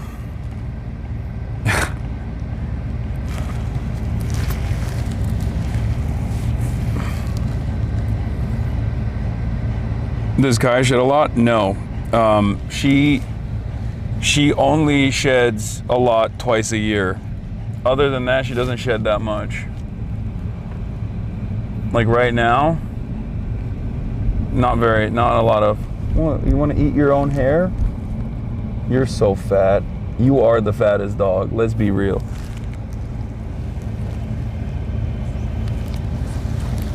My mom told me that they're letting big dogs travel in cabin to Italy now. I don't know why. I don't know why Italy, and I don't know where she found that out. That's amazing, fluffy dog and low shedding. Yeah, and also in spite of all of the meat that she has over here in her gums, she doesn't even droop that much. She's not that drooly. She is drooly, but just like not that drooly. Or maybe I'm just used to it. She got a speckled tongue. Yeah, she has like bits and pieces of chow chow in her, so she has like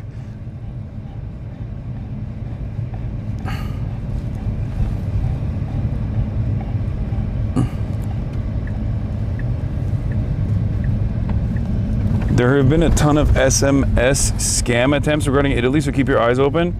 What? I don't think my mom was like, I don't think they sent a text message to my mom as a SMS scam and she got duped. And the SMS scam was like, hey, do you have a big dog? You can bring the big dog to Italy with you. Please send the monies to my text message. Please send the money. Kaya is making HasanAbi's head look even smaller. Okay, I need to explain something to you guys, okay, about the head size disparity here. Kaya's head is larger than most humans' heads, okay? It's not that like my head is small, it's that her head is much larger than the average human being's head.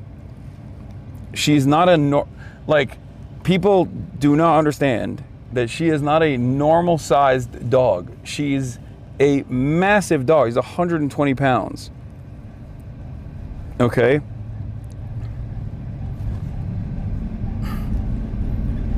Why do you let that get you offended so much? Because I just, it's not offensive. It's just, you know, I'm a truth sayer. The only person whose head might be larger than Kaya's head is Sebastian Gorka.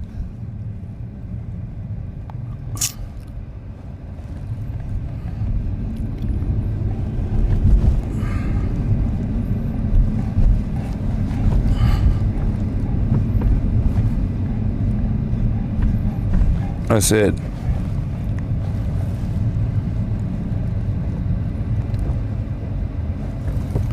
Yes, but you're not an average size human, big dog. I'm not. I'm not an average size human. I do, however, have a normal size head on a very large body, which is why so many people are confused and sometimes are led to the wrong conclusion that I don't have a normal size head, and maybe even a small one, and it's not the truth. And Kaya hates when you guys say that. Right, Kaya?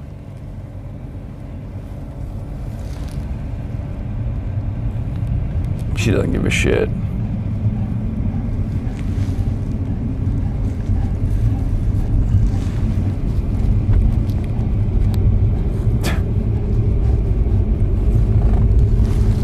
Like, come on, Dad.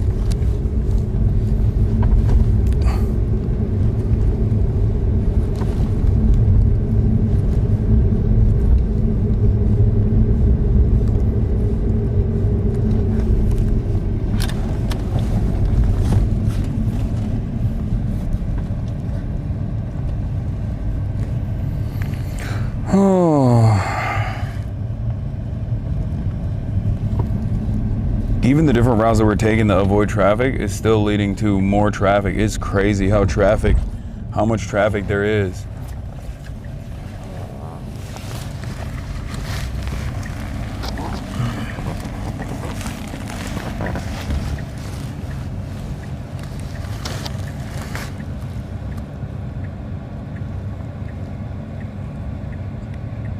It's the weekend in LA, it's true.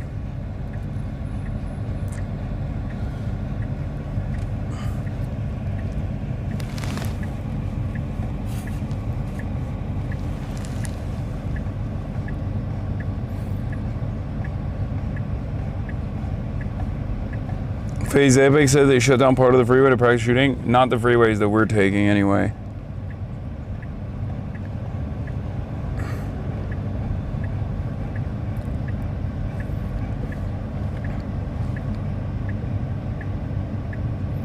They closed the 5.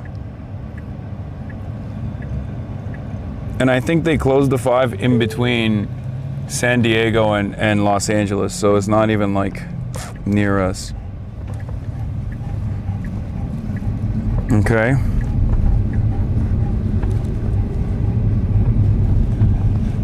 Has Kai been in the snow before? I'd love to see that. No. Last year, during winter time, I was planning on doing that. Bringing her to the snow, but it didn't work out. But I do want to do it one of these days. Is that the bear you always talk about? Befriending, sitting beside you? Yes, this is my bear. My pet bear.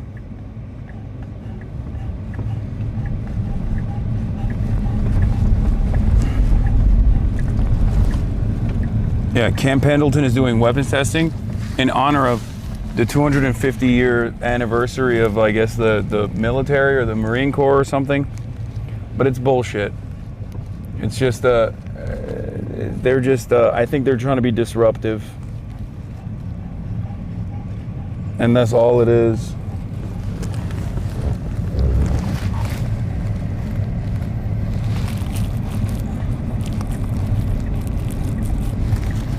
Damn, you weren't lying when you said you could vibe with a bear? Yeah, this is the truth. I told you guys. I told you guys that I can do it. She's the living, breathing proof of this. And if I can vibe with a bear, you can too. Antifa terrorist streamer urges audience to befriend bears so that they can get mauled.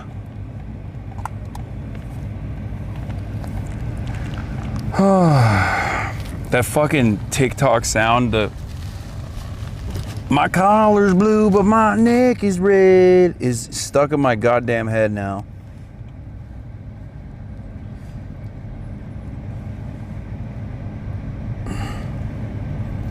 The cops are gonna tase you in retaliation at October 7.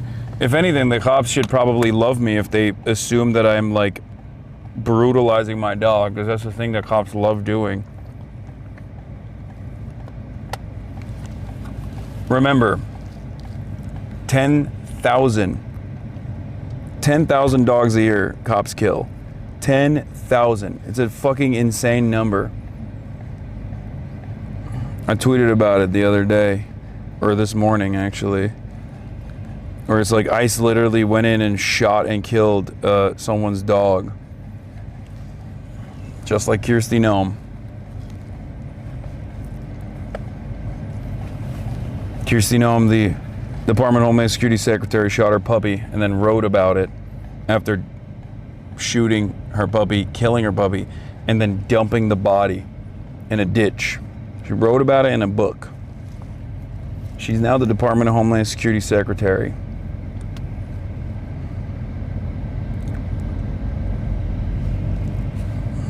You know?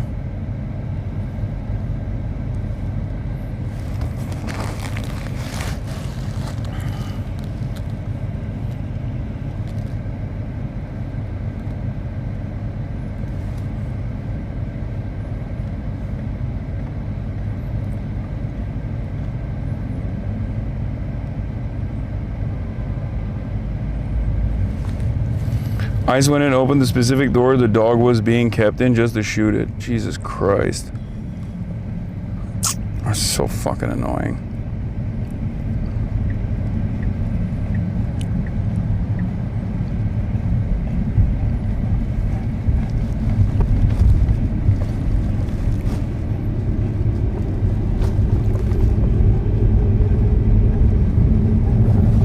So funny, there's still motherfuckers being like #free Kaya. Bro, this dog is freer than you ever could be. She's so free, she's exercising her First Amendment rights.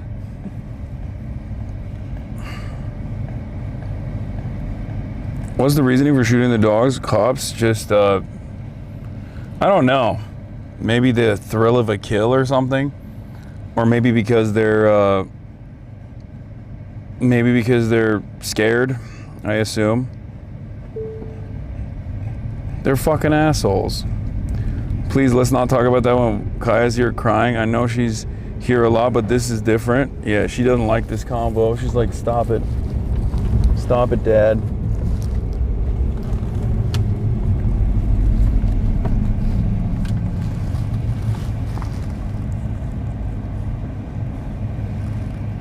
Acid Burns, thank you for the 10 gifted.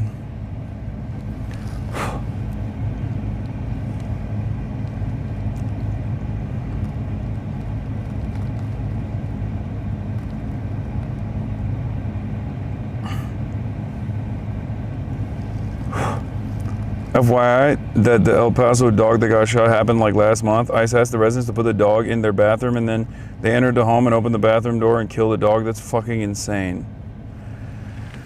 Oh.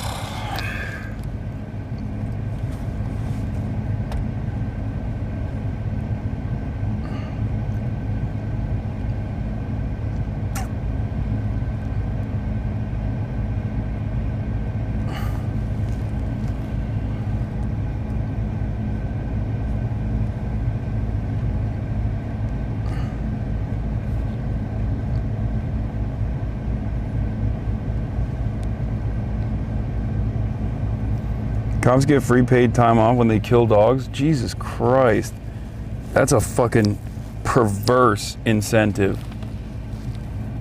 That actually makes sense as to why she hates you because she knows you never threw a second birthday party after your promise of doing so.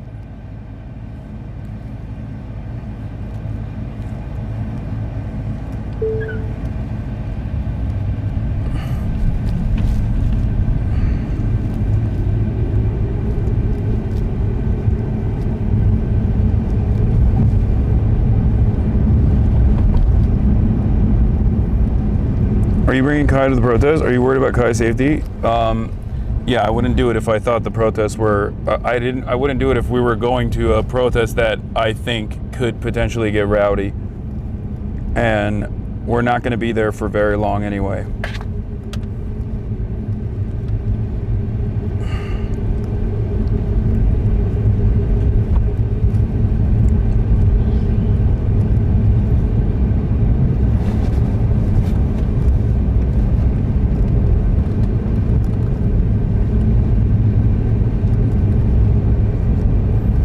Kaya's been in out in public in like big, you know, like she's been out in public in crowded environments before, but this is her first protest.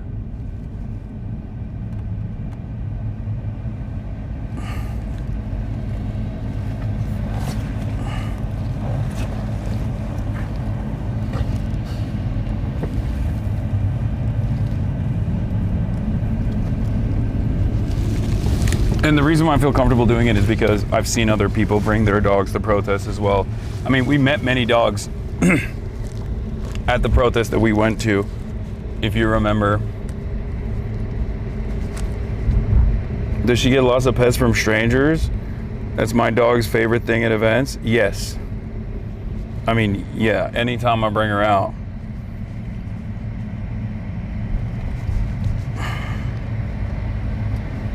Anytime I bring her around, she gives more pets than me. She gives more attention than me. Yeah, you see the slobber? Look at that drool.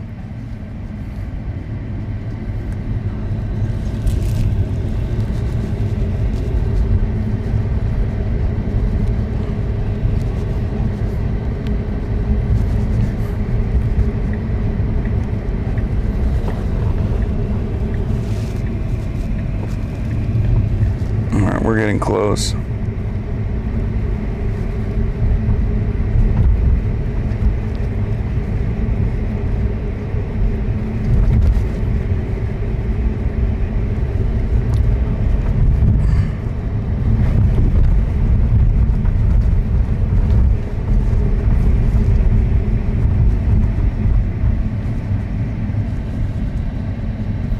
Heading home from Tampa's protest, good vibes, no cops. Got my partner to come for his protest too. Stay safe, y'all.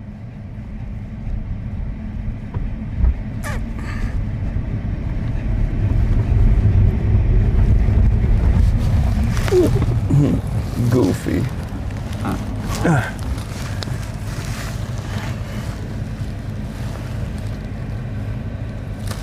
Wonder if people will think you're an undercover cop or something. I don't think anyone at these protests are gonna think I'm an undercover cop.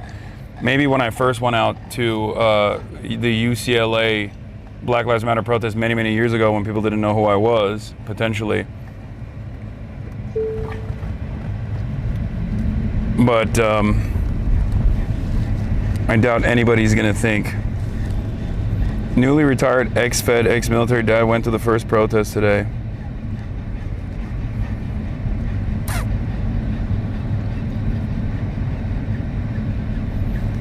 Back then, I think I had the buzz cut too.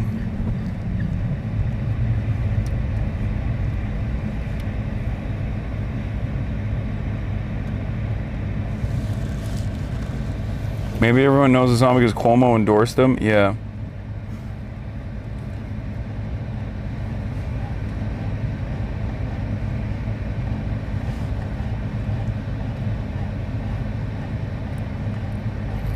Does she get car sick? No. Not even a little bit. I've driven Kaya to like Palm Springs and shit.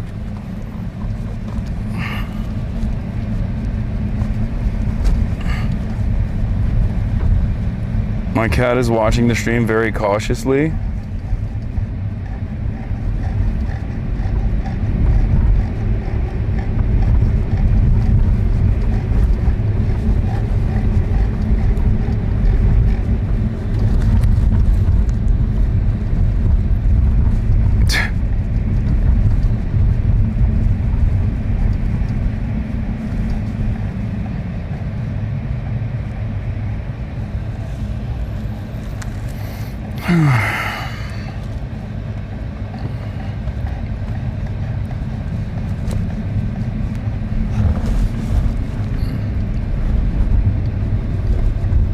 She is the CEO of ANTIFA, yes.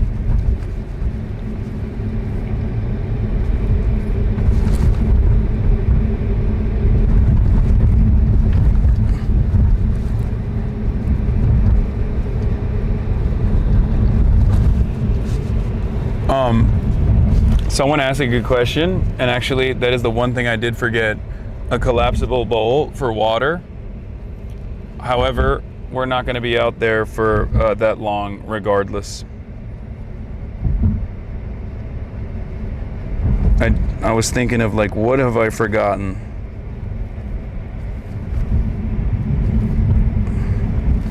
Everyone is freaking out. No!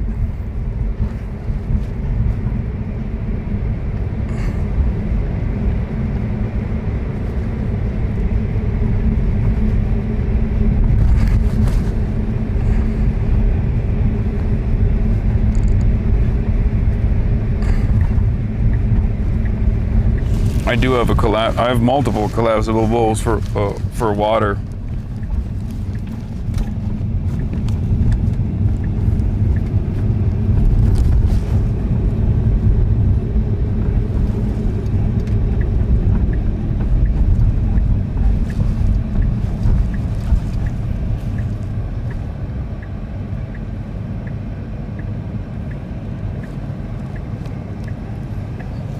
We're nearing the protest area. I can tell because we can hear helicopters flying overhead.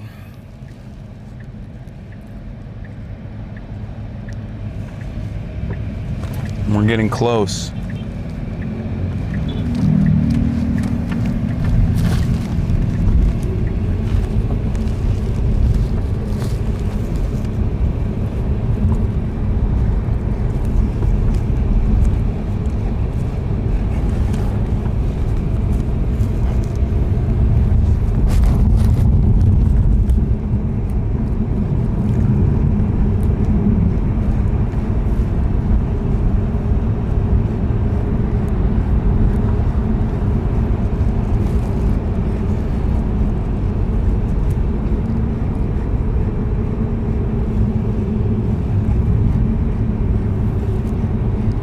She has no idea that she's about to be in an environment where the amount of pets she's gonna get, I suspect, are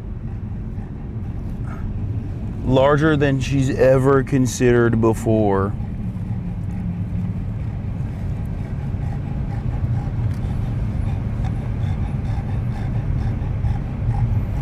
If I was Kai right now, I would do my very best to squeeze out a fart just for fun. She doesn't fart that much,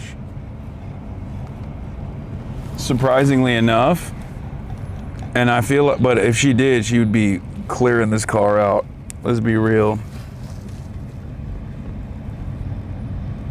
What if someone tries to dog nap her? Chatter. Come on.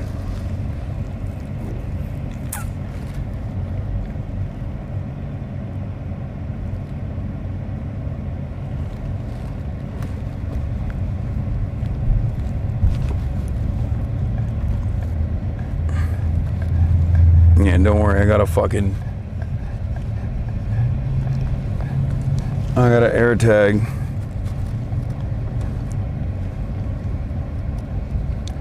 I think we can get out here and start walking maybe.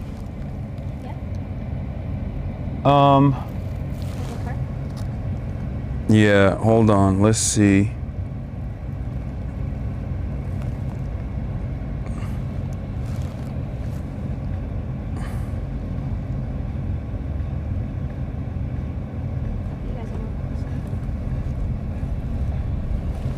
Once you hook a left, we'll get out. Is that the right one? No. No, it wasn't. Oh, then yeah. Once you hook.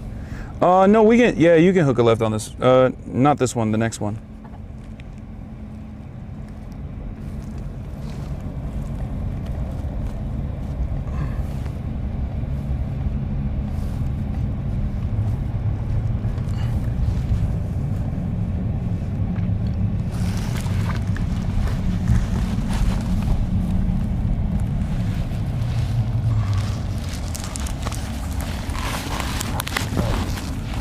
Let's take this off. I'm not gonna wear it. It's hot. It's gonna be hot out there.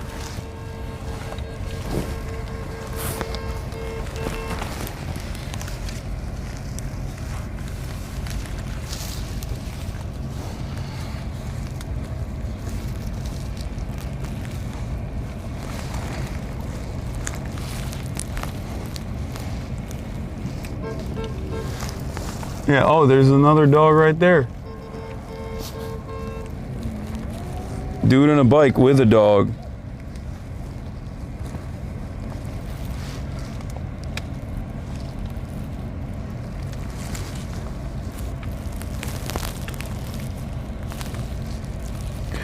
I don't think I'm gonna use this.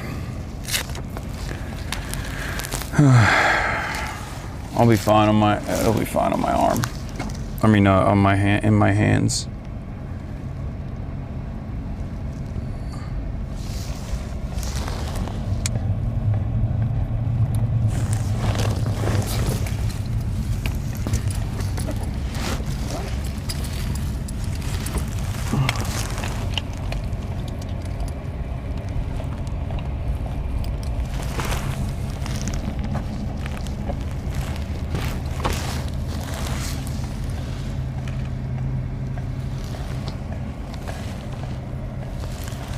We should just get out here. Yeah.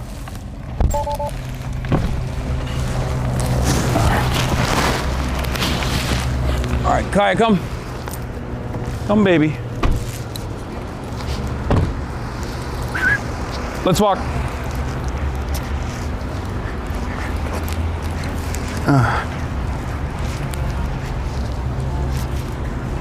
You got the thing for the good girl. You got the thing for the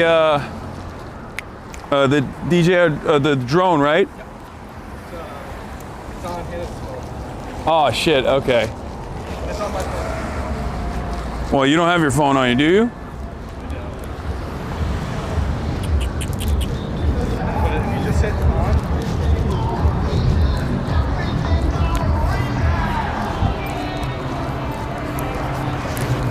All right, wait, I'll tell her to start recording. What's going on? Yeah. Kaya. Let's potty, baby. Give us a good potty before we go out there.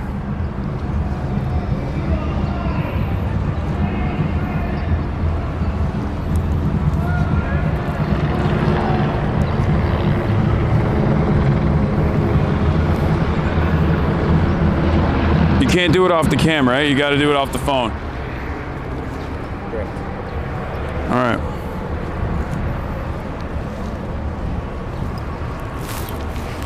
At least I haven't figured out how to do it off the camera yet. I'm sure it's got a touchscreen on it. You probably could.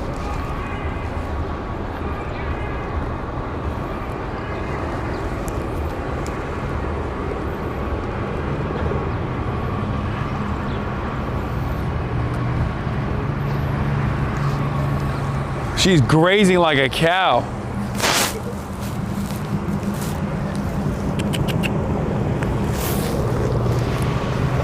Oh wait, this is probably better. Hold on, baby. All right, never mind. Come on, Kaya, let's walk.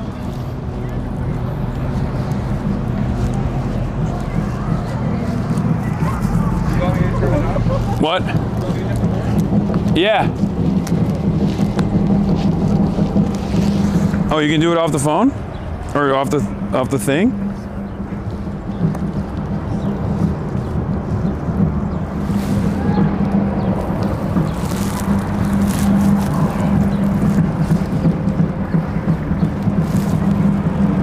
It's fine, even if you can't do it. Let's walk. All right, so we're out here at downtown Los Angeles. We're gonna get a feel for the protest. This is the second No Kings rally that's taking place. Hi. And today, given the participation from people from all different walks of life, backgrounds, and jobs, I thought it was a relatively safe, relatively tame protest, and therefore I thought it'd be safe enough to bring Kaya to as well. She's the Antifa commander-in-chief, as you guys know. We're gonna be in and out, briefly getting a feel for what's going on.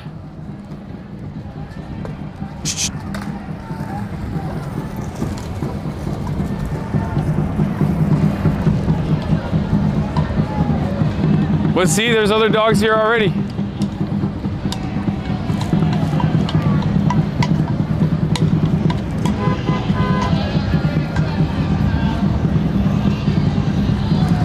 First order of business, we're gonna go find where Donnie is.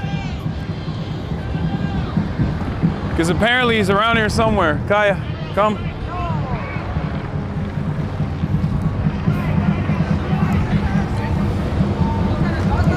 Hi.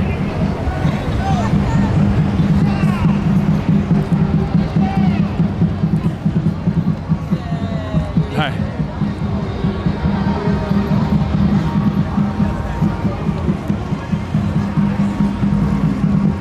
What's going on? See?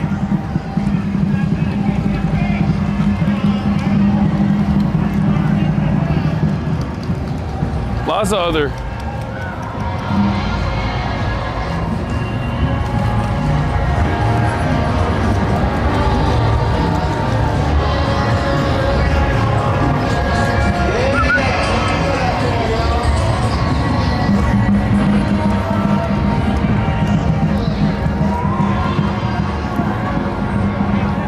Hold on. Kaya, sit. Hey, Kaya, sit. Good girl.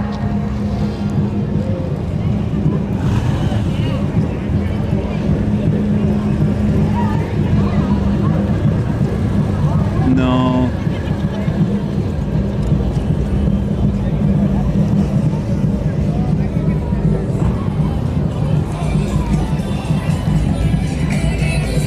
Is that a dog camp? Yeah. It works? What's going on, guys? It's not on yet. We're trying to make it work. Are you really pressed or that you're being cute? No, I am. We're recording right now. Awesome. Enjoy Yeah. Oh, there you are. Good to see And ya. there. Hey. Hasan, can we take something? Yeah, sure. Is this the shot collar? Yeah, this is the shot collar dog. Thanks for Nice to meet you, man. Thanks for being here. I'm doing great. Oh, there it is. We got. this on you. Oh, sure. Here, you can put it on the chest. We could walk with you a bit. Okay. You just got down here? Yeah, we just got down here. We're gonna be here for a little bit. Obviously, there's a heightened security environment. Yeah, so what's been going on with, I mean, I will say, we've actually been talking to people here all day. A lot of people talking about you. Me? In a good way. Okay. You're among we can walk a bit if you Yeah, let's do it. Kaya, come on, let's walk. But your name came up at the twice at the New York mayoral debate. It's true. It did. Sure, but we got to keep walking right now. What's that all been like, and how have you become this sort of major talking point within the Democratic Party? I don't know. I don't think I should ever be a talking point, especially in the New York City mayoral races at all. I mean, I'm obviously a supporter of Zoran. Kaya, come here, baby. She's never been around this many people before. I brought her out in public a lot. Yeah. But she's never been around like a big protest like this. Where is she? Yeah, she is. She has a camera on her. Kaya, come on. Thank you. And I don't know where she. I think she sees. She smells the hot dogs and wants to go there. I had one. Come on. Oh, really? Yeah, they're $10. Yeah, but as They're good. As far as me being a primary concern for New Yorkers, I don't think I'm a kitchen table issue at all. In New York City, I am a supporter of Zoran, early supporter of Zoran. I really like a lot of the things that he's done in his campaign. I really like what he stands for, and I think the Democrats need more Zoran Mamdanis. And I'm willing to bet that if we were to ask people here right now, they would probably agree with that sentiment. Yeah. You came to the previous No Kings, right? Yeah. And I've also participated in the other ICE out of LA rallies as well. Those are a little bit more chaotic, I would say. Yeah. The police presence at those protests are definitely a lot more aggressive. Than the No Kings protests. The No Kings protests are like all age groups for the most part. So, I mean, is this enough though? Because I mean, I was reading, I think David Brooks or somebody in the Atlantic this week. Like, is this actually enough? Showing up? I mean, as a movement to show up every couple of months. No, it's not enough. But I try to tell everybody it's not bad to protest. It's good to protest. It's good to get people out in the streets. It's good to show that this administration that they do not have this broad popular mandate that they think they have. As much as we can, as loudly as we can. But obviously, we have to organize outside of that. We have to organize in our workplaces. We have to organize in colleges, if we're on campus, and sorry, I walk very fast. I mean, you have we're about the same height. I'm probably a bit taller. So yeah, we have big paces. I get it. True, but what? Oh, it's fine. It's. I mean, one interesting conversation we're having here, right, with one of your big fans, actually. You know, we were talking a bit about. I ultimately asked him the question: when it comes to 2028, which seems like a very long time away, you know, I said, would you vote for Newsom? It was Newsom versus Vance, right? And I mean, he's your fan of yours who says he's a socialist is like, probably not. Yeah. How? I think it's good to express that early on. Yes. Before it turns into, before that's the path that the Democratic Party heads down. Now, I can't talk too much about Newsom nowadays, because apparently he said I was a remarkably impressive figure. Come here.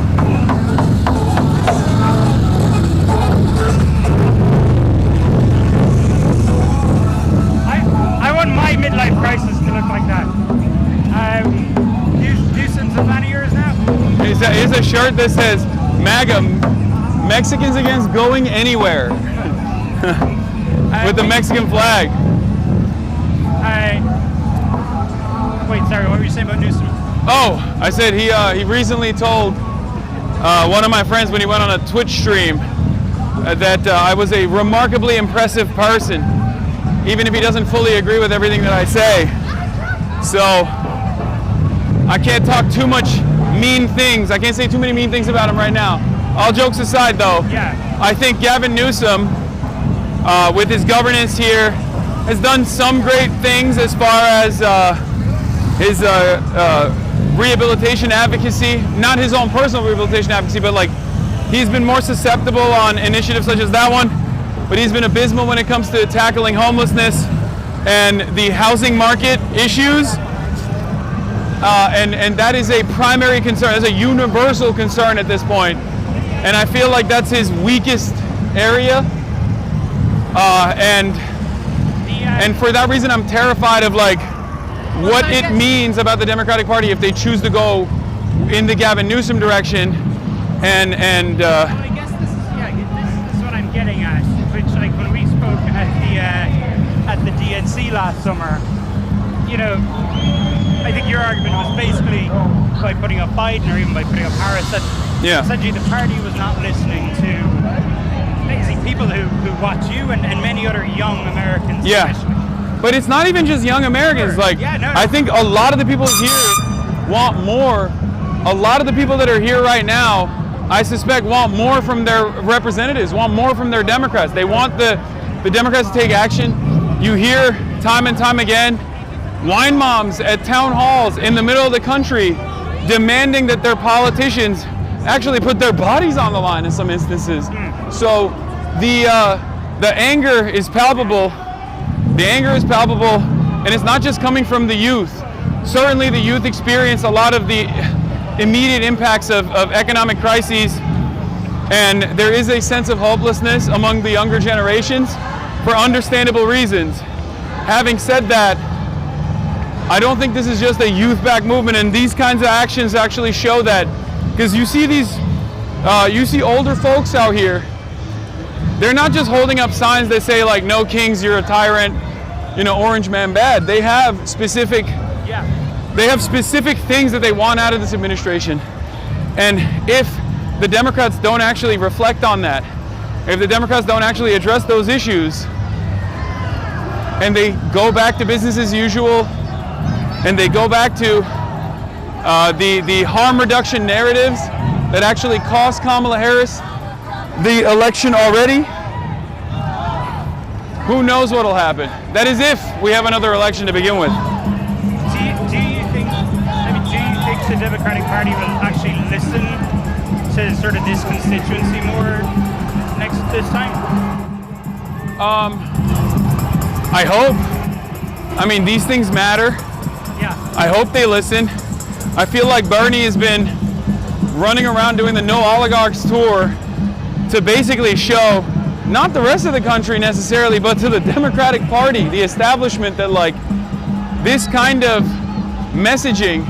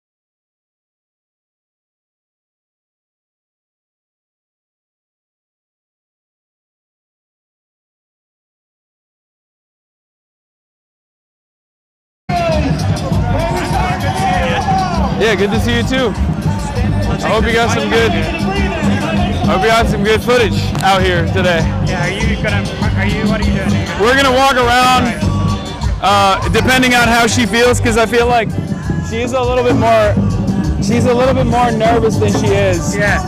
And you've seen her at the gym, like she's used to being around people, she's used to being around loud noises. Yeah. But she wants to smell everything. We might catch you sometime soon. You're gonna be here, but all right, good to see you. Hi. Okay.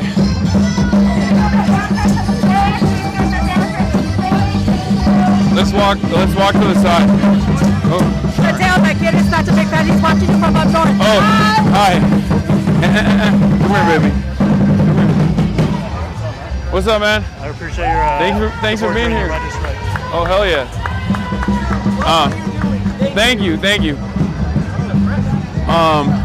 Let's see if there's like a... Do you think I could get a photo with you? Yeah, sure. I can take it. Let's see if there's a green area that I could take her for a second. Thank you, man. Nice to meet you guys. Thanks for being here. I'm an independent candidate for Congress, running right here in California 34. Thank you. My name is Lauren. Nice to meet you, man. You do great work. Nice to meet you. Can I take a picture, bro? Yeah. Hell yeah. What do you have in your pockets that she just keeps lasering in on? Hey. Dude, I work for Chill. I don't know if you know about us. Yeah, I do. Story. Yeah. You run the LA Rapid Response Network? Yeah, it's awesome. Yeah, man. Thanks for doing what you do, man. No, and thank you for covering. You covered our press conference when the race started, so I really appreciate that. Yeah, hell yeah. Nice to see you. Where's Hannah? A picture? What? Yeah, sure.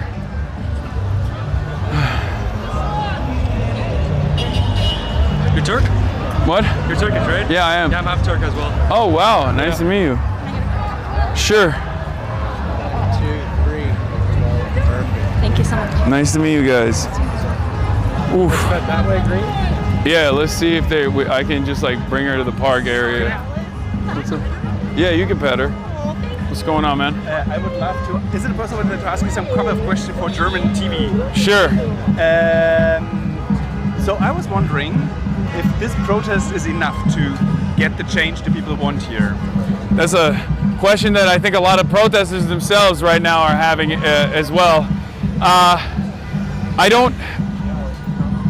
don't think this is going to automatically overnight make necessary changes in the government, but I think it's very healthy to express discontent as long as we can.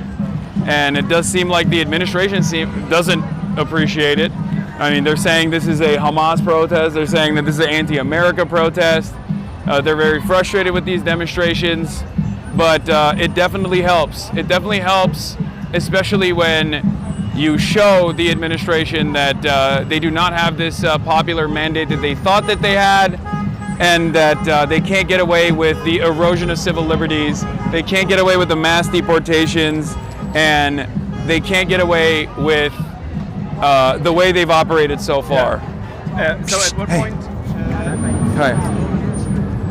do you think the United States are, like, is this a full-blown autocracy, or is this still the democracy why people enjoy being in this country? I think the erosion of civil liberties is happening right now, but as long as due process holds, as long as First Amendment holds, even though the administration is actively going after that as well, and as long as like some semblance of the courts hold, we haven't fully succumbed to fascism. But I mean, those who know the history of fascist movements understands that this is a very important moment, and this is the moment where resistance is the most necessary in every way possible, whether it be civil disobedience, whether it be peaceful marches such as this one, or really any means necessary. Last question, do you think this kind of protest is proof that the left can be united? I think yes, because this isn't just the left. There's a lot of liberals here. There's people from all different walks of life here. It's very obvious that this administration has drawn the ire of so many Americans who find it to be unconscionable, the mass deportations, the deployment of the National Guard, the deployment of the military in blue cities, and we have a government shutdown that's been ongoing, obviously. And in that process, the administration has started taking the initiative to stop funding for numerous Army Civil Engineering Corps projects that were supposed to happen in places like Baltimore, New York, numerous other places. So it's it doesn't seem like they are. It doesn't seem like they're going to stop unless they realize that they have to. Okay, thank you very much. I want to take a portrait picture. That's yeah, it's fine. Can you turn around a little bit? Yeah.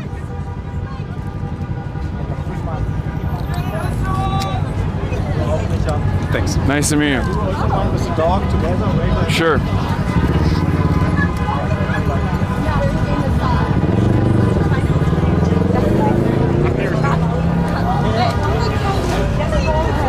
What's your name? Juan. Nice to meet you. Good? Huh? Thank you. Yo, Hasan. I'm Zach. I'm with CBS LA. What's up, man? Want to say something real quick? Sure. You want to find some shade? Yeah, let's find a shade. Oh, thank you. Hi, nice to meet you. I'm a really big fan of Oh, nice to meet you guys. Hi, thank you for being here. You radicalized me. Is it okay if I have a picture with you? Yeah, for sure. Can I also?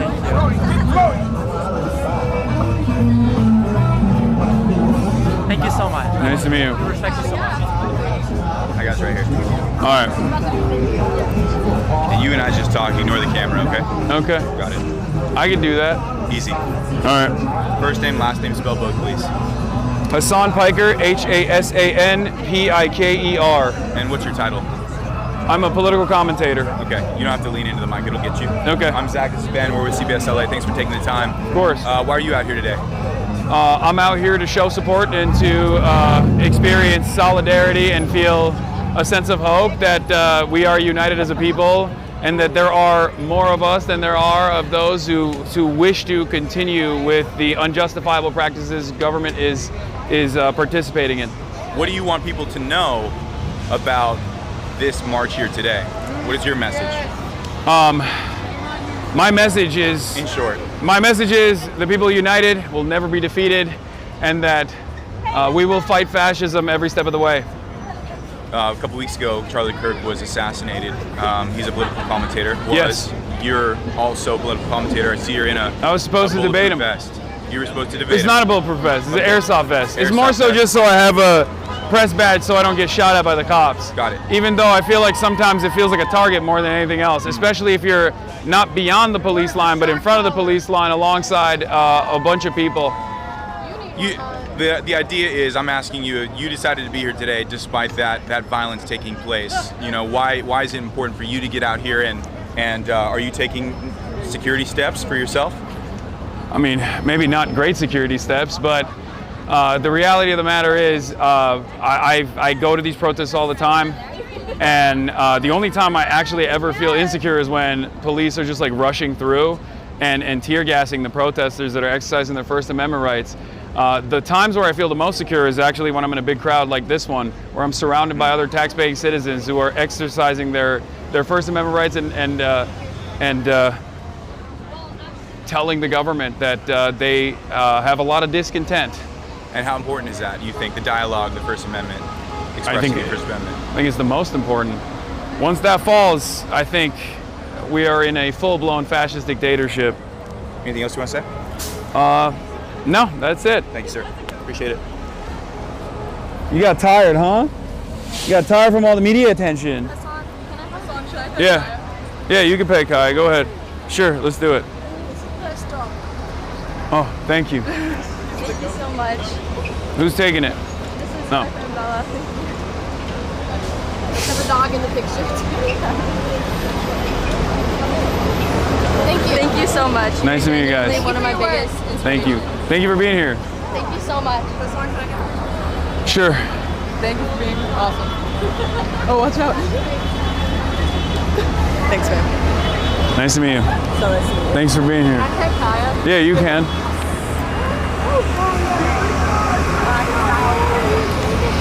She's so much bigger in real life. Oh my god. Can we take a quick picture? Yeah. Here.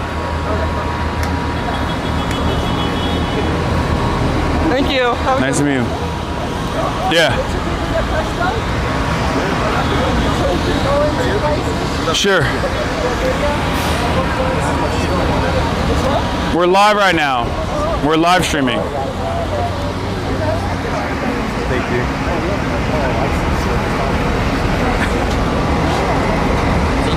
Nice to meet you guys. Thanks for being here. Okay. Oh, she can't turn it on unless she's in close range. Oh, thank you. Thank you for watching.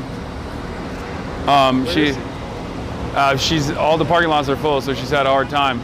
I mean, I think like, I don't know if we can actually do a full thing here. Right. I think it might be better to just like,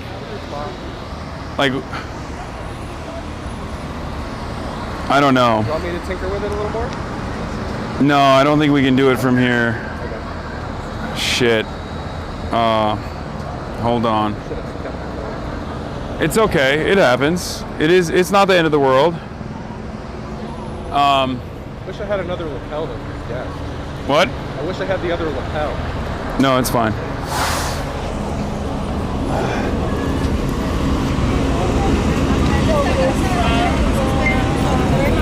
Oh, shooting complete.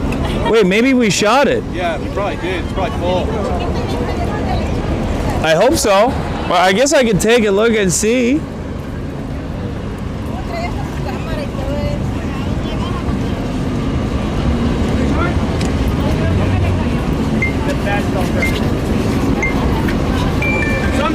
It says camera's powering off. Socialism. Thanks, man. It's just okay. Hi. Hey, what's up? Can I get a photo? Sure.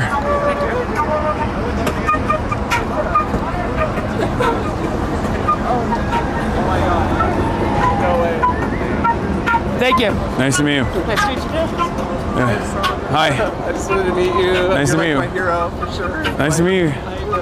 Thank you for being here. Yeah, thank you. Thank you. All right. What should we do? Kaya. All right, let's walk. Come on. Come on. Come on.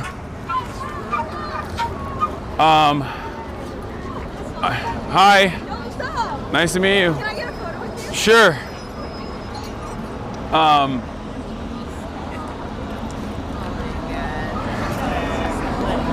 I'm getting a bit overwhelmed. I will be honest. Take a break? I'm getting a bit like, I'm getting a little bit of autism overload, I'll be honest with you. I'm with you. Hi. Yeah, no, let's do it. Thank you. Nice to meet you. Yeah. We can't take a break anywhere. People are going to show up regardless, I assume. Come on, Kaya. Come on, baby.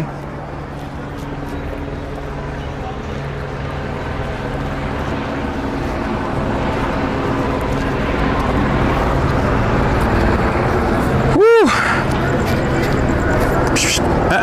Come on.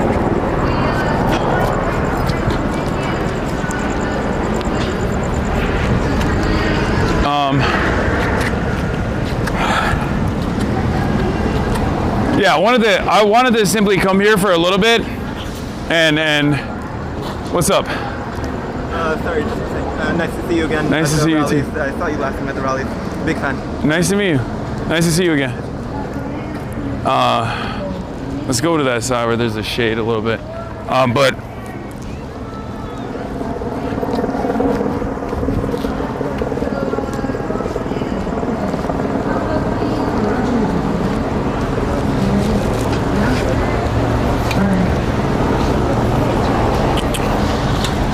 The main reason why I don't want to stay for too long is because they're most likely going to issue a dispersal order at 4, and it's probably better to leave before they do that, because after that, then the cops are going to start deploying tear gas and stuff like that. And I don't want Kaya to be around for that.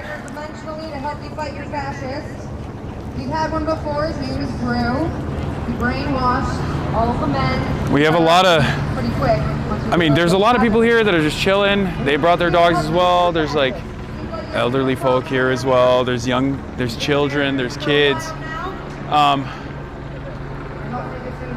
It's broadly attended by all different walks of life. Clearly. I think I'm gonna text her to That was crazy, back-to-back interviews. Yeah. What's up, man? I got a picture. Yeah, sure. Anybody? Banana for your thoughts. We got lots of bananas here. Trump is bananas. Awesome. Big old Nice to meet you, man. banana. Nice to meet you. Yeah, I see that. Oh, the Dodgers hat. Yeah. I wanted that so bad. I got two. You want this one? No, it's fine. Sure? Yeah, I'm good. Thank you. I don't want to take it off your head. Appreciate all you do. You got me to actually do the reading. You know, Hell yeah. Theory, so. Well, thank you for being here. Avoid joining another cult. That's just kind of how it goes. You Um, guys, I've heard things about Epstein Island. I'm pretty positive it's true because I have first world accounts first world accounts of bananas tasting like ass. Maybe send her your location. That's right. Yeah, I'm gonna do that. Right, Trump was definitely there. That's all I have to say. Wait, hold on. Oh, she's gonna come with a car. Hey, do you think later in American history books they're gonna call this A, oopsies, B, my bad, C, the end of it all, or D, got any queens? It's optimistic. You like D? There'll be books in the future. That's good. Yeah. Yeah, that's a good one. Sir, can I ask you some questions and can you earn a banana? Yeah, sure. Get over here. Clearly. Hold on, let me turn on my little Hold on. wait. Shit.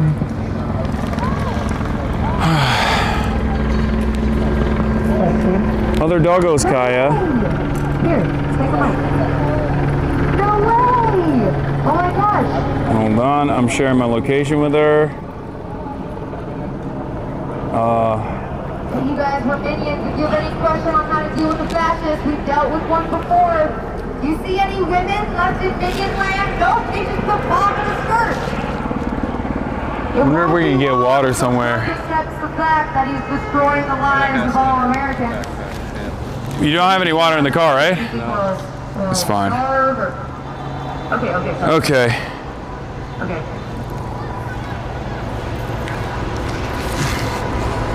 Hold on, let's see. For a banana, would you keep the NRA or the W Sinna? Is that actually Sinna? NDA? National Banana. Why are people saying? Changing the game. Oh yeah, that's true. She does sound like Sinna. It is not Sinna. Sinna's at TwitchCon. Okay. And not here. Would you suggest Trump sticks it? It is. She does sound like her though. Come here. Let's go back to like an area of egress. My guy. You guys answer some questions for the banana? Where could Trump stick it? That's the question. Yeah, where could Trump put this brown banana? Nobody? Okay. We dealt with the fascists before. We had to come here. We love you, Hasan. Oh, nice to see you guys.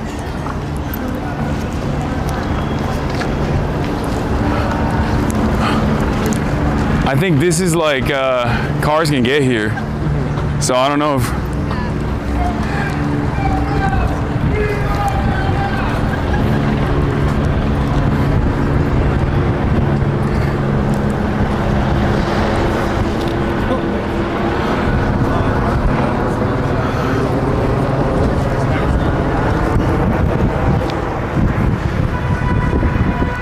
Let's see.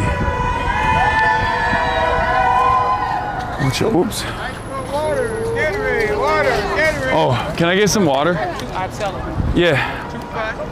2 for $5. You got cash on you? Cash on you? No.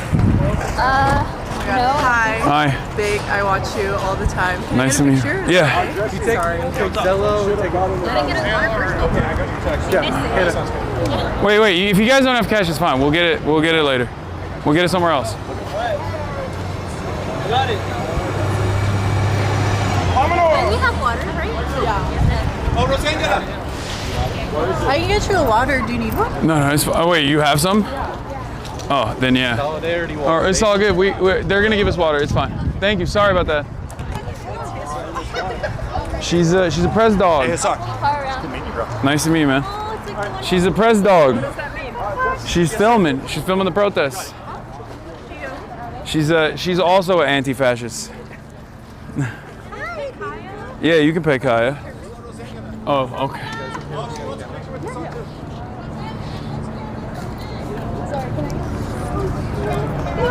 You can pet her. She's very friendly. Sorry, can I get a picture? Yeah.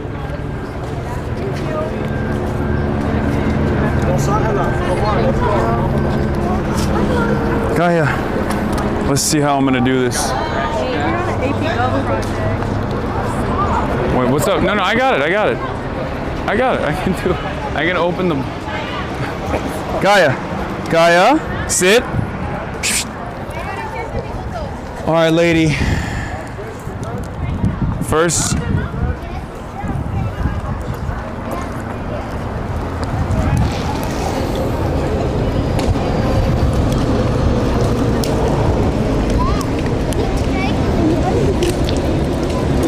Kaya Cam is online. Can you check to see if it was filming before? It was not. Oh, damn it.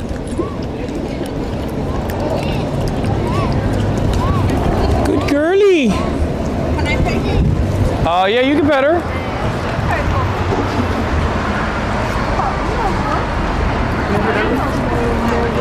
You want a photo as well?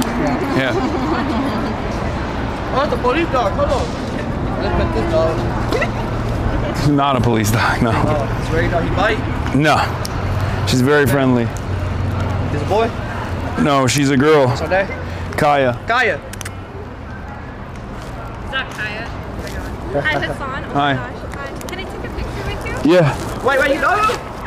What? My favorite streamer. Oh shit. Wait, hold on. My bad. The movie actor? I'm sorry, right? Thank you, Hasan. Hi, Kaya. What's the story? Yeah. What's up? Thank you so much. Okay. That's crazy. Where'd Hannah go?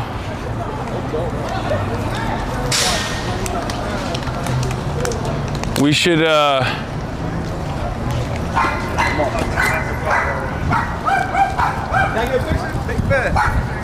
sure.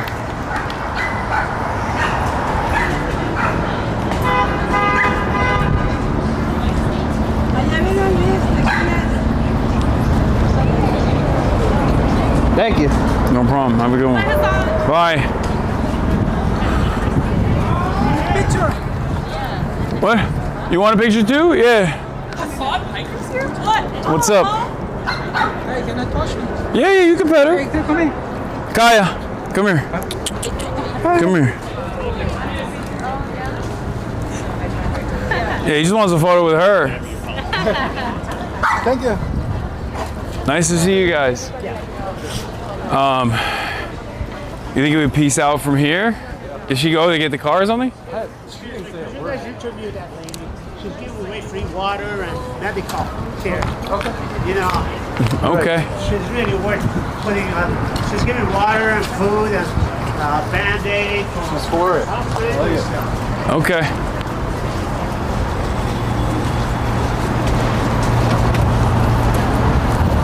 Right here. Right here. She might not want to be interviewed. I would love to be interviewed. Okay. What up? What's going on? Hi, do you need water? I was just giving her some, but. Oh, good. So what are you doing here today? My organization is called Activist Support LA. Mm-hmm. And today we are setting up a medic station and then also just providing like a little bit of water and snacks. But generally speaking, if anybody gets injured, pepper sprayed, they can come right here and we'll take care of them. And we also have street medics roaming through the streets. How do you feel about the Trump administration trying to make the active mutual aid at protests illegal? They can kiss my ass and they can talk to my lawyer. Hell yeah. I will keep doing this forever. Sorry. It's all good. No, thank you. Thank you so much. You're welcome. This is one of the It's one of the impromptu medic tables that we have here. You usually see this with people with carts at numerous protests, as you guys know from the previous ICE out of LA protest that we attended. There's sometimes people that set up tents like this, or in other instances there are people who just walk around with carts and hand off masks, hand off face shields. Goggles, that's about all we have Yeah, now. goggles. Oh, we're good. Thank you so much. She has goggles here as well, and also ear protection. Saline solution. What's the saline solution for? This is to help flush out your eyes if you get any sort of chemical agent in your eyes. Water is the first thing. If you've got water, you can do that. Just keep flushing. But otherwise, saline is the next step. Oh yeah. Thank you so much for your. Live, or are you giving out to people? Oh no, I'm live. Yeah. Can you tell people we just ran out of all of our water? Whoa. We ran out of all of our water. We just ran through about 150 waters. It was all that I could personally carry. If you are able to drop off water at First and Grand, that would be awesome. Thank you. Perfect. That's how it's done, folks. What up? And free Palestine. Look at your little kafia. Yeah. Thank you. I'll buy them more for you. Thank you. Thank you, guys. Be safe out there. What's up, man? Hell yeah. Yeah. You probably just saved us with the water. Thank you. You're so cute. Oh, you have your own little There's a lot camera. going on. Thank you for coming out with. We appreciate it a lot. Of course, always. It's for myself as much as it is for everybody else to be out here.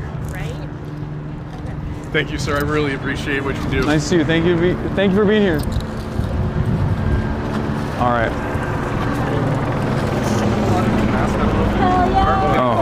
I don't know what's gonna happen later. Yeah, 1 second. I'll do it right now. I'll see if she'll like pull up here. Or not. All that stuff. You as well. Wait. Oh yeah, she's coming here in the car.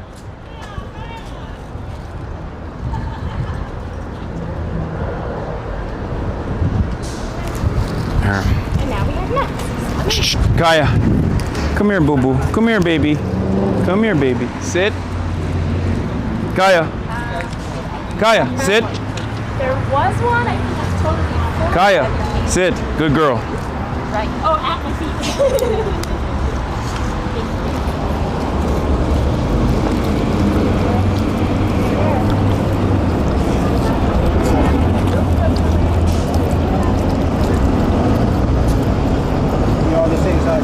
Yeah. I don't know what color they are. I think it's black. Oh, they're individual. Perfect. They're great. Do you need more than one? Perfect. Good girl. Good girl. Let me know. One more? Oh, you're gonna be hot though. If you need water, let me know. You want one more for him?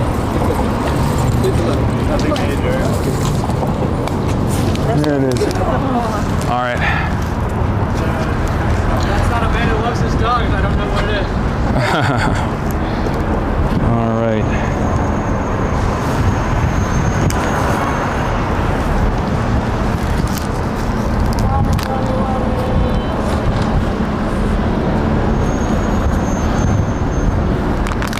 Okay. All right, we should. This is a shorter stint than I envisioned it, but quick in and out, and we'll go back to our regular coverage from home base. Since, like I said, I don't want to be here when I don't want to be here with Kaya when the protests turn, when the police start escalating, and protests turn more chaotic. What's up, man? Good to meet you. Nice My name is to meet you. Adam. What's up, guys? My name is not Adam. Yeah. I'm a student. You are amazing.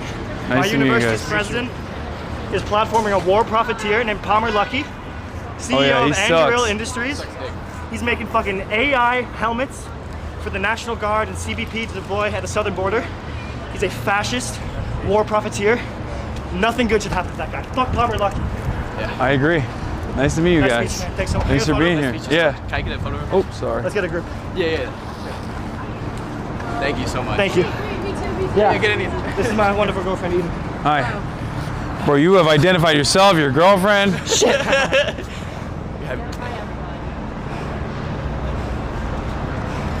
Thank you so much. Have a good one. Nice to meet you guys. Thanks for being here. Yeah, of course. Of course. Is this a kayak cam? Yeah, she got a kayak cam. Hi, Kaya. Hey, guys. Thank you, bro. All right. Thanks for everything Have a you good do. one. Seriously. Thank you so much. Pop out to Chicago sometime. Oh, I will be. I'll be going back soon as well. Hell yeah. All right. All right, you too. Come here. Up. There we go. Good lady.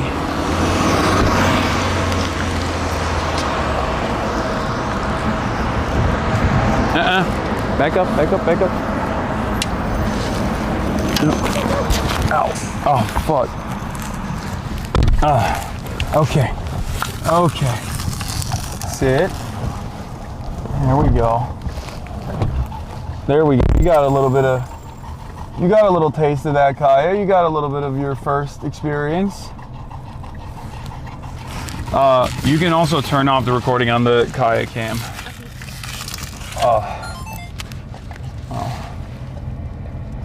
How was it? I've never had her pull this much before. That's why I was a little nervous, because I thought that she was I was worried that she was like excited, you know, like too it's like a too chaotic of an environment.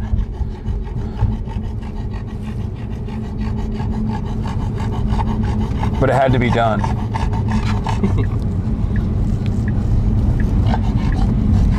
I had to participate in our first demonstration.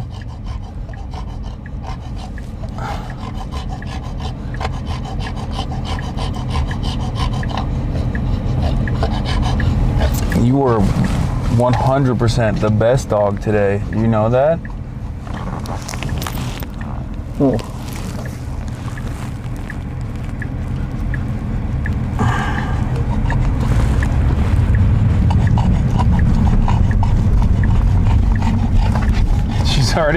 She's already tired.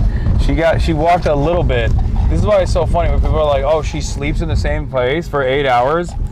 How dare you? And it's like, this dog literally walks for 20 minutes and is like, all right, I'm good. I can lay down now forever. The people's princess.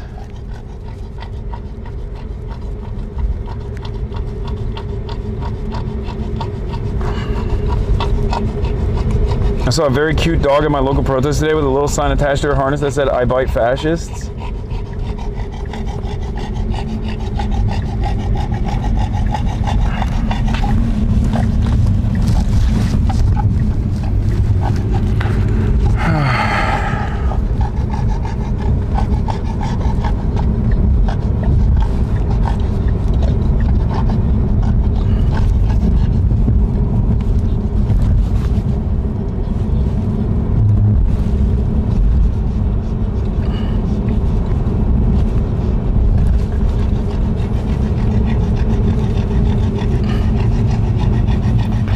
See yourself catching that Jon Stewart stealth stray?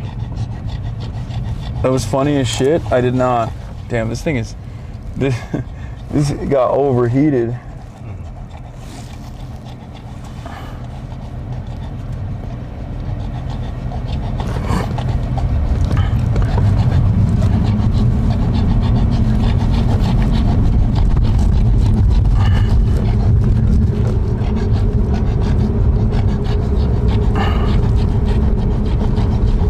GoPro's overheat so fast, man. Yeah. What did you think about that CBS interview? I don't know. I mean, I don't know if Barry Weiss controls the I don't know if Barry Weiss controls the CBS LA clips as well.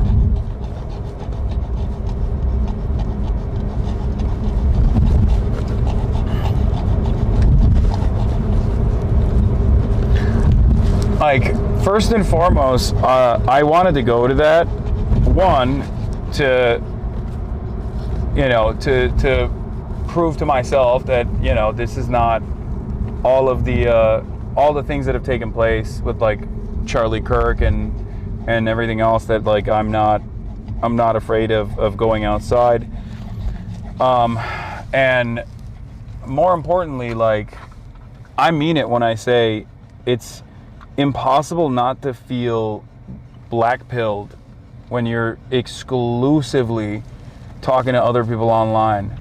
So going to those sorts of things, going to protests and whatnot, they do unironically help.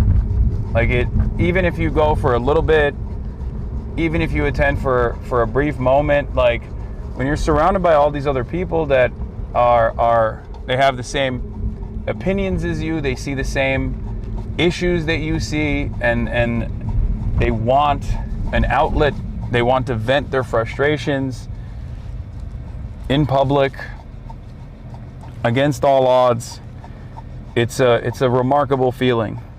That's always the reason why I tell people, like, I urge people to definitely participate in protests, go out and protest, go out and organize in your communities, go out and organize in your workplace. It's really good for your own mental health as well. It has the exact opposite impact that staying indoors has.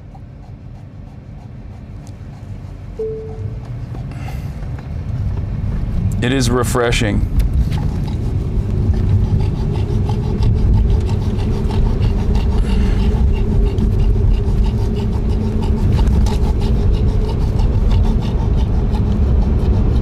No Kings protest in Portland, Oregon went super well. Very uplifting. Yeah.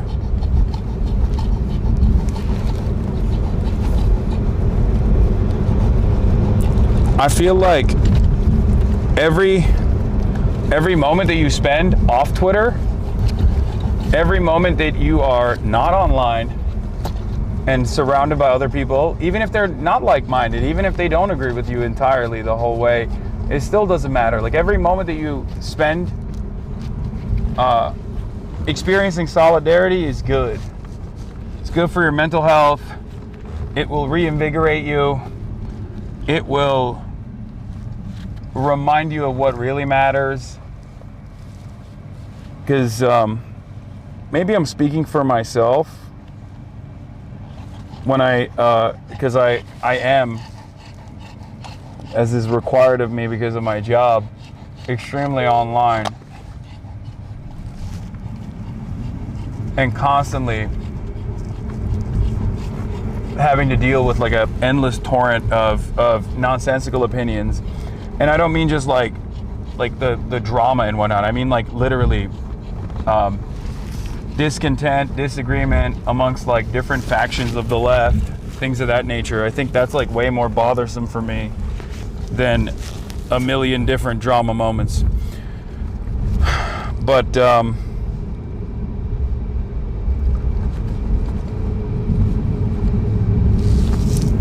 being able to go outside and be surrounded by people who are protesting is one of the best ways to really recenter yourself. Human connection turns out man is a social animal and human connection is a necessity.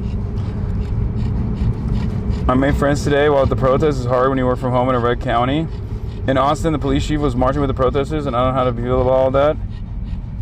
Feels like it's another... No Kings in Chicago was huge, and the big boy Pritzker and Mayor Brandon ended up being there. Yeah, where's our governor? Where's our mayor? I mean, I don't know, actually. Maybe they did actually participate, and I'm being a hater for no reason. But I feel like gruesome Governor Gav was at TwitchCon. I feel like that's what he's been doing.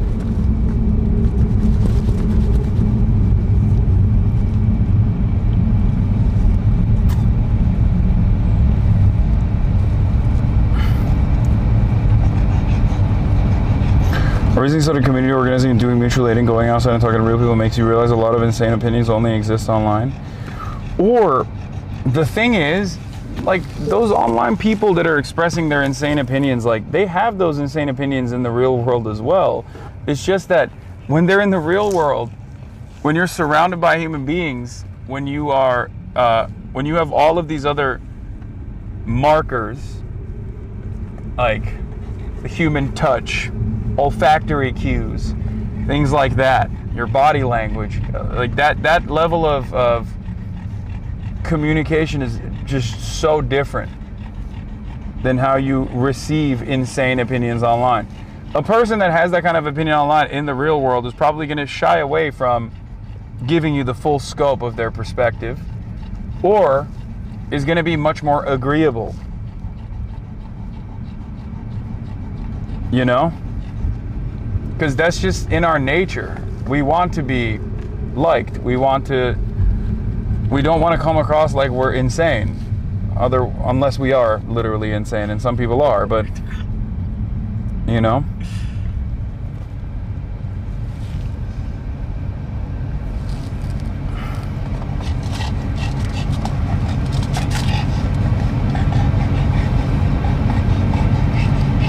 You're wired to be socially connected and like dogs, there are things you do in real life that make you want to be with other people. Yeah.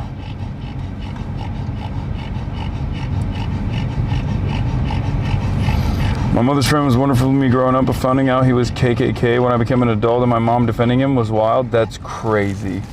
That's not a normal story.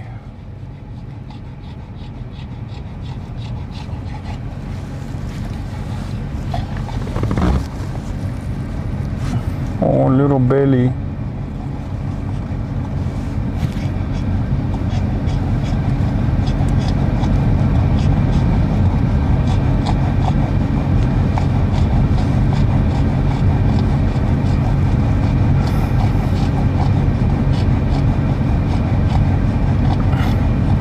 I will message you, Hasan, you would made my day. Okay.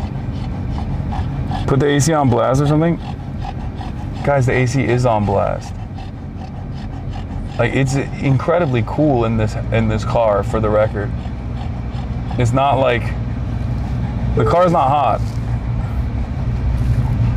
Dogs pant for multiple different reasons. They can pant because they're nervous, they can pant because they want to cool off, or they can pant because they're tired. Like, cool off in the sense that, like, their internal heat due to activity.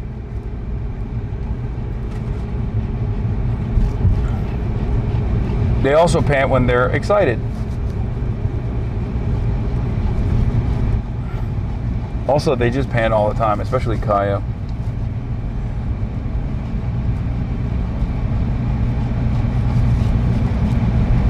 $7 million turnout during college football peak hours for large games is huge. Oh yeah. Also, a lot of people don't realize this, but like, dogs' mouths are everything. Okay, that's how they do everything. That's how they pick stuff up. That's how they communicate with other dogs. That is their primary way of fixing their internal heat by panting. So for the non-dog havers out there, if a dog actually like nips at you sometimes people think that means like, oh my god, this dog is like trying to attack me, he's violent. That's not what that means. Dogs are very their mouths are very sensitive. As in, even if it, like, if they nip at you like lightly, gently, because they want to play or something, even though it's like probably not a very well-trained dog, that doesn't mean that they want to actually hurt you. Because if they wanted to hurt you, they would have bit you, rather than just like do a little nip. For those of you at home who are watching, their mouths are basically their hands. It's everything.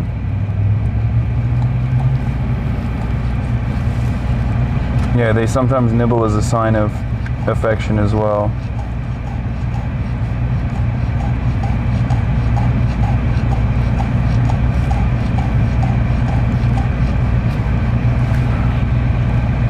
He has indeed watered the dog. Yeah, I watered her.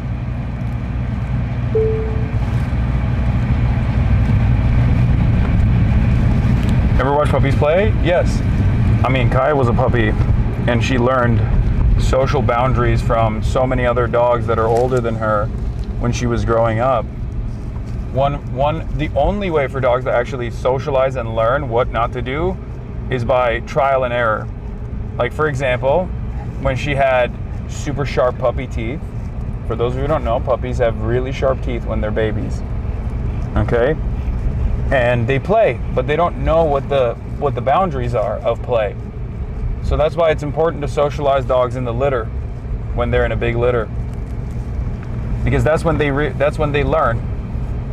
They learn like how hard they can bite or how to bite and how to play and what not to do.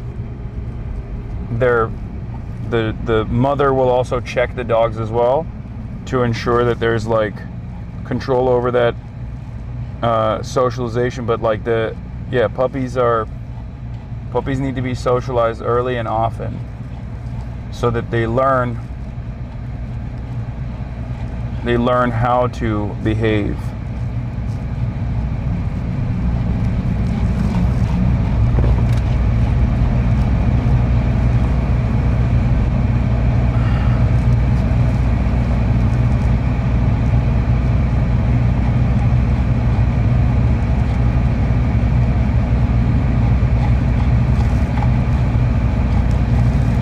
I guess in a way it's not that different from humans. Humans also need the supervision of adults to figure out what to do and what not to do. Unfortunately, a lot of my haters online, they did not get that adult supervision when they needed it the most. And here we are.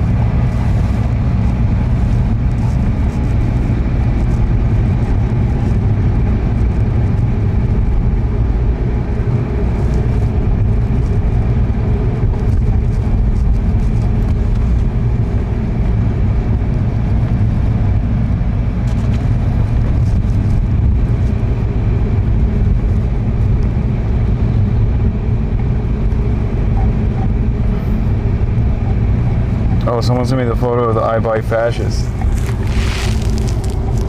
Wait, hold on. I'm make sure I put it on DND.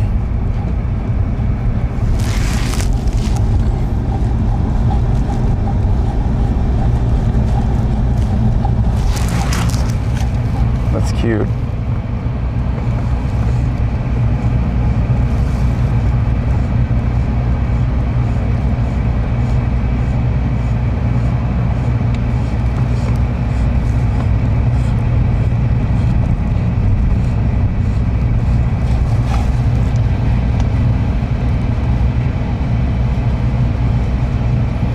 Wow.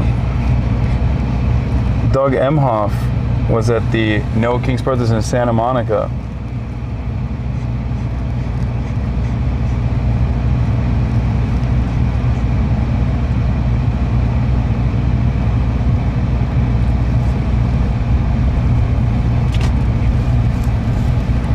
Doug Emhoff, his law firm actually is offering to give Donald Trump pro bono legal work. For those of you not in the know. I guess we contain multitudes.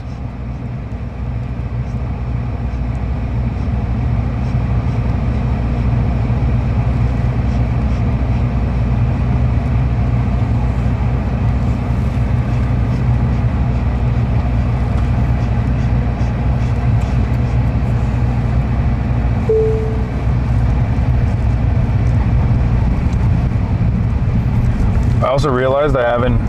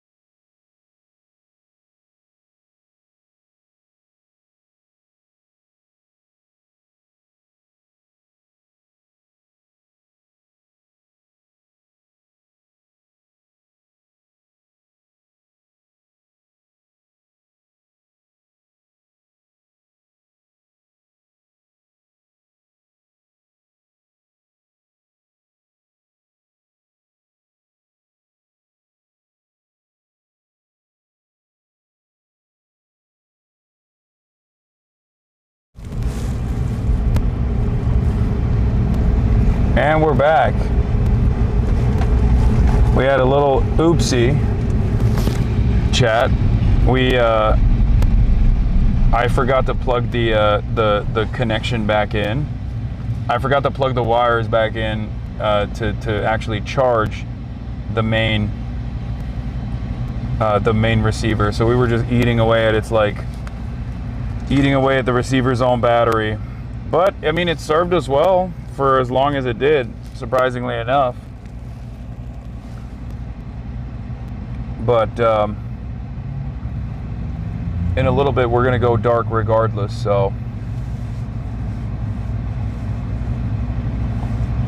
But I wanted to make sure. And I used that opportunity to order some food because I'm fucking starving. Damn you, Lane, I know. Very generous of you, Hasan. Yeah. Taking the blame.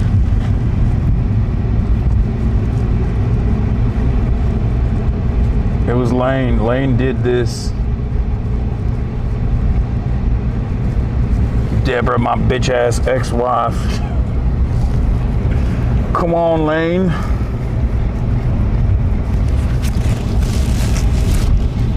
Lane, they're gonna take my daughter away from me, Lane.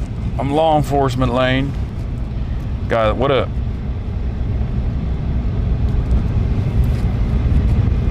What an incredible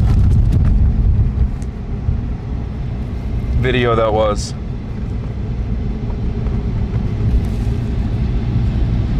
Are you Haitian?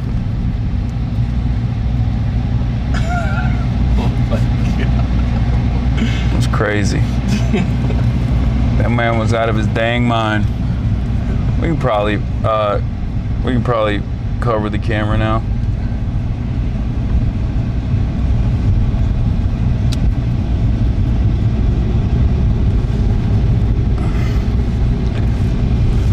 Oh. But yeah.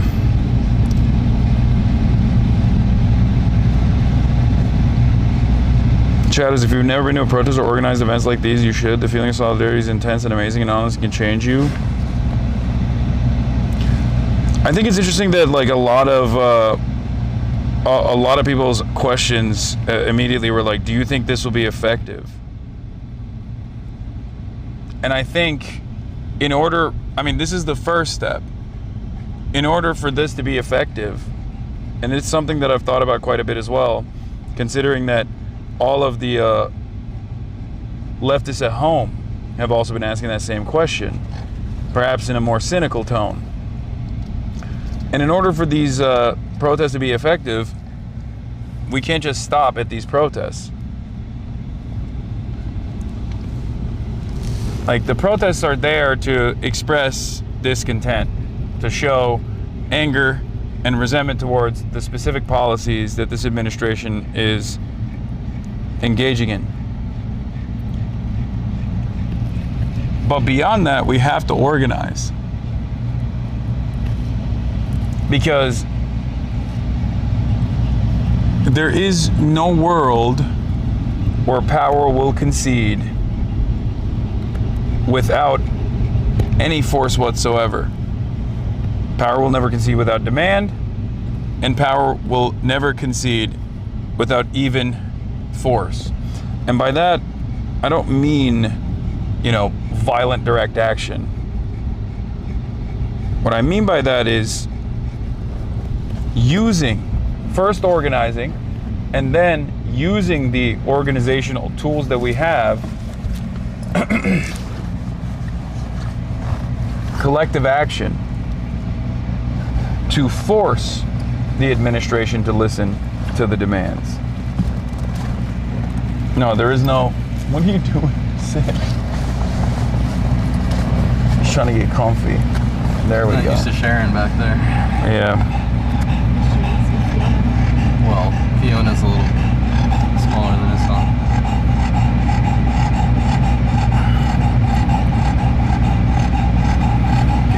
The R3, I get the R2, big one.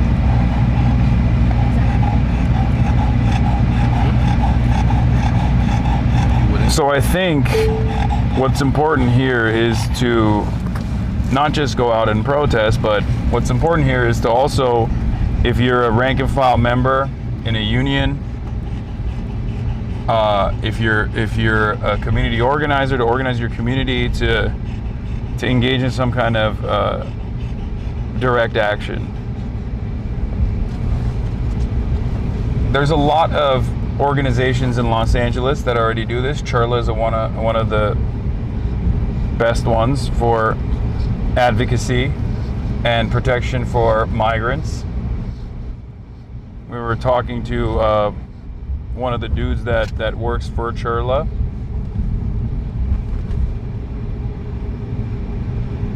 Sounds like a tree getting sawed.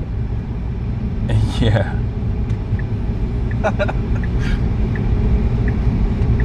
Yeah. All right, I'm gonna swap it to the. I'm actually gonna swap it to the main camera right now. Like to the main desktop. Yeah. Why does this keep fucking? So take it back. Don't ask, take it. You have been to how many Bernie rallies now? 3. And over what period of time did that take place? 2 days. The first night was just like real eye-opening for me. It was like a whole mind shift of my whole belief system of like how we could come together as a people. Yeah. We all want our kids to have a safe place to live. We all want our kids to have food. We all want our kids to have health care. Yeah. Like there's no difference. We all need to fight together. Yeah. Because if we're fighting each other, we're not going to ever get anywhere. Yeah. So. Did you expect to walk out of here with a shirt? I did not expect to walk out of here with a shirt.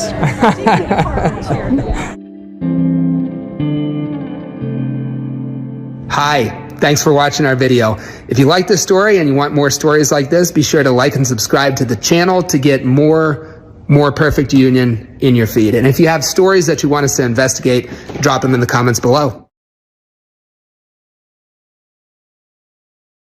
Getting information from all agencies and giving the updates. I was 100% confident we'd find her. I thought she was somewhere, he must have just dropped her off in the woods somewhere, or, you know, she's wandering on the side of a road and they would find her. Okay, get them back up. Start looking for hot spots around that area where the subject went 1015. 10-4. Meanwhile, we're learning more about the man in custody in connection with Lee's kidnapping. With the search going on, questions are swirling around Michael King. To his parents, the accusations are unbelievable. We've never had a problem with Michael. And he, it just don't seem like he would do something like that. It's not in Michael. This is the first time King's posed for a mugshot in Florida. The unemployed plumber doesn't have a criminal record here. Police visit King's ex-girlfriend, who tells them she's equally stunned. Do you, in your opinion, think that when Michael would ever do something? We're back, and the gray is back, I know. I'm fixing it. I'm fixing everything.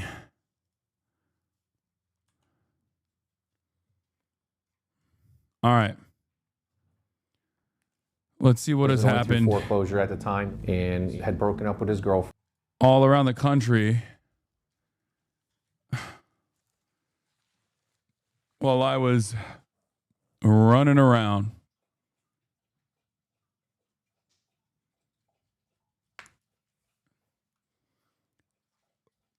What did I miss? Did you hear Emma was never going to TwitchCon again? Smart move not going there. Seems like everyone who didn't go was smart about it.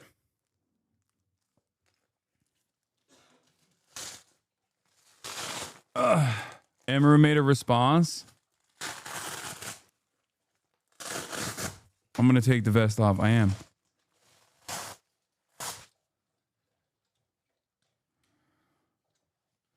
Emaru gave a...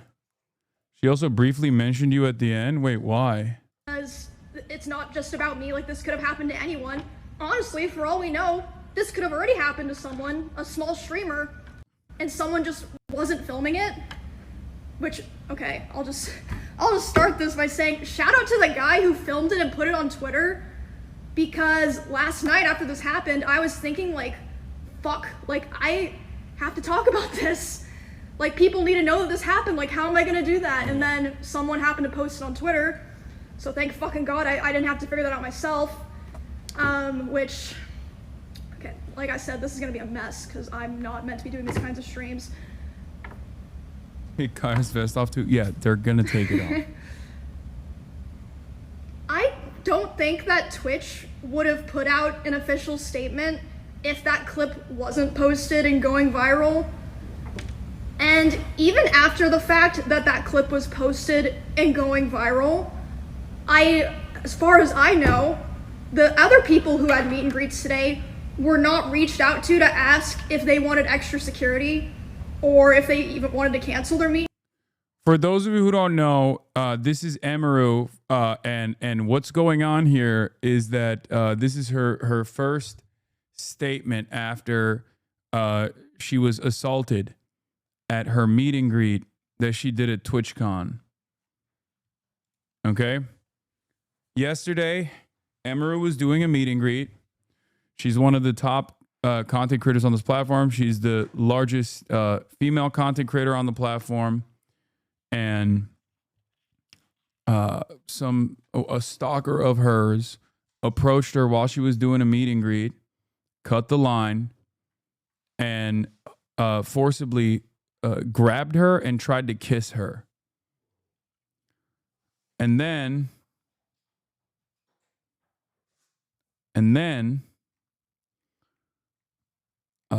Amaru's own personal security detail pushed him off.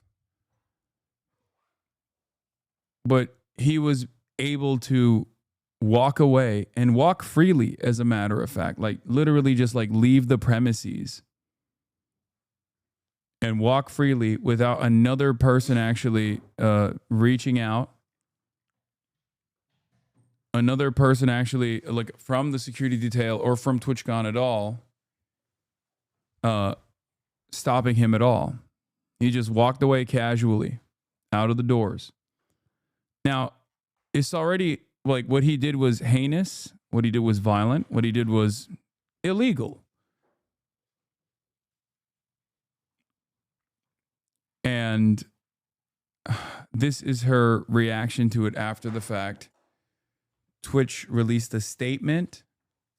TwitchCon released a statement. Twitch released a statement.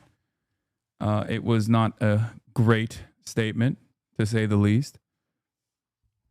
And this is her going through the events now and talking about it.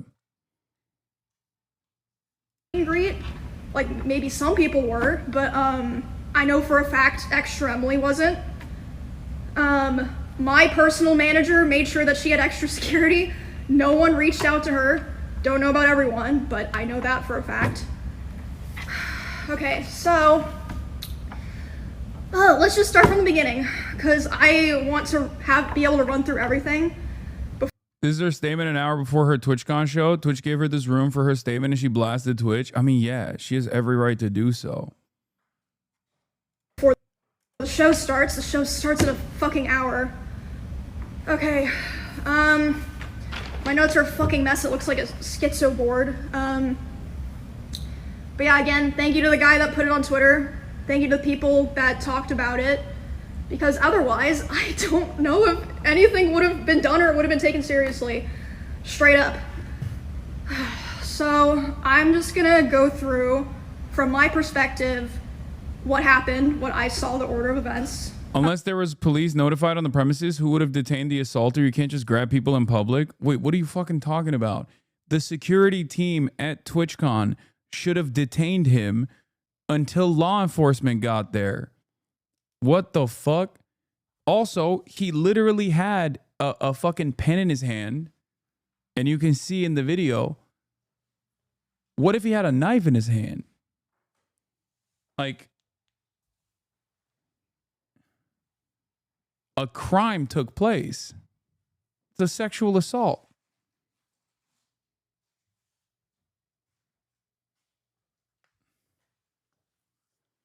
You absolutely, and there are cops supposedly at TwitchCon as well.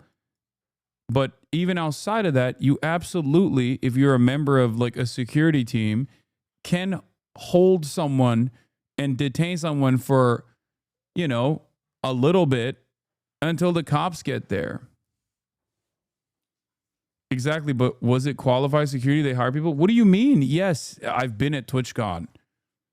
Yes. Of course they have.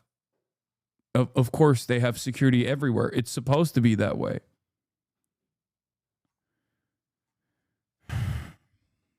That's their job.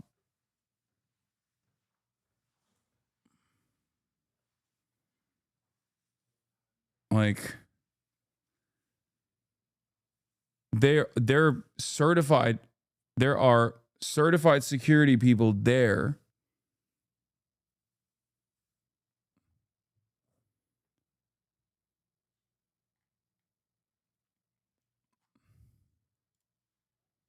So I was doing my meet and greet, and I've seen people saying that it was an obligation given to me, like to be a featured creator and to have my show, I had to do a meet and greet, which is true. I was told that I had to do a meet and greet, but as far as I know, there's some people that canceled.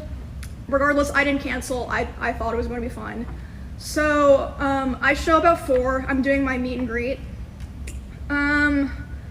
This happened about 30 minutes into my meet and greet, so I was probably only like 20 to 30% done with my meet and greet. I was just taking a picture with someone else, like completely normal, nice guy. And then I see out of the corner of my eye, there's a guy walking around the side of the meet and greet. And he crosses in front of the meet and greet of the person to the left of me, which is a VTuber. So he's able to walk up and in front of another streamer's meet and greet. And then he walks up to me and he's like walking with a purpose, you know what I mean? And he grabs me, but I'm like, wait, what the fuck? Like, but in my head, I'm like, it seems like he's supposed to be here, and then he leans in like he's gonna tell me something. So in my head, I'm like, maybe it's like TwitchCon staff like coming to let me know something, because like sometimes it'll happen where you're at an event and someone will like come up to like let you know something, you know what I mean? But I'm still like freaked out because he grabbed me. That's not normal. And then he grabs my face and he leans in. Former convention director here at Twitch and the venue dropped the ball. Conventions generally have in-house security, venue security, cops present. The fact that such a large streamer wasn't being cared for is a huge lapse in con security and should be heavily scrutinized. It's real bad. Something always happens at this con. Yes. Something always happens at conventions in general. But like TwitchCon has every single fucking year gotten increasingly crazier and crazier. I feel like there's just like, this is not even like at an after party where streamers are getting rowdy or something like horrible happens. Like, this is the official event of the event. And also as someone who has done many of these meet and greets at all of these TwitchCons that I've headlined, literally, I can assure you that this is the most like locked in security is supposed to be, because the meet and greets can sometimes go south, you know? You are seeing thousands and thousands of fans, and in that interaction, like all it takes is like one fucking weirdo to ruin the entire thing. Yes, Cine got your Twitch hired security guards from TwitchCon France. Nice, they were great. I've had great security at all of these events, for the record, and I'm not saying that to like defend Twitch or anything. I'm just saying I got lucky, it seems. But even in spite of that, something can still happen. But this is a failure on basically every aspect of security. It's a failure across the board, right? Because it's impossible for there to be due diligence for every single nut job, right? You don't know what someone is going to do, but she should have a multiple person security team, especially when she's doing the meet and greet. and then she should have been taken care of. Like, the person should have been apprehended on the spot, and detained until the cops arrived, and she should have been taken care of from that point on. You are a man. Yes, you are aware. Wait, what? What is that? Yeah, I know. I'm saying that despite the fact that I was a man, and I am a man, I had proper security at these events, partially because I get a lot of death threats. But Emerald has a lot of stalkers. She should have even better security than me. That's my point. Like, my point is, she should have even better security that is even more on top of the situation.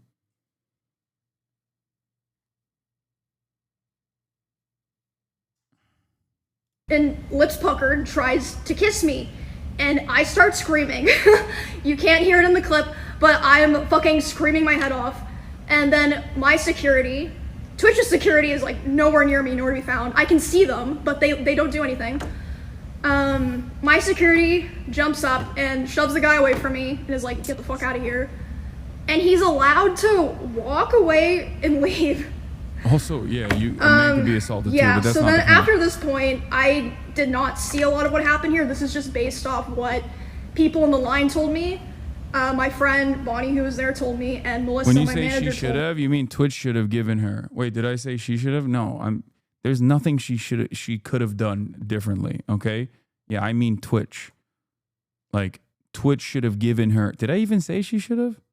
I said Twitch. I don't think I said she should have. Anyway, it doesn't matter. Yes, I obviously mean Twitch. Twitch should have done a lot better in a lot more in terms of making sure that she was safe. You said in terms of she deserves? Oh, yeah. Me. So the woman who moved me away from the meet and greet was my personal manager. That was not Twitch staff. Oh, yeah. You said she should have had, as in Twitch should have given her. Okay, why are people being so fucking crazy, man? Yes, I said she should have had extra security. As in, Twitch should have given her extra security. Jesus Christ. No one in Twitch staff came up to me to like see what was going on. My manager and Bonnie moved me to the back, and they're like hugging me and being like, do you want to finish your meet and greet, basically. And I was back there for like a minute, and I was like, you know what, like I want to finish it. That's like, crazy. That also is you know. That's also extra crazy that like she got fucking violently assaulted on the meet and greet line and took a couple seconds to herself and then went back out there is wild. They're just nice, normal people. And I go back out there, and still there's no one from Twitch there. And the poor guy that I was taking the picture with originally, he's like fucking mortified, and he's like, what the fuck just happened? And again, no one from Twitch there. I say to this guy, I'm like, I'm sorry you had to see that, and he's like, no, like, I'm so sorry that happened to you. Why am I having to tell the TwitchCon attendees and my fans, sorry you had to see that, and not like someone from Twitch or Twitch security? Anyway, so I didn't see this. This is just what my friend and my manager were telling me. The Twitch security like kind of like got together after that, and we were like, wait, what happened? Oh, I didn't even see what happened, haha, and just like started talking about something else. So it's like, okay, and then that's the events of what happened, just to like line all that up. But I didn't talk at all about the aftermath of all of this at all, and I don't think anyone knows this, save for like maybe some streamers that I'm friends with that came to spend time with me or that I talked to last night. Whew, okay. So I finished the meet and greet, and I was escorted back to my hotel by my one security guard. Oh, and also, by the way, I've seen clips people bringing up clips of me talking about how my previous favorite security guard was permabanned from TwitchCon because at a previous TwitchCon 2 years ago, I think it was 2 years ago, there was a stalker and he held him by the arm until police got there. I mean, I just don't... Like, there's Comic-Con, there's VidCon, there's so many different conventions.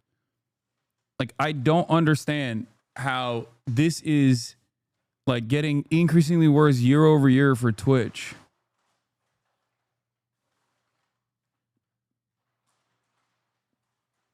Like, I don't get it. I don't understand. The parasocial aspect of Twitch, I know, but, like, VidCon is parasocial, too. Like, it's not like... I don't think it's necessarily that, like, Twitch has extra... Twitch is, like, extra parasocial.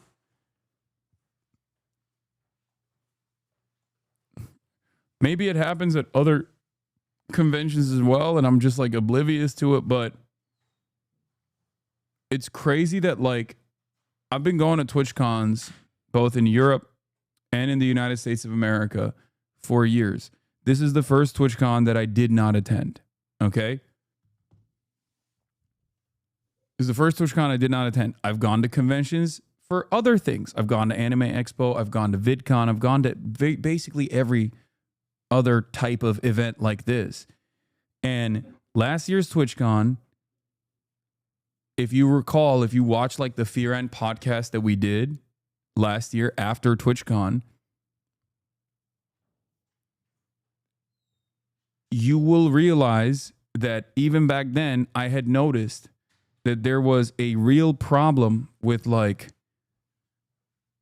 streamers that were going from other platforms, specifically like Kick usually, just to like disrupt the event. And many of them did, and disrupt the event through like targeted harassment at other streamers, both in and around the event area. Okay? They did that. And I didn't like that. I criticized it quite a bit. Nick Pollum literally got assaulted. Like a Kick streamer who was streaming on the convention floor straight up went up to Nick Pollum and like licked his hand. He was sexually assaulted. That person got kicked, but still, like the fact that this was happening, the fact that that was already happening, it was already an issue. I licked his nipple, sorry.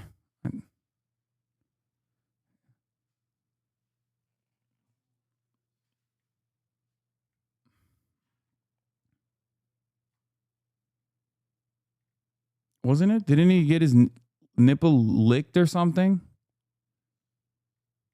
Like, Wake got groped. Anyway, my point is, like, that was one of the many different incidents. Like, Frogan, outside of TwitchCon, was being directly stalked by some fuck-ass, stupid-ass streamer that's, like, friends with Destiny. Straight up. This dude was just, like, stalking her. And then that dude ended up assaulting another person.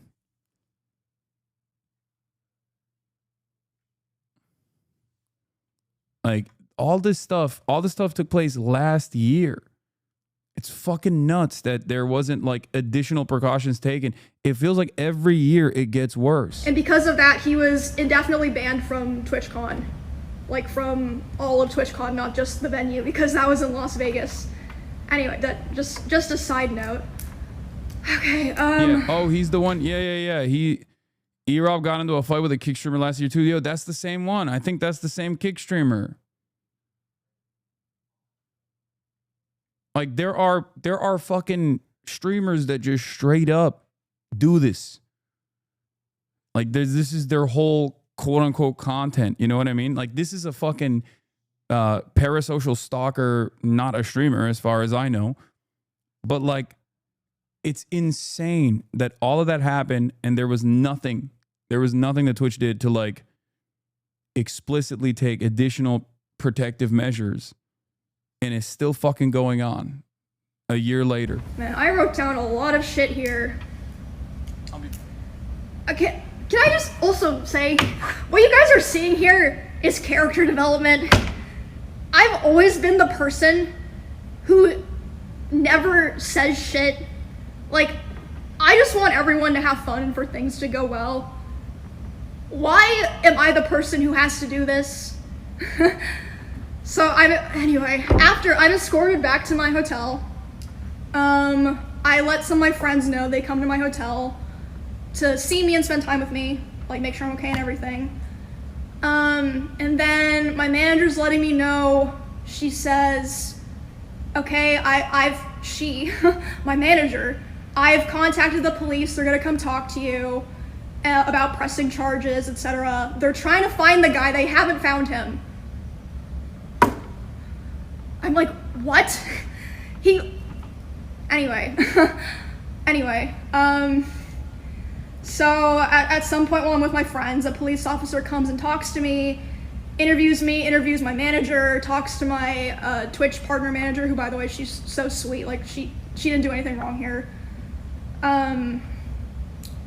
All of that happens, and then I'm complaining to my friends. I'm like, the fuck do I do here, guys? Like, I have to talk about this, blah, blah, blah. And they're like, oh, like, don't worry about that right now. And then suddenly Wake's like, wait, why is my Discord saying hope Emmy's okay? And I'm like, oh, fuck.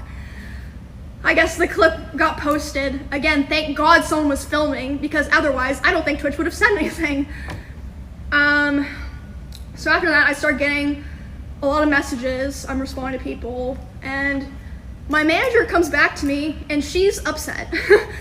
She's like, okay, I've been talking to Twitch people and I'm really upset because I noticed a lot of negligence around the event and I'm not happy with the way that they're handling it now.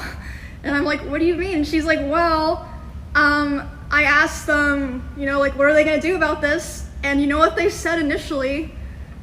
They said, oh, well, he's banned from the platform for 30 days.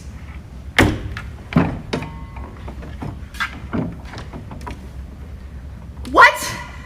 And then she's obviously like, hello? Like, that needs to be indefinite. What the fuck are you talking about? Also, that's like nothing to do with anything. No one gives a fuck if he's banned on Twitch or not. Like, we're talking about the convention here. So they change it to indefinite. Takes an hour for that to happen, by the way.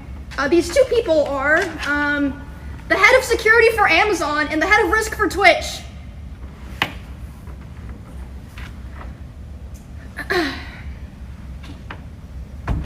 Also, later the same night, I'm not gonna drop names here because I wasn't there, so I didn't see it, but I had multiple people tell me that key Twitch representatives last night were out partying. Okay. Also another detail, sorry, my lines are all crazy here. My Twitch didn't approach my manager to talk to their head of security. It took them 2 hours to approach her to talk about what happened. And by then she had already talked to police and called a lawyer on her own, my manager, Melissa. And they showed her a photo of the guy that I believe a fan took, by the way. A fan took a photo of him, not one of their security guards. Brother, that is fucking insane. I mean, the 30-day immediate suspension, like, what are 30 days for sexual assault? What are we doing? If he kills someone, what do they get? Like, you know, six months max?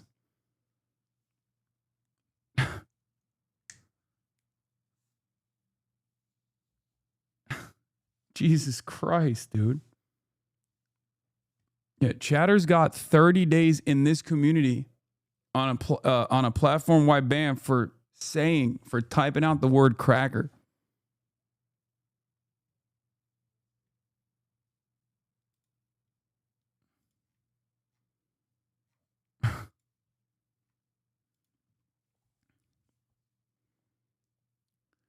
I mean, but once again, it doesn't even fucking matter. It doesn't even fucking matter. The Twitch ban doesn't matter.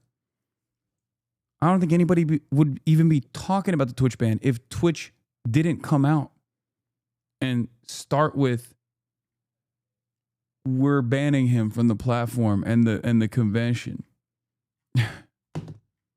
Like, it should have been, we detained him immediately and we released him to law enforcement. So he goes to prison.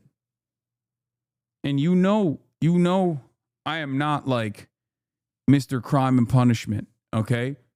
But that's crazy. Like that's just a straightforward crime. What needs to happen for Twitch to be like, all right, well, I guess we gotta hold on to this one, you know? They're like, oh yeah, here's his photo.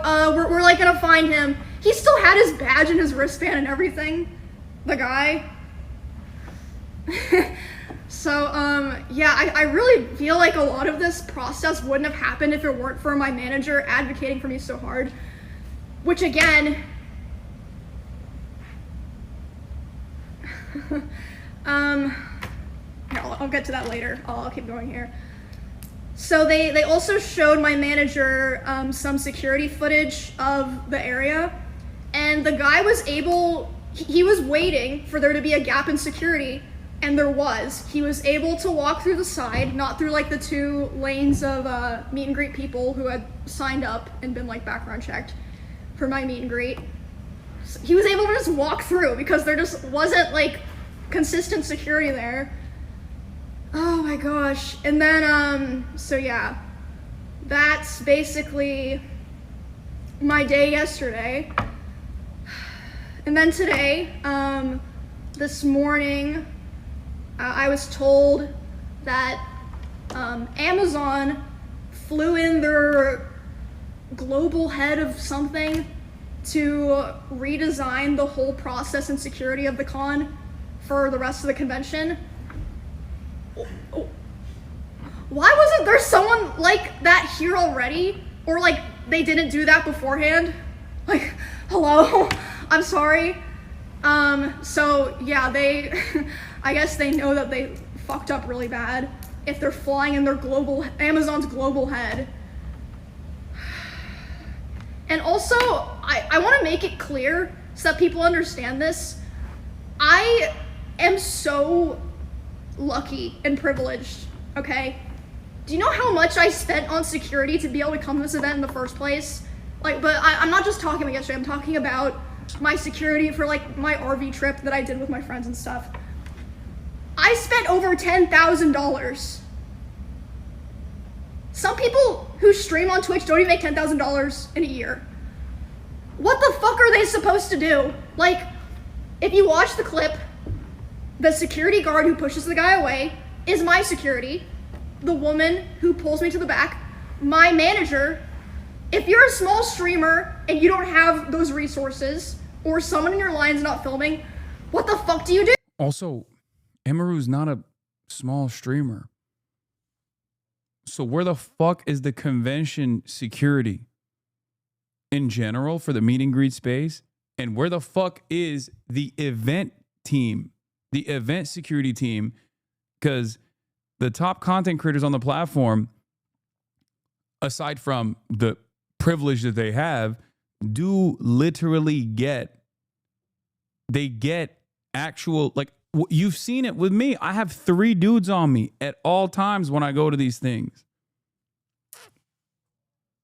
I had 3 dudes, one right next to me, and then one scouting out the crowd, and one, like, usually when I go to these sorts of things, like the convention itself will be like, yeah, we have to make sure that there's like crowd control. You know what I mean? Okay, bro, not the same situation though. I don't know if you know who I am, but I have been in this exact same situation. I've done the meet and greets at TwitchCon. She should have had Twitch security teams on her at all times. How the fuck are there top content creators on the platform that do not have security teams on them at all times?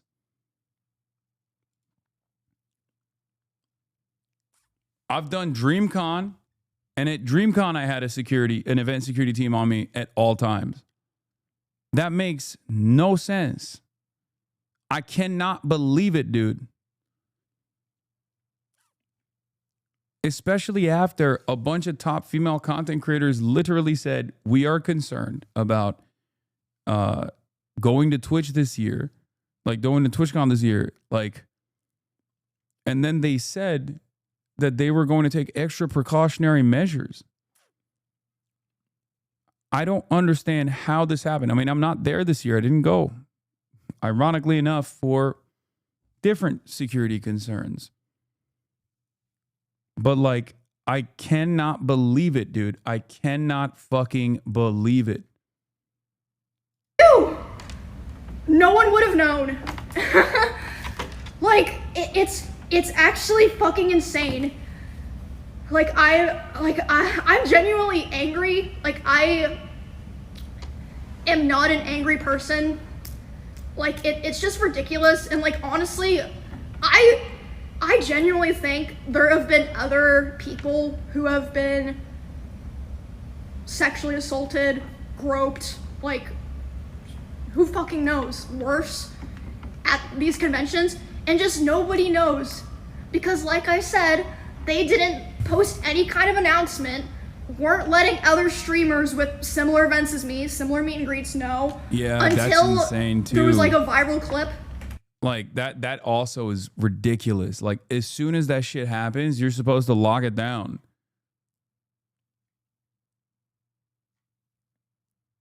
That's also crazy. You have to have an abundance of caution. Once that happens, you have to have an abundance of caution. It should never happen, but especially after it happens once, like what are you trying to do? Like you want to do a fucking three-peat? Like what are we doing?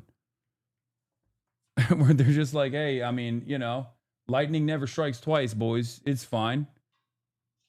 We'll be good.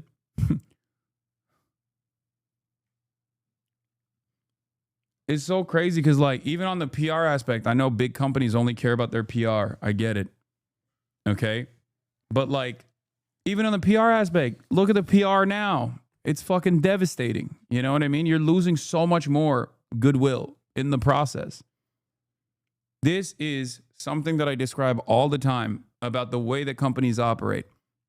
When they're so profit focused in the short term, they end up having way worse long-term consequences on profit margins across the board when they're corner cutting because of incidents such as this one. If you're Boeing, for example, and you cut corners on the production side, the moment that your fucking doors start flying off your airplanes because you're not making sure that you have the same exact process, you're going to fucking, your stock price is going to take a nosedive.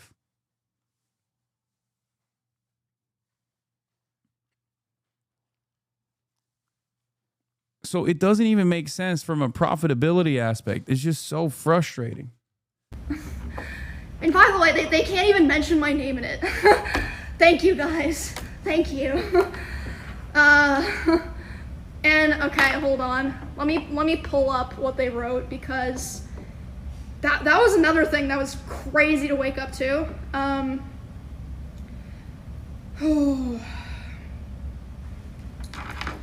All right, let me read this. The safety and security of all those attending TwitchCon is our highest priority. The behavior displayed by the individual involved in the incident yesterday involving a high-profile streamer was completely unacceptable and deeply unsettling. In line with existing TwitchCon security protocols, law enforcement event security were on site. That's a lie. That's literally a lie. And responded to the incident. We immediately blocked this individual from returning to the TwitchCon premises, and they're banned indefinitely from Twitch, both online and in-person events. Okay, like, no one cares about online. We are coordinating with the impacted creators team, that's true, and per our standard protocols, continue to cooperate with any law enforcement investigations. We've increased security at the meet and greet attendee check-in point, and we'll have additional security personnel surrounding participating streamers. If you've RSVP'd for a meet and greet, please note that we're unable to accommodate +1s for the remainder of the event. You know why they said that? They only thought about that because of Melissa, my manager. She said, were you vetting people coming through the line? They said, oh yeah, everyone had to sign up and they get background checks, but they're allowed to bring a +1. Well, are there +1s background checked? No. Melissa was like, Insanity. okay guys, Twitch has a zero tolerance for harassment or acts that inhibit the safety and security of our community. I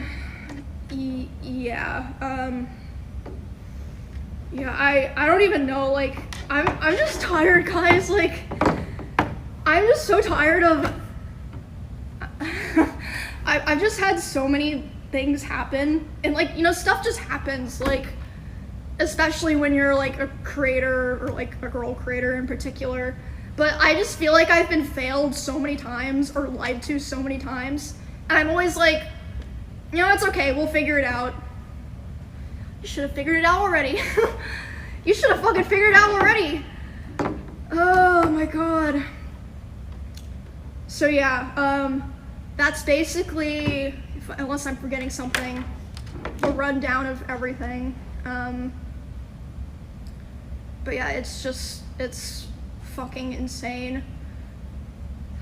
And I mean, I'm not usually the type of person to talk about this stuff, but it's like, well, did I lie about anything? No. Like, what are you gonna be mad at me for telling, like, the things that y'all did wrong? And, like, okay, so another thought that I had was, like, maybe, like, the reason Twitch said in their thing, like, oh, security immediately got the guy. Maybe, like, you know, they hired, like, shitty security and they, like, lied to them so they wouldn't, like, you know, lose their job or not get paid.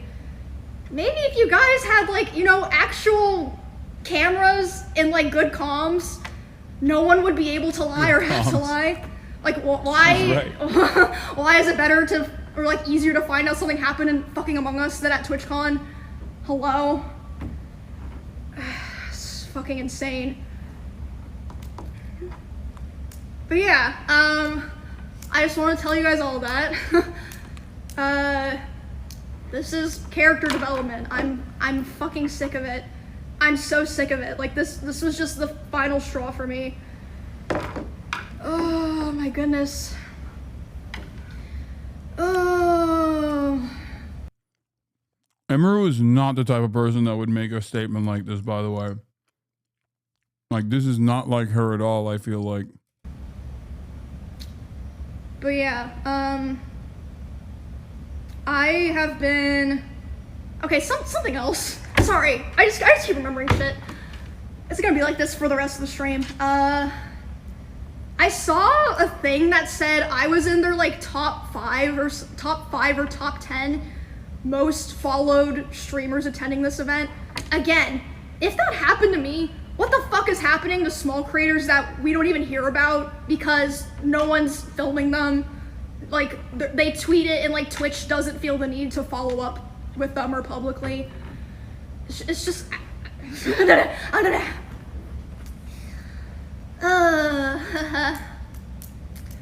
But yeah, I think I covered everything, and I've been a streamer on Twitch for 10 years.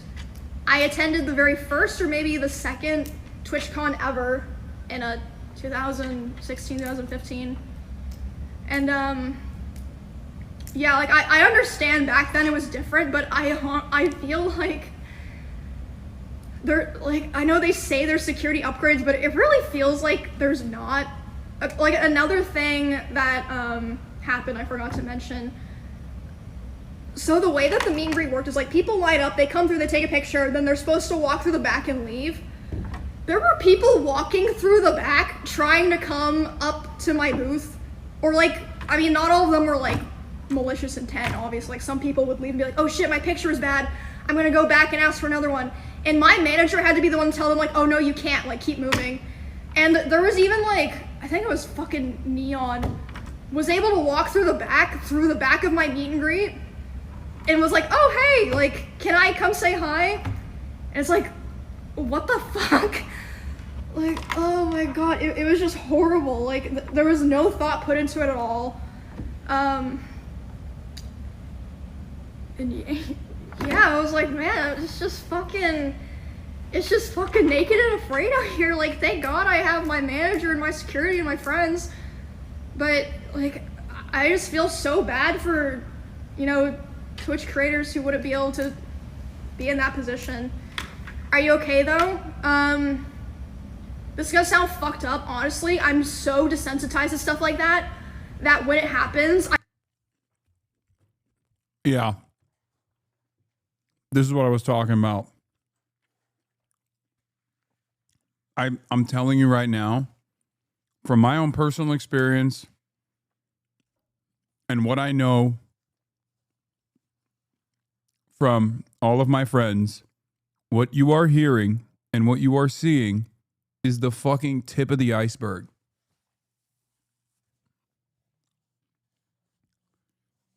Especially women on this platform, dude. Especially women.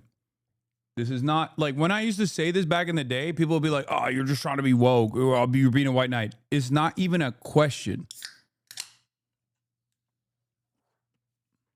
Like, and it's not even like the top female content creators. I'm talking like you can have every female content creator on this platform at a certain point was just starting off.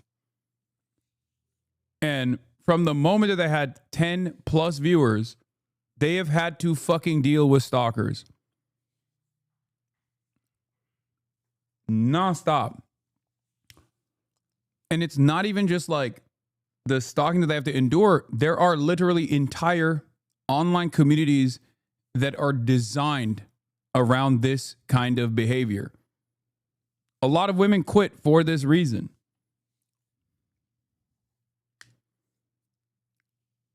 It is fucking insane.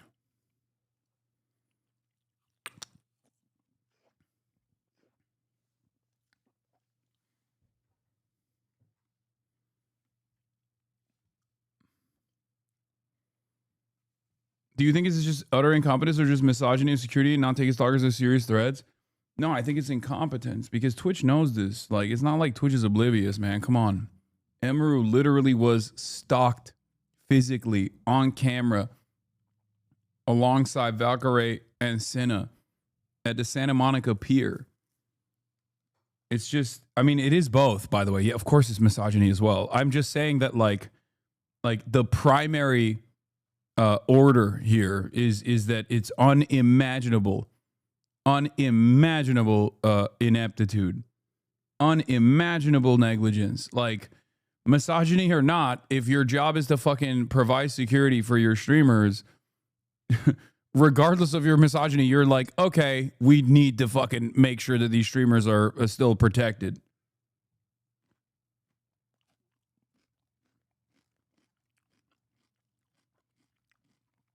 Drama alert followers were saying they were staged. Yes, because they're some of the dumbest fucking assholes on the planet.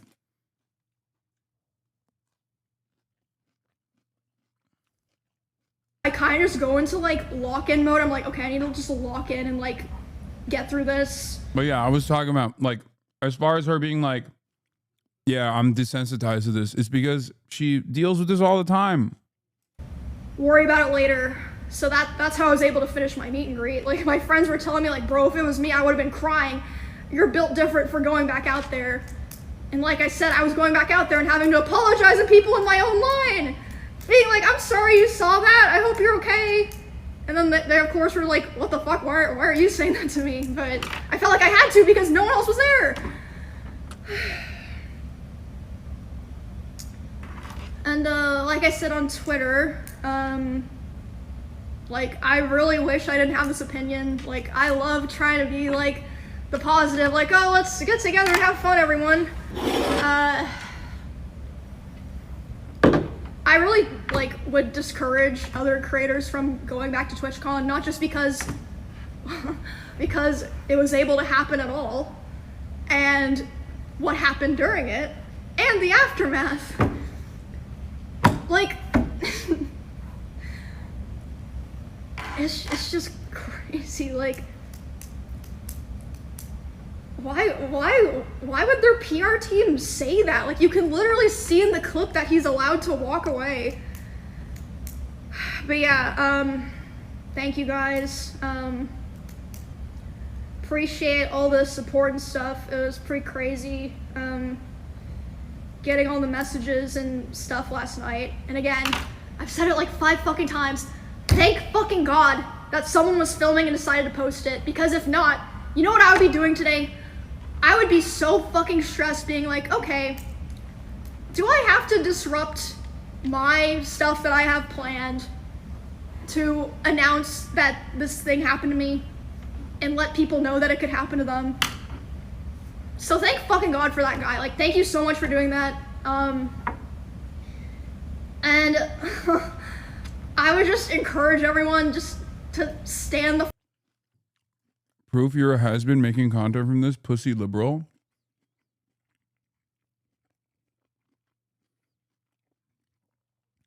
You mean addressing a fucking issue that took place? That I've talked about quite a bit and warned about quite a bit. Happening to someone who I know personally. You okay? fuck up. Stand up for yourself, stand up for other people, because if you don't, look what fucking happens, which is crazy because I saw Valkyrie, I saw Pokey, I saw Hasan, I saw Cutie saying, I don't really want to go to TwitchCon because I don't feel safe. And everyone was saying that they were stupid or overreact. Not everyone, but a lot of people. Yes, a lot of motherfuckers were saying that.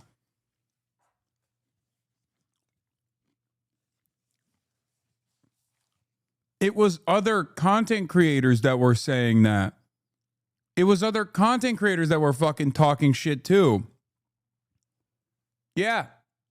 Content creators and drama farmers, places like LSF, places like fucking that stalker account that has now become like the LSF of Twitter, Yeet.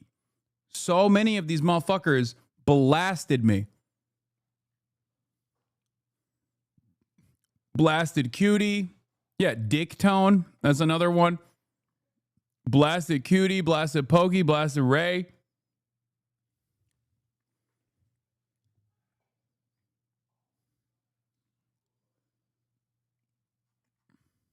Portion of people were saying that, and Twitch's response to that was to be like, oh, don't worry, everyone else, we up security. I should have listened to them. Especially because, I mean, a lot of people know stuff like this has happened to me in the past, and I just keep going. Like, I'm the kind of person that's like, you know what, I'm not gonna let a shitty person or a shitty thing ruin my life or like what's going on for me, you know what I mean? Fuck it, we ball. So I was like, I'm gonna go anyway. I'm just gonna be smart. I'm gonna pay for security. I'm only gonna do my show. How is someone gonna attack me at my show? I'm only gonna do my meet and greet. How the fuck would they get into a meet and greet? It's roped off with security. Nope. Nope. Lesson learned. And also after it happened, Twitch did offer if I wanted some of their Twitch security. I was like, I'm good, bro. But I was lucky enough that Clemens, who's one of my usual security guards, flew out from Austin, Texas this morning to be there with me today. Have to go to lengths like that. And I have 2 other security guards. One of them's Amazon's, but I have my personal security guard I feel comfortable with is like my main guy. And they said that they like changed security for the show and stuff, but yeah, I'm just done. Like, this is the kind of thing that it's like, once you break the trust or something like this, you're never getting it back. I'm sorry, you're just not. Like, it's not like this is the first time that something like this has happened. So like the trust was already kind of broken, and that caused a lot of people not want to come. Like, for example, people were talking about how last year, Nick, NMPLOL, and Wake Wilder got assaulted a guy literally walked up to Nick on stream and licked his nipple, which again, if that wasn't filmed on stream, would anything have been done? I don't fucking know. And they didn't even make like an official announcement about it. They didn't reach out to Nick, as far as I know. He was saying that last year. So if they did reach out to him, it was way after the con. Bro, in and around the convention, that was in the convention, which is extra fucked up. I'm telling you, man. Yeah, Frogan and Raph were attacked last year, stalked by another content creator.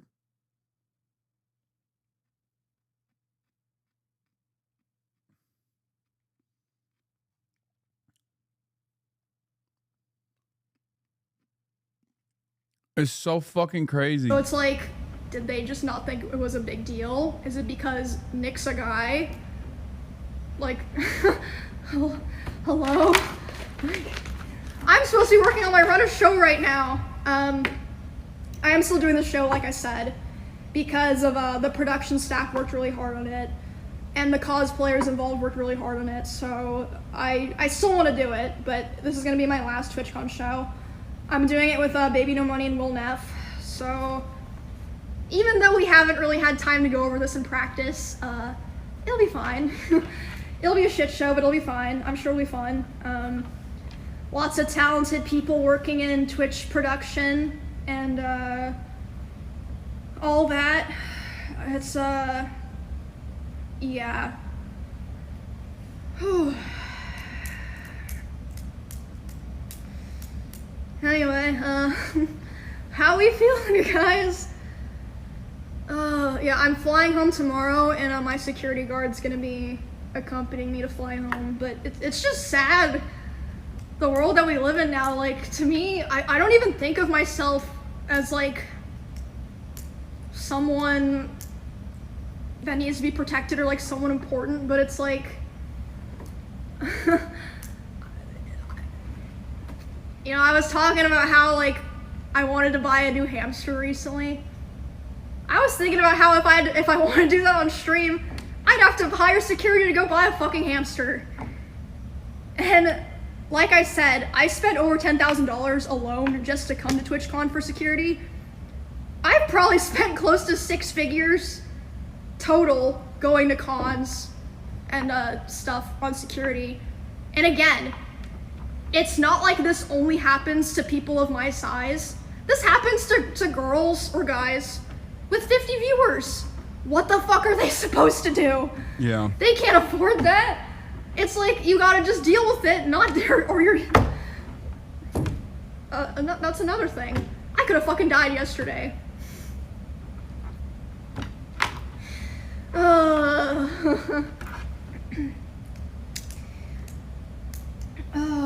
But yeah, obviously, I'm gonna be making my own personal changes going forward. I already have, like, for years, but I'm just really hurt and disappointed by how everything was set up by Twitch and like how it was handled after.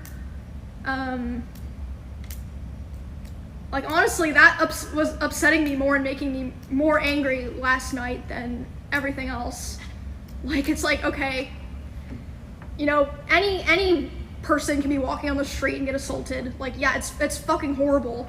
It's fucking horrible. I think one of the, I mean, this is kind of lame to admit, but I think one of the saddest aspects of this is that I used to fucking look forward to TwitchCon. I was so stoked to go to TwitchCon. It was awesome. You get to meet the fans. You get to see all the people that are a part of your community. You get to see all of these content creators come from all around the world once a year that you normally don't get to see. And there was a real sense of community there. And it was exciting. People used to look forward to it. The big thing in Twitch culture was content creators who normally never collab in person meeting one another for the first time ever. And back then, LSF wasn't shit either. It wasn't great, but it wasn't this bad. So, like, those were all the big moments. And people would go to LSF and people would, like, look at the fucking You know, the clips of like some of the top content creators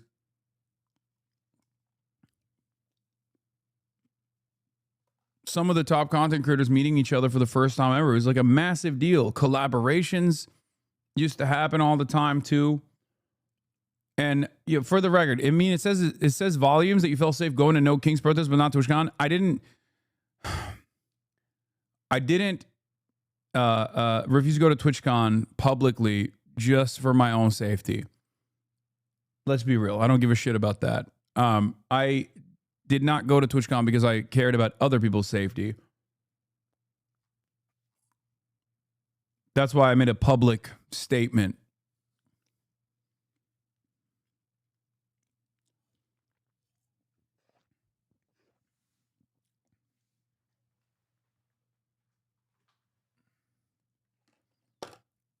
The point is, and plus, yeah, I mean, I felt safe enough that I brought Kaya.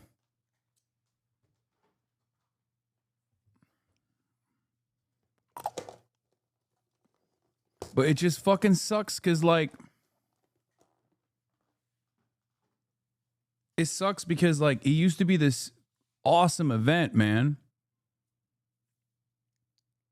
It used to be this awesome event. And there was, like, this shared purpose, a sense of community. And I feel like year after year, it's lost its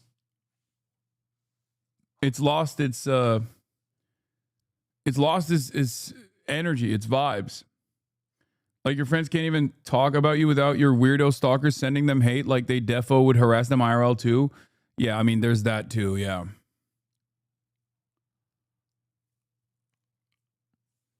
For sure.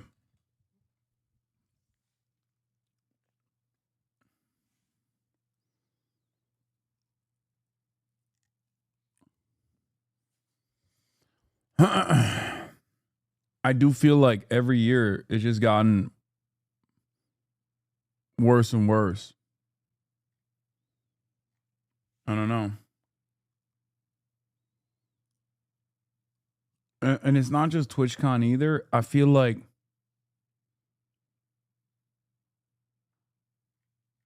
it's just the environment on Twitch is worse too. There are some who keep that energy of collaboration alive, but even then it's like somewhat cliquey. I mean, you got FaZe, you got AMP, but they just kind of keep things within their own groups. I mean, I guess like with FaZe, they like have actually expanded a little bit. They've expanded their reach a little bit, so that's cool.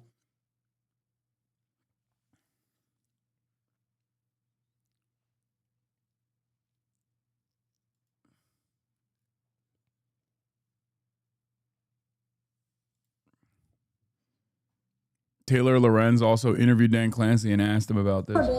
But why do I have to worry about that happening at the convention for the place that I work?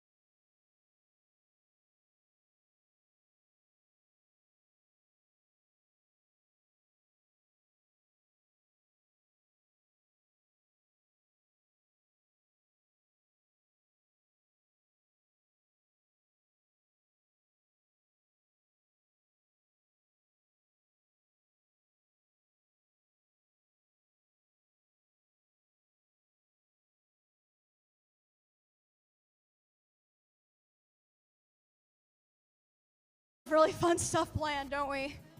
And make some noise for Emmy right fucking now. Let's go.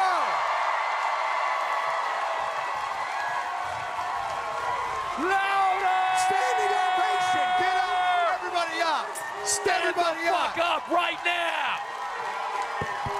What are they wearing? Stop, I'm gonna cry. I'm gonna cry.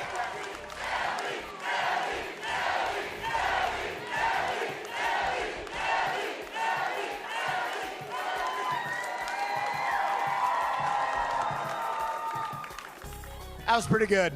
Yeah, not bad, not bad. Will's wearing the double deep V from the Out of Bounds collection. Yeah, I see that. I assume it's the cosplay from the gambling anime. I forget what it's called, but I watched it back in the day.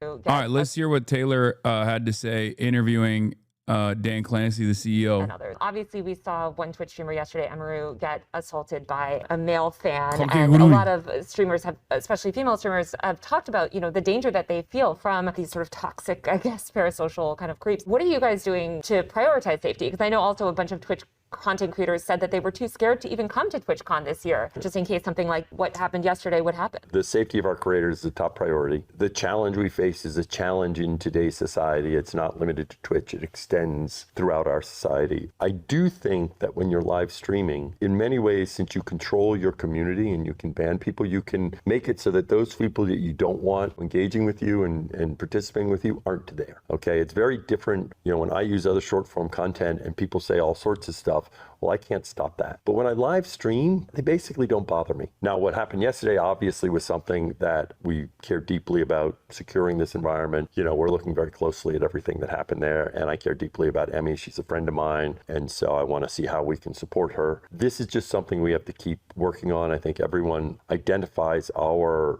tools in terms of trust and safety as the leaders in the industry about helping creators, but that means there's always more work to be done because that's the world we live in now. Demi had posted earlier today that I guess this fan was allowed to cross. Actual worst possible answer. I mean, I don't know what he's supposed to say as a CEO. Yeah, this is him as a CEO. Yeah, I've never in my life met a CEO that's been like, well, you know, guys, we're really fucked up and we're dog shit. You know what I mean? We really cut corners on security this year. Okay, what are you gonna do? What are you gonna do?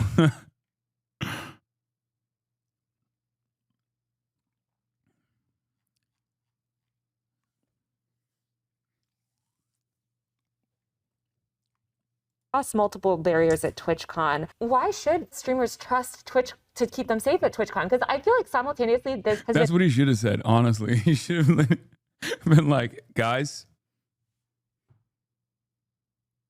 I don't know what happened. Okay? I don't know what happened. That was crazy. I saw it. I thought that shit was wild. How the fuck? I was thinking, where are the authorities? Where are the authorities? What the heliante? What the heli? What's going on here? I mean, are we for real right now? in such a secure event to the point that even like journalists have had struggled. Like, you know, it is very secure, but here's this man that just walks up and is somehow able to bypass all these things. So why should they trust the platform when slip-ups or, you know, issues like this have happened? Well, I mean, as you know, I think you toured some of what we do in terms of security. The reality is, even as you do a lot in terms of Unfortunately, the answer to Amazon and their shareholders, you can't just admit fault and open them up for full liability here. I don't like to, but what can he do? No, I know. I mean, that's his role. His role as the CEO is to fucking say that in this moment. Security in today's world, there are challenges that can present themselves, especially when someone is putting. The thing is, like, there is a low key truth to the dynamic on Twitch. It's just that is precisely the reason why you're supposed to be extra attentive. Like when he says, "Oh, this is a thing that's like a major problem everywhere on all the platforms, and especially on Twitch as well." Parasocial relationships, dynamics among stalkers and content creators, lines getting blurred, and people thinking that, like, you know, the person on camera is your best friend or whatever, right? But like, because of that reason, you have to have maximum priority on securing. Unlucky is Kaya, good bro Chacho. See, we are demonstrating exactly what we do here in terms of silencing fucking morons in the chat.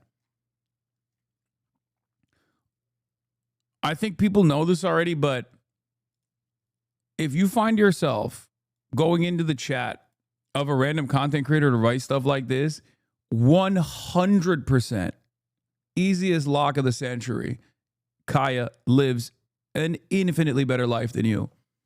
Most human beings do, and Kaya lives a better life than most human beings.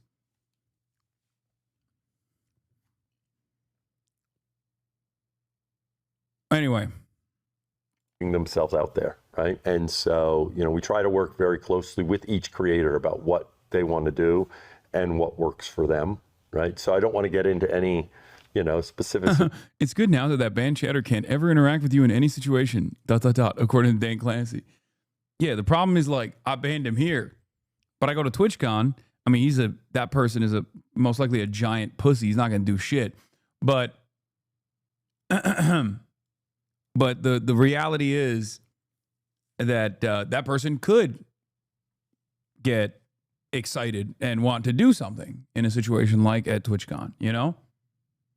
I think it's more so the opposite. Celebrities are so out of reach that people are willing to go through insane lengths just to have an interaction they feel they'd never get in their life. The bigger the celebrity, the more the radical fan. No. I mean, yes and no. Yes, you're right that there are fucking massively consequential fandoms, like massive fandoms, people who go to crazy lengths to be around celebrities. Having said that, the reason why I say the yes and no is because Twitch streamers are very accessible. We're very accessible online. We're very accessible at TwitchCon. We're fucking walking the, you know, we're walking the halls. We're doing meet and greets. So with that accessibility comes this level of cyber relationship that most people have, where it can go south. It can become an obsession.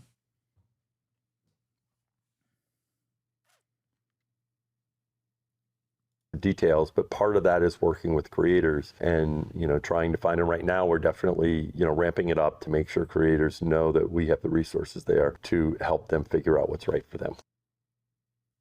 But I think the reality is that there are fucking K-pop idols, man. They are gods, okay? Especially in places like Korea. And while this kind of stuff does happen every now and then to them as well, it doesn't happen at the same level or frequency as it does to Twitch streamers. And obviously, I suspect a part of that is because of the security measures that they have.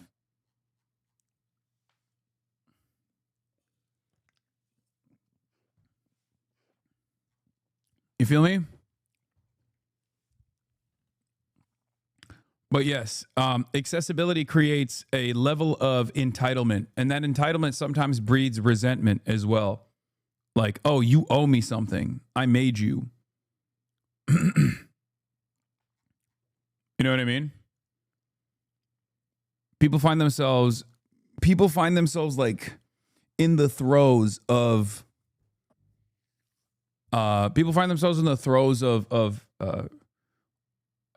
tremendous passion. They find themselves feeling very invested in the streamer in his day-to-day. They find themselves seeking out more information about them, and without realizing, they get into dangerous territory.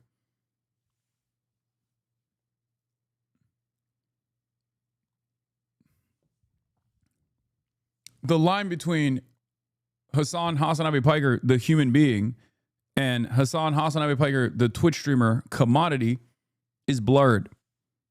I obviously set hard boundaries on purpose, even though it's virtually impossible for me to present a false face given that I'm live 8 hours a day.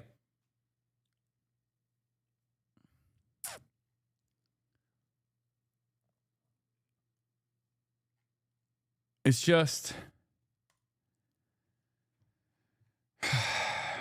I don't know. I just don't know how to, I don't personally know how to deal with this shit. I'll be honest with you.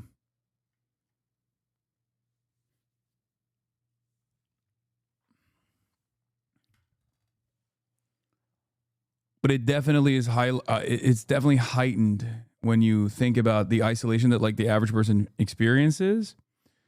And then on top of that, when you factor in the male viewer, female content creator dynamic, it gets much, much worse.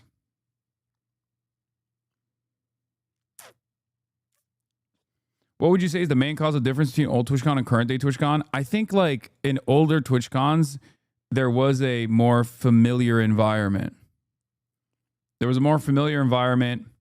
People weren't so knives out at one another. Like everyone got along and you were excited to see these other content creators. I'm saying from my own personal experience. And there wasn't as much like spoilers, right? Like there weren't that many people that were just like trying to make a name for themselves by like being fucking weirdos at TwitchCon. Whereas and there were still stalkers back then, make no mistake. But as far as the overall vibes goes, like people didn't just like attack one another and like farm drama off of one another, because like collaborations can go in either direction. You can either have a positive association with content creators and collaborate with them, or you can have a negative collaboration that you enforce upon someone else, and that is drama. That's farming drama, and that's like constantly talking shit about other content creators. And I would say that the overwhelming majority of collaborations were positive back in the day, and now the overwhelming majority of collaborations are forced upon people with drama and with like sometimes severe allegations being used as simple drama. And while people were clout chasing back then too, because that's just like a normal aspect of how these things work, the clout chasing was still controlled through this social mechanism, this social enforcement. Like, I do not think that there would be a rape tone style content creator back then. Or if there was, I don't think that they would have had any, like everyone would just be like, no, that's fucking bullshit. Like every content creator would in unison come out and be like, dude, you are fucking gross. Get the fuck out of here. Nowadays, there is like an environment for that. Nowadays, there's an audience for that. I think COVID played a role in this. It made it also, it made it so that, I mean, people make a lot more money now too.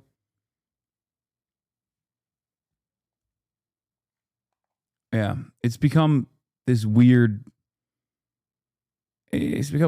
like fucked up reality TV style situation.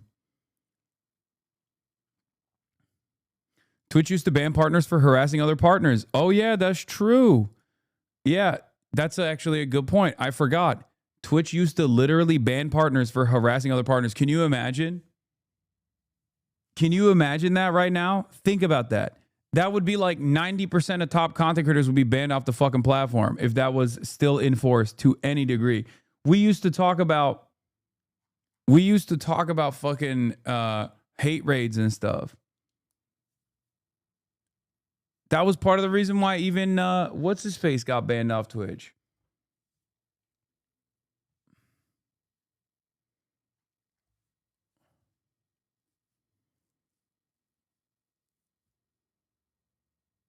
Gideon. Yeah. Now it's become a career path where it's like Olympic level harassment. Who can harass other content creators better? Who is going to be the best at harassing content creators? The bigger the content creator, the bigger the level of harassment you can get off, the better it is. It's awesome.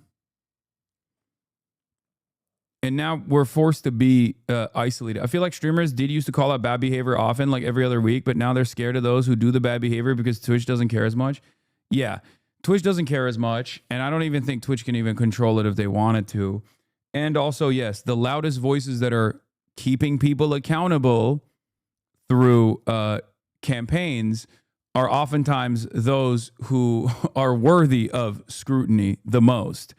But none of the other fucking content creators who see what's going on and feel like it's a completely unacceptable want to say anything.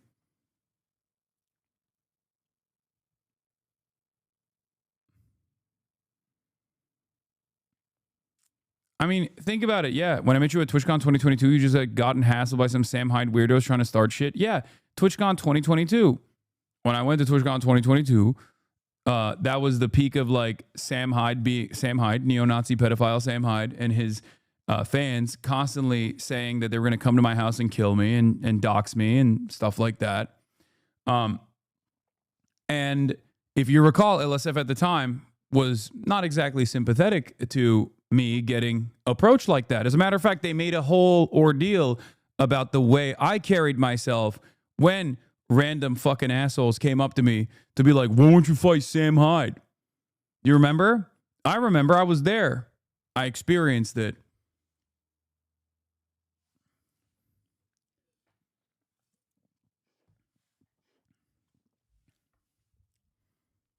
It's interesting. Like, this didn't happen overnight is what I'm saying.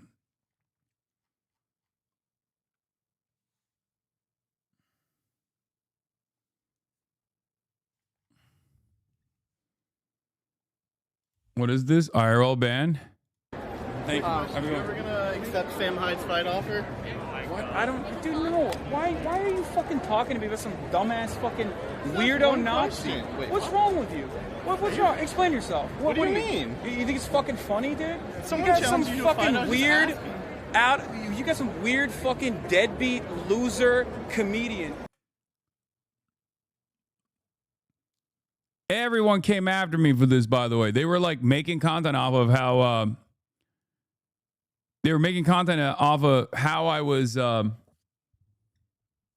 how I was scared.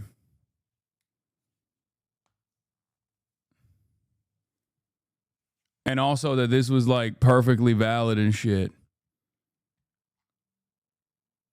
They said I was mean to him.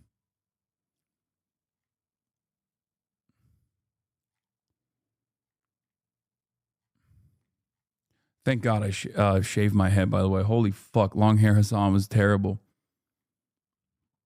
There's W. Brandon, security guard. Who was completely fucking lost all of its importance on the world by fucking himself over, by giving Andrew Anglin $5,000 in his fucking Nazi defense fund.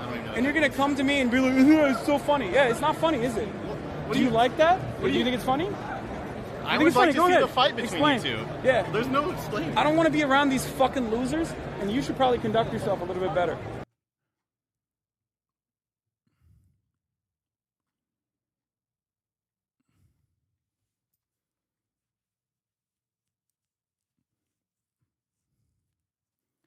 Everybody ripped into me. Everybody ripped into me back then. Said I was fucking a big ass meanie too. Remember, literally pedophile neo-Nazi. Okay, straight up, 100%, a pedophile neo-Nazi whose major media moment was going on television after a boxing fight and being like, Hasan, I'm coming to your house to kill you. And for like years, I mean, and still to this day, his fans still like constantly make that joke, including that one guy who posted about Emiru getting approached by a stalker. he had made that same joke as well. Hassan Piker, I'm coming to your house to kill you.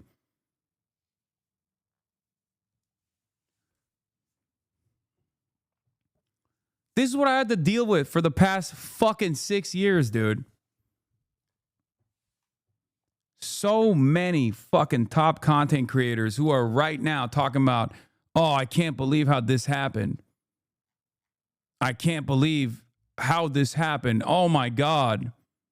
So many fucking douchebags on the YouTube slop-tuber side. So many of these fucking cocksucker motherfuckers running around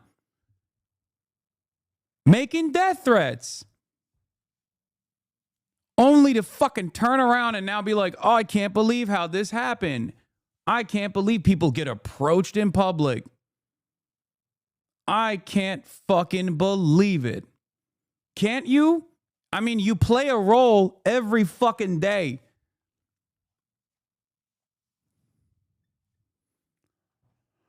And they still will. It's not gonna go away. There is a major harassment culture around this sort of shit, okay? This entire content sphere is so busted. Yes, there's nothing wrong with sucking penis, as you guys know. Unless it's Sean Hannity sucking Trump's penis.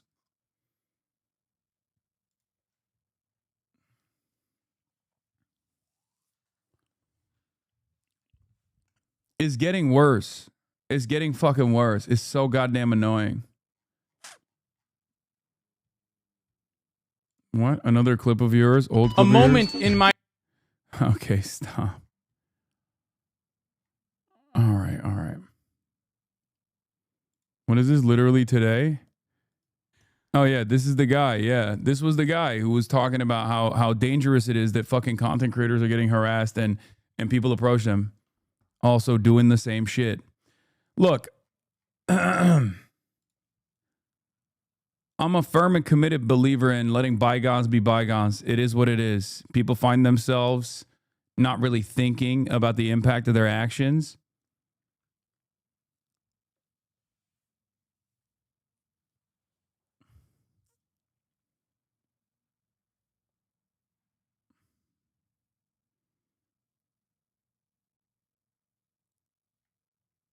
But, you know, oh, he deleted the tweet? Oh, that's nice.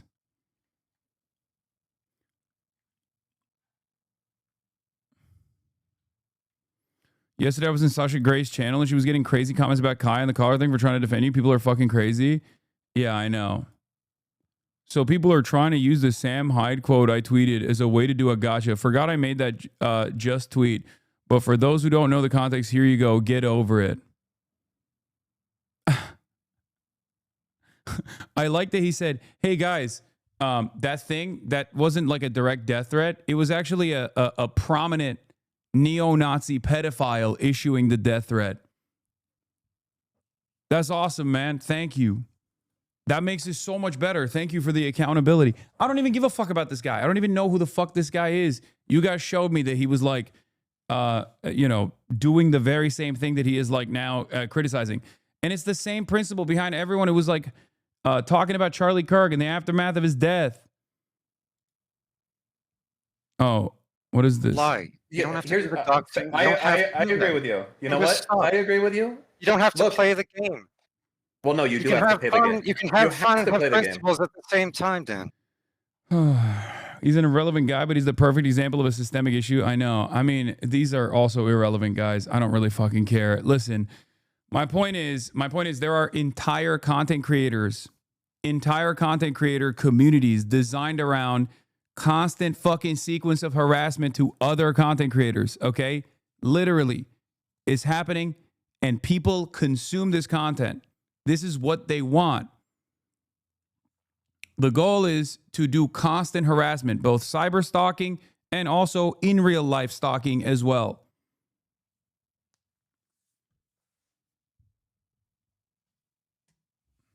This is how it goes. This is how it works. This didn't happen overnight, and it's not going to fucking go away unless Everybody knows who plays a major role in this, unless they stop doing it.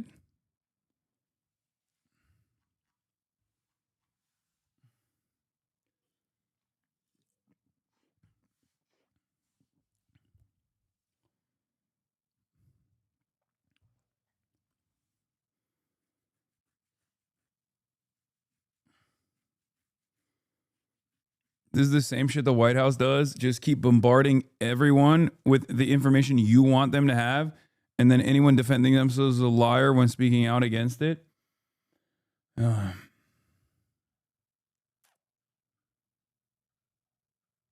Bro, the weirdo showed up in the Steelers game chat. What are you talking about? Deport Hasan.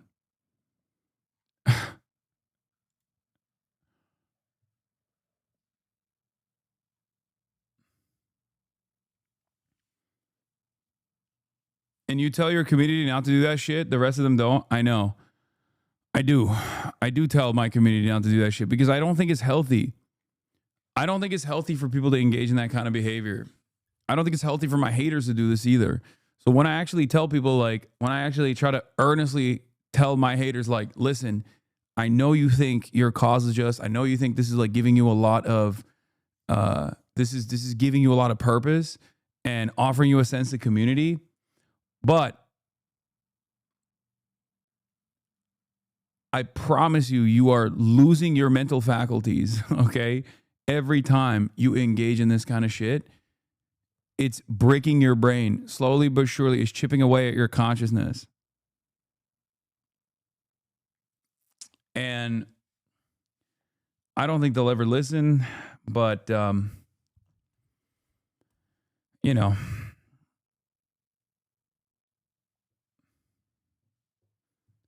But this level of obsession is not good. It's not healthy for you.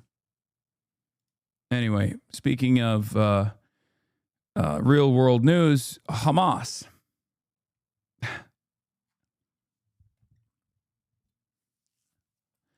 United States have informed the guarantor nations of the Gaza peace agreement of credible reports indicating an imminent ceasefire violation by Hamas against the people of Gaza. This planned attack against Palestinian civilians will constitute a direct and grave violation of the ceasefire agreement and undermine the significant process achieved through mediation efforts. The guarantors demand Hamas uphold its obligations under ceasefire terms. Should Hamas proceed with this attack? What? Oh my God, even fucking Joe Trusman is saying, I'm not aware of a... Brother, what the hell? Even the FDD, Foundation for Defending Democracy, this is like Benjamin Netanyahu's very own personal think tank, okay? If Joe Trusman is saying, I'm not aware of this, then did they just make this up on their own? They didn't even get like intel from Israel. They just decided to go along with this idea that Hamas any day now is going to do a attack directly on the Palestinian population.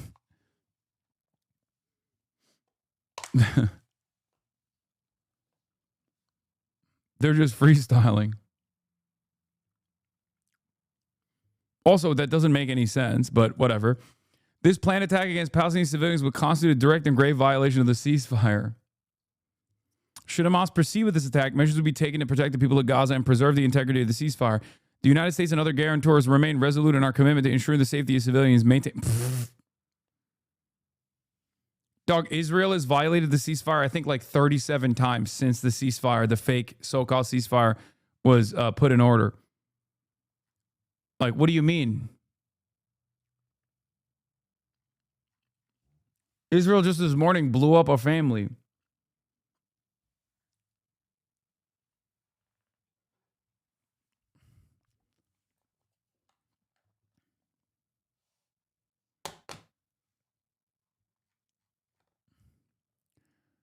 With our bombs, by the way. Like, Israel's not even, you know, they're doing it with our bombs, with our weapons, with our go-ahead. Absolutely ridiculous.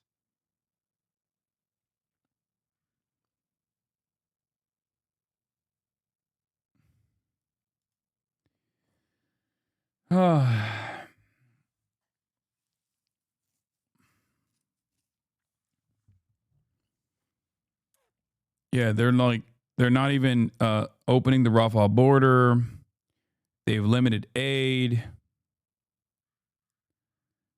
It's completely ridiculous, completely absurd.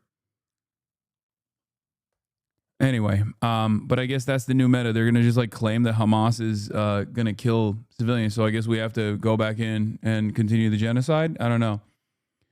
Seamus has a response to this, says, bewildering statement here. Either Hamas is planning on attacking IDF organized militias whose executions were the source of accusations of killing civilians on the right-wing press, or Israel is planning on breaking the ceasefire in a major way and the U.S. is getting out ahead. Also, the gall to say that Hamas will be committing a ceasefire violation against the people of Gaza when nearly 40 civilians have been killed by Israel already during this ceasefire. This may be related to the ending of the Gaza Interior Ministry's amnesty period for collaborators with Israel to turn them in, which closes on Monday. Afterward, there may be more attacks by security services against Israel-allied clans and militias. Yeah. They're probably trying to get ahead of that. And Israel is floating the idea to the United States of America that, like, Israel's floating the idea to the U.S. that, like, we should use this as an opportunity to restart the genocide. Because remember, I have spent the last couple of days extensively covering the involvement of numerous Palestinian clans that have organized alongside Israel and collaborated with Israel, the genocidaire here, okay, in an effort to get weapons, in an effort to get aerial support, and also to cause chaos at the point of aid distribution and delivery. And of course, Hamas, once the ceasefire was implemented, offered a clemency period that ends on Monday to all of the collaborators that have worked with Israel throughout this genocide, and that every single collaborator must turn themselves in, and as long as they haven't killed anyone, that they will go unharmed. A lot of people have actually, a lot of clan members have actually given up their arms and have taken advantage of this clemency. But some, of course, that were responsible for deaths have been executed. You saw the field executions. Everyone was like making it seem as though Hamas is just like killing random civilians. That's not the case. Yeah, one of those Israel-backed gangs beat a 10-year-old boy to death for a bag of flour. These are the civilians in question. Yeah, the civilians with Israeli air cover, for the record, like drone coverage from Israel. Those are the civilians that we're talking about. Farley's being a meanie bobini. There's a lot of dogs in the house right now. Fiona's here. Farley's here. Kaya's here. And of course, Farley is the one who is the loudest out of all of them. Classic. Farlito. Yeah. So we shall see what happens. Also, this is another thing I wanted to cover. The Department of Homeland Security took this TikTok of a bunch of black teenagers and changed the caption to read this.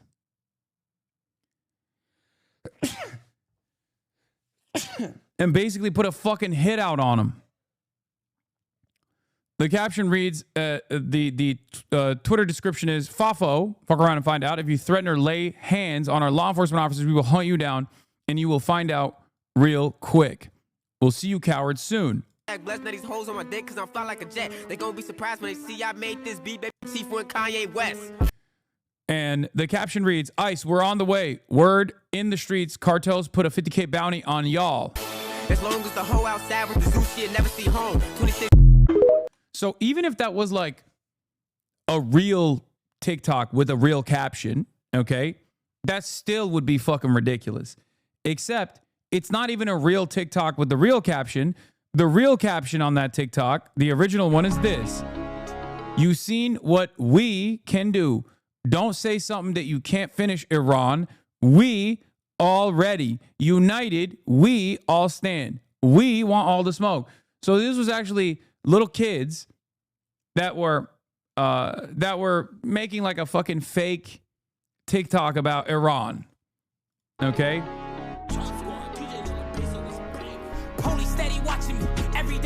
It also looks like it's fucking AI. I don't even know if it's real or not, but they took that, they changed the fucking captions.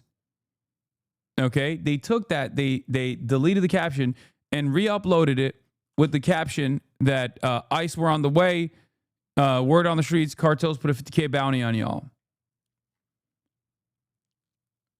But they're very clearly in high school. Even if they wrote that caption, the Department of Homeland Security putting a hit out on these fucking kids is psychotic. Okay?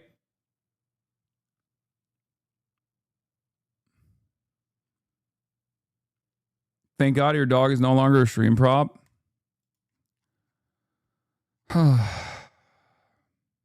Lock in, chatter. Lock in.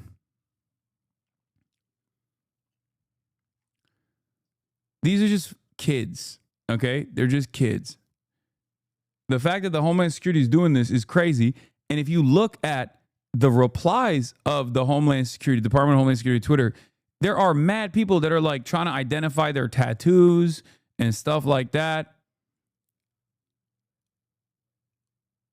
Saying now that the replies have changed now, that more people know that it's fake, but like it's crazy that initially the immediate replies were like, let's find them, let's fucking show them what's what. Like you're endangering the lives of a bunch of fucking high school kids, man. You are endangering the lives of a bunch of kids. Specifically to foment race war. Here, you want to come in? Here, I got a different prop for that one chatter.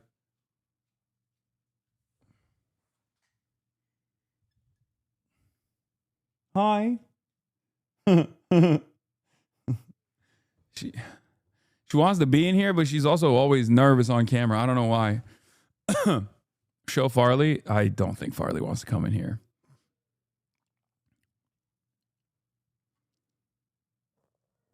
Anyway, did the DHS for sure alter the caption? I wouldn't be surprised if some fucking boomer at DHS saw this meme TikTok and took it seriously. I don't know exactly how this happened, but the point is, this should have never been published by the Department of Homeland Security. That's my point. For the exact reasons that I just mentioned. One, they're kids. Two, they're fucking memeing. Even if this is like this should not be taken sincerely. Anyway, he released a fucking video about it, one of the kids. So I'm getting these mad messages from my DMs and social media and on my comments. And I randomly get a text message talking about a recent... Like, he still has his fucking braces in, bro. ...video that was posted in my account. I was like, what are y'all talking about?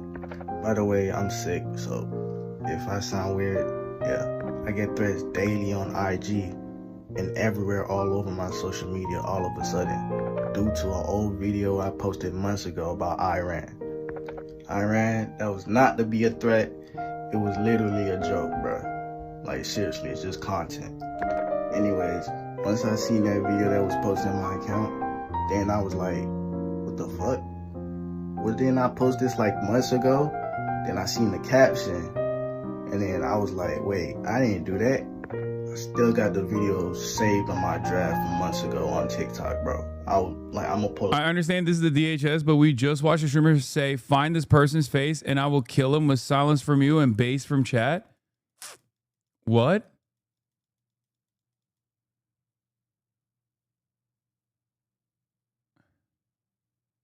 What the fuck are you talking about, bro?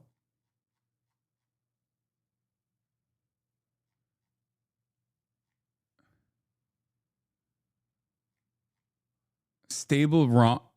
Hey, dumbass.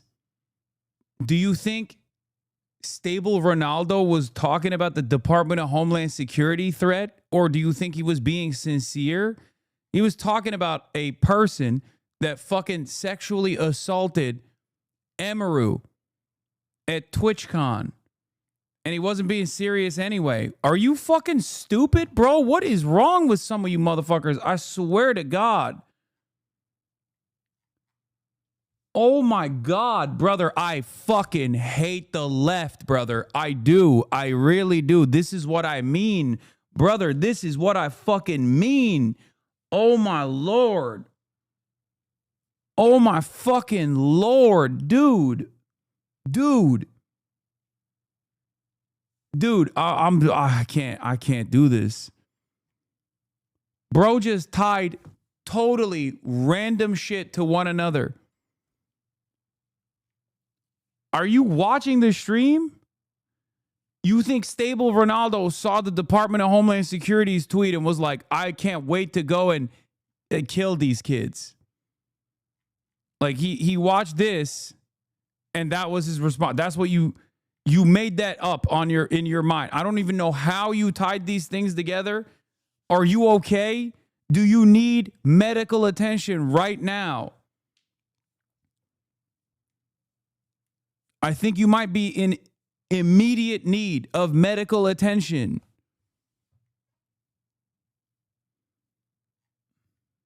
What the fuck? Are we just gonna, bro, are we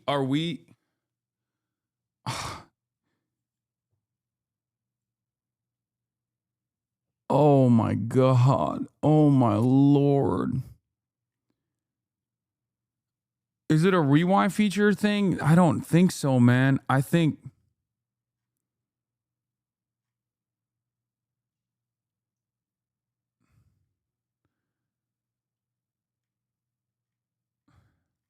because like my consistency on this is like this, okay?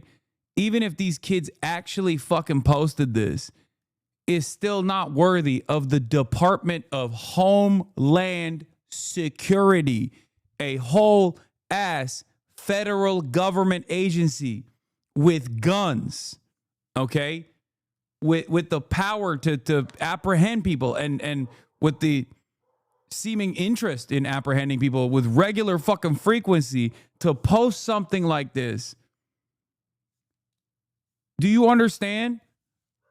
Like if these guys posted this, okay, that's still dumb as fuck. But there's a difference between a bunch of teenagers being dumb as fuck on TikTok versus the Department of Homeland Security opening up the floodgates of death threats on these fucking people. Bro, really type to understand this is the DHS, but... And none of that has anything to do with stable fucking Ronaldo, brother. You need to become stable in your mind.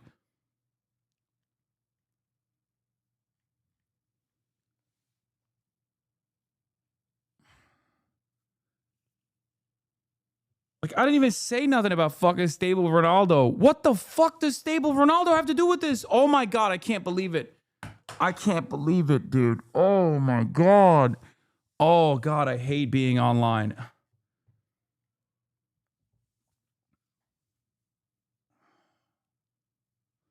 Wow. Hasan, you're criticizing the Department of Homeland Security for trying to foment race war by putting a fake caption on a fucking TikTok that a bunch of black teenagers made. But you also didn't say anything about a stable Ronaldo clip. That is an unironic argument that you are presenting right now. Or is this on the same planet? Are we living and existing in the same fucking reality? What the fuck kind of brain dead shit is this?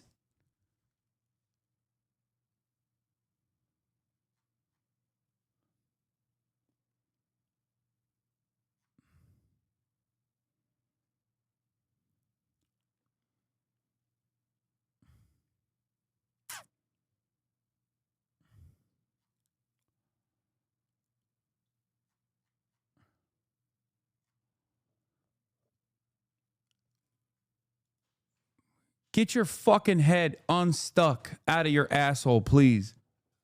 Hold up right here.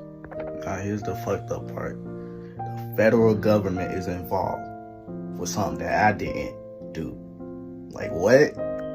So this is what they reposted off my TikTok, that video. Yeah, by the way, No community note, I've noticed.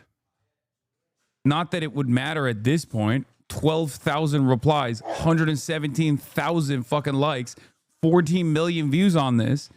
This kid's getting fucking blasted right now. Got taken down. So here's what they reposted on their page. Now that video is going crazy as hell on Twitter, bro. Now I'm a threat to the government for something that I didn't do, bro. Now I'm being called a wannabe YN, a wannabe gangster over a video that I didn't caption or I didn't post. So thanks for my followers for letting me know about this, because seriously, this is getting out of hand. Like literally, this is going crazy, viral all over social media right now. Probably might end up being on the news, bro. So my apologies for that contradiction and rumors from happening. I know my First Amendment, but I did not post that video. So to clear that out. I don't even think he understands like how much hatred he is going to be receiving for this. Like he is in danger. I feel like I'm more worried about him than he is about himself. Like, he's cool, calm, and collected. This is... I did not post that video, and I apologize for all the rumors that is going around right now on social media about this conflict. And those other kids that was on the video, bro, they volunteered to want to be on the video, bro. I asked them if they wanted to be on the video, and then they said, yeah, they agreed with it. But they wasn't really aware with the caption. The caption for the Iran video. Yeah, bro, they made like a fucking funny like YN edit about Iran being like, oh, Iran, don't start something if you can't fucking finish it or some shit. And then somebody took that video, slapped on that caption, and the Department of Homeland Security put it out to millions of people to see. This is a person very clearly in high school.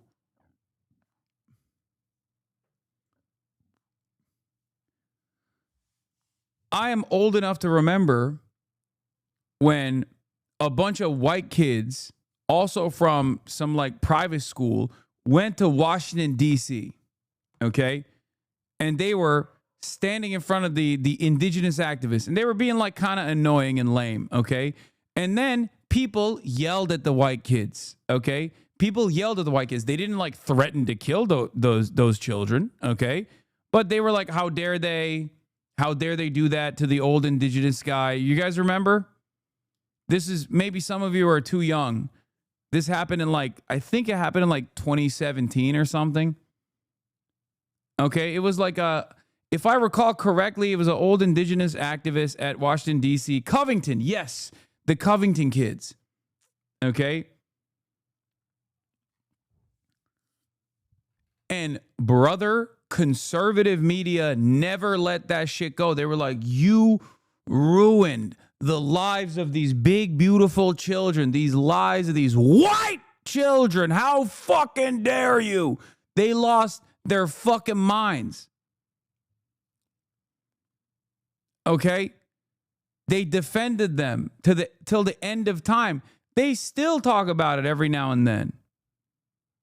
They went nutty mo with it. Meanwhile, you got the DHS posting this shit. What the fuck? So what's up?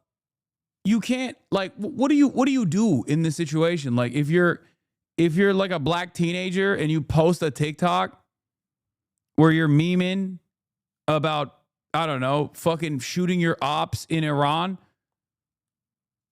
at any moment, that TikTok could be used to foment race war. At any moment, you could now be the face of race war in this country. There has to be a punishment for this, man. They still have this fucking tweet up. It's from yesterday. It's been a day and a half.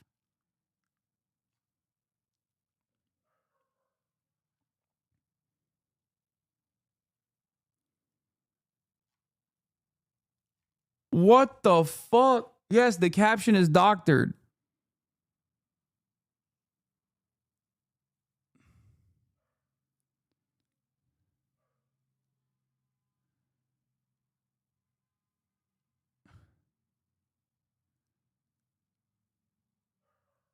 I don't know. I don't know what even to say anymore about this. This is a government. This is a government office. Like, we haven't even gotten to the AI stage of things yet. Okay? We haven't even gotten there yet, because we're going to get there too. We're going to get to the fucking AI stage as well eventually. What happens then? I hope he lawyers up. I hope there's some lawyers that would take on this case pro bono, because they will make a fat bag out of this. But that Iran video trend that was going on a few months ago, I wanted to hop on that trend, and I peeped a lot of people was doing the same thing too. So I wanted to be creative and change my perspective. So then I seen comments saying, oh, what if somebody made a YN type of video? So then I ended up making that video. And then I started getting threats. Like, what? How is it my fault that's what y'all wanted? That's crazy.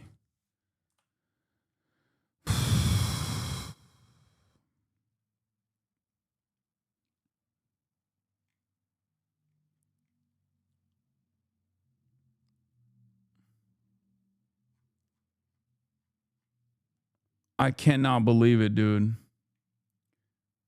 MAGA boomers on my timeline already promoting Trump being a king and telling people it's a waste of time to protest.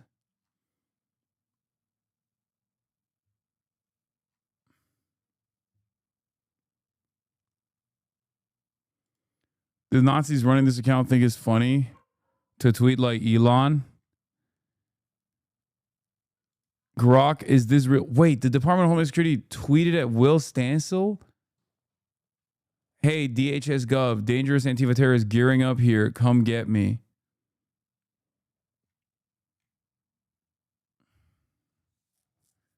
Bro, Will Stancil the other day on Blue Sky literally fucking said the No Kings rally is a more consequential act of protest than the Million Man March. You can't do this, Will. You can't be saying stuff like that on the one side and then immediately place yourself in the fucking crosshairs of the federal government, so then I have to come to your defense. You can't be doing both of those things at the same time, okay? Give me a fucking refractory period. Give me like 72 fucking hours so I can dunk on you first and then defend you. Okay? That's crazy. He just does this shit all the time where he'll just like come out, say something so insane where it's like it's worthy of like dunking on him, and then instantly it's like, now we got to defend the guy. I haven't even made fun of him yet for the tweet. I was going to do it yesterday.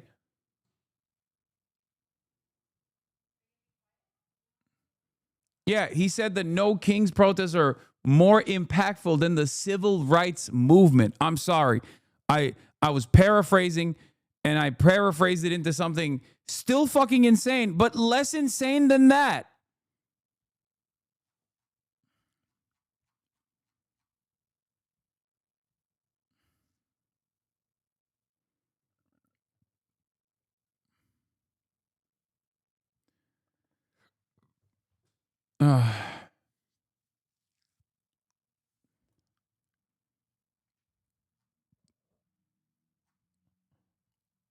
Fuck.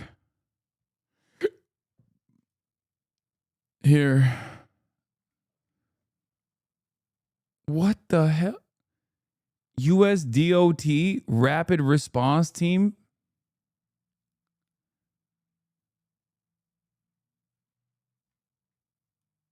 What the fuck?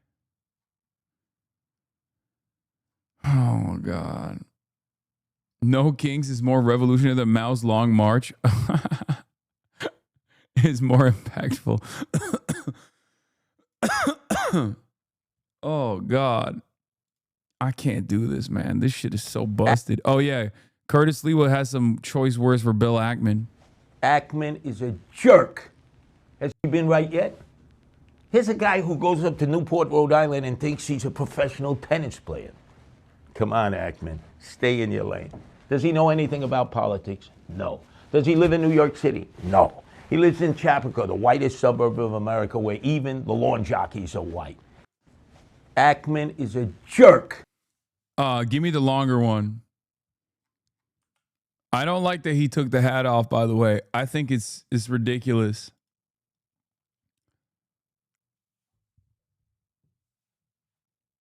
Okay.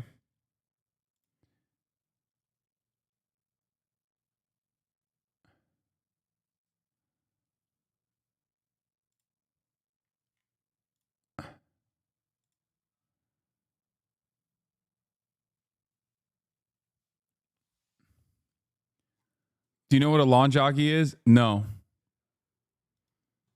I do not know what that is. I assume it's some like old racial thing. Donnie. Is it? I don't know. I mean, it's fucking Curtis Lewa, so I suspect it's got to be something racial, you know? Because like, all jokes aside, you know, aside from the jokes about Curtis Lewa being like the only appropriate Republican and whatnot, like, I think a lot of people don't realize, and I don't even know about the lawn jockey thing. Maybe it's racist, maybe it's not. I don't fucking know. But like Curtis Lewa his claim to fame is having a paramilitary group that enacts vigilante justice on black and brown people in the subways and stuff. Like at the heat of at the peak of like crime in New York, and to be fair, it was really fucking crazy back then, okay? From what I understand, New York crime was completely out of control, okay? I've seen the movies. And I've seen the data. Even then, it's wild that he just like set up a paramilitary organization called the Guardian Angels. That's why he wears the beret. And their entire job was like they were a gang. They were a gang that would just beat the fuck out of people, okay? A lawn jockey is basically a lawn gnome, but in blackface. Oh my God. Okay.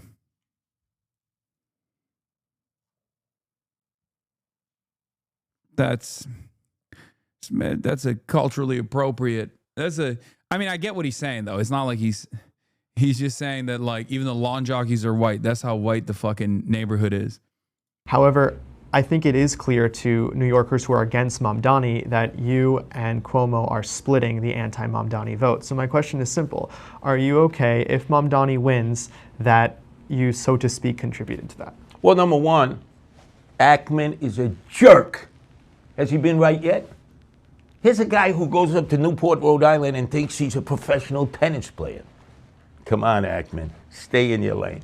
Does he know anything about politics? No. Does he live in New York City? No. He lives in Chapaka, the whitest suburb of America, where even the lawn jockeys are white.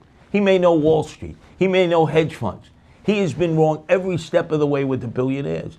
So let's say people come to the conclusion, if somehow I lose, and we know Andrew Cuomo's lost, he's already tossed in the town. Oh, it's because of you, Curtis. Really? It's because of the Democrats. Wait a second. Who created Zohran Mamdani? Who embraced him? Who nourished him? Who supported him? And how dare you, people who know nothing about politics, suggest that everybody who's going to vote for me is suddenly going to be reborn? We love Andrew Cuomo. He killed all these elderly. He's a sexual harasser. He told conservatives and Republicans in 2014, we need more Curtis Lewa style characters on the left. It's just that given how the Democratic Party operates, they would never allow Curtis Lewa to be like a consistent hitter on the left. Because I think Curtis Lewa of the left would win. I'm not even kidding. I think if he wasn't a Republican and if he actually had this same aura, same energy, but for like leftist principles, he would be winning every election. Like, instead of substitute like his completely fucking distorted worldview on how to tackle crime with like, I don't know, wanting to build soup kitchens or some shit. And boom, you have a guy who's going to win every election. Okay. Same charisma, same quirkiness, same like weirdo behavior, running around with a fucking beret all the goddamn time. You got Jesse Ventura. You're conservative and you believe in right to life and the Second Amendment, you have no place in New York. You need to leave. This is the result of the Democrat self-destruction.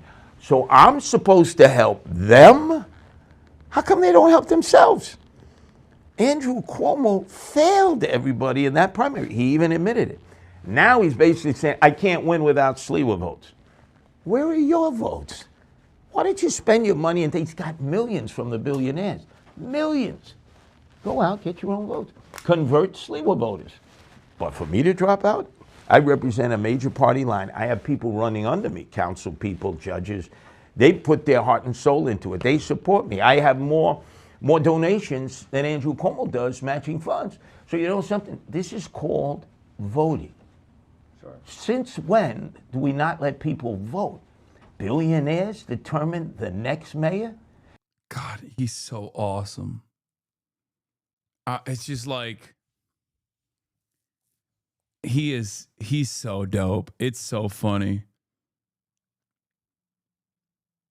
I was thinking if the people on the right hated billionaires as much as Sliwa, the USA would be better. I mean, his platform is still fucking servile to the billionaires, okay? Make no mistake.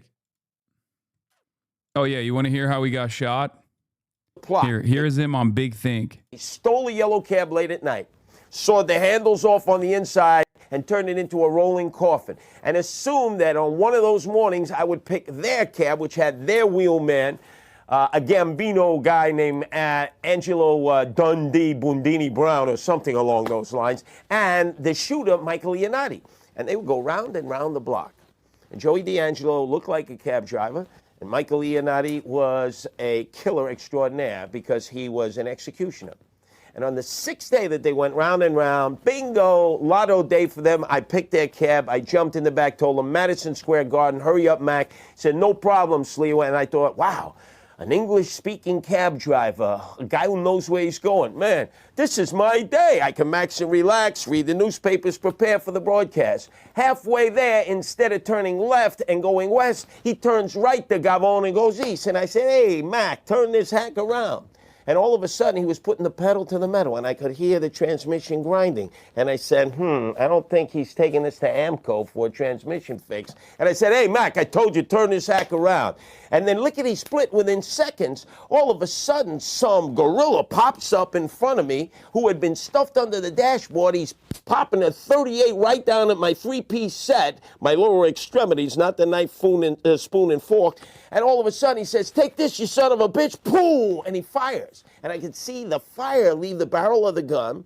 Didn't feel anything and never been shot before, so assumed, wow, this is just a bad dream or a misfire. And by the time I could come to my senses, as my heart was beeping and I felt like Robbie Robot and Lost in Space, you know, danger, Mr. Robinson, danger, he raises the gun, fires a second time, and now I feel it, the cramping, the blood is spewing. All of a sudden, I'm in a panic, and I immediately dive for the door, figure I'll dive into oncoming traffic, risk becoming a speed bump, and they knew I would do that, and as I reached for the handle, and pulled to yank it open. It came off from my hand and pow, a third shot right through my legs like a hot knife through butter. I've now been shot 3 times. I'm bleeding like a sieve. I'm stuffed beneath the driver trying to avoid the headshots. I'm fighting the gun off so he can't pop 2. This off so he can't pop 2 in the back of my head. And then all of a sudden I pick up my Guardian Angel walkie-talkie. I say, Angel 1, code red, Angel 1. And they start blabbering away. And it distracts the driver, Joey D'Angelo, who thinks maybe it's NYPD 5-0. So he drives on the sidewalk. He drives back onto the street. He makes a radical turn going south towards the Williamsburg Bridge. And I feel a gust of wind. And I said, Feet don't fail me now. I got precious little energy, so I used the cushion in the back to see, as if it were a trampoline, dived in the direction of what I felt was an open window because I felt the gust of wind. Luckily, they had opened the window just moments before they had picked me up because the air conditioner wasn't working. Lucky that the AC wasn't working. I made it halfway out the window. The gunman panics. He realizes, oh my God, he's out the window. So he pulls me up by my belt. He puts the gun in my back. The driver at the same time crashes me into parked cars. I smash me like sardines, nut to butt. They pump that final bullet in the back, push me out, and figure I'm dead on arrival and I'm sucking concrete. Next thing you know, they scrape me up off the asphalt, put me in the gurney, put me in the meat wagon, throw me on the emergency route of Bellevue, and they start cutting and chopping. And an hour and a half, well, actually hours later, days later, I wake up in intensive care with every tube and every orifice of my body, the bells and whistles. I wake up slowly. I see that first face that indicates to me that I'm alive, I'm not dead, and it's Ed Koch, my former nemesis, the former mayor of the city. Ed Koch, my former nemesis. Bro. Oh, yeah. This is when his origin story. He got invited to the White House after he saved people from a burning building while on a route as a paper boy. And this is where he met Richard Nixon. Of New York, who thought I was a hemorrhoid in a red beret, and I thought I had died and gone straight to hell without an asbestos suit.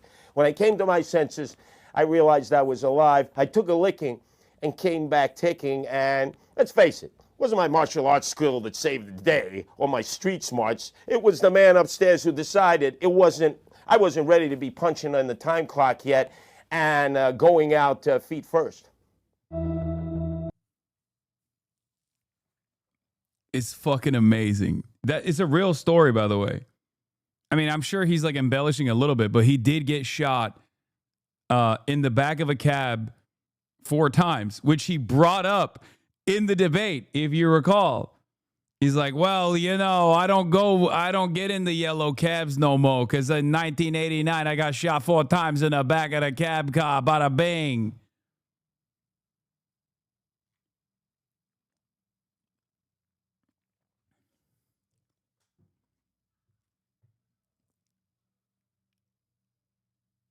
What is this? My mom told me she loves Sliwa because when she was in the subways during the 70s or whatever, she felt safer and knew Sliwa. She's still loving Zoran though, but still talks highly on Sliwa since she knows him sorta. Yeah, I mean, it makes sense. He is a character. But it's real. That's a real story that happened to him. It's so strange because, like, once again, his aura, his riz is like, if this was a race between Andrew Cuomo and Sliwa, I think, and I lived in New York, I might have voted for Curtis Sliwa. I think Curtis Sliwa would be able to defeat Andrew Cuomo. Like, I'm not even kidding. I think this would have been Curtis Sliwa's moment. After like 11 failed mayoral runs, because he is the man. He is consistently the guy who is on the Republican ticket in the New York mayoral race. Moderator, what's your bagel order? Curtis Lee, well, as you know, I was poisoned in Zabaz in 1984. I found an antidote in a tunnel under the subway, which I still use every day.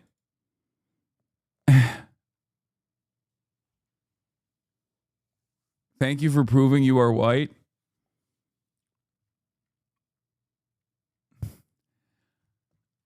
I mean, when you listen to what he was talking about, there were moments where he was coming across more left wing than fucking Andrew Cuomo was.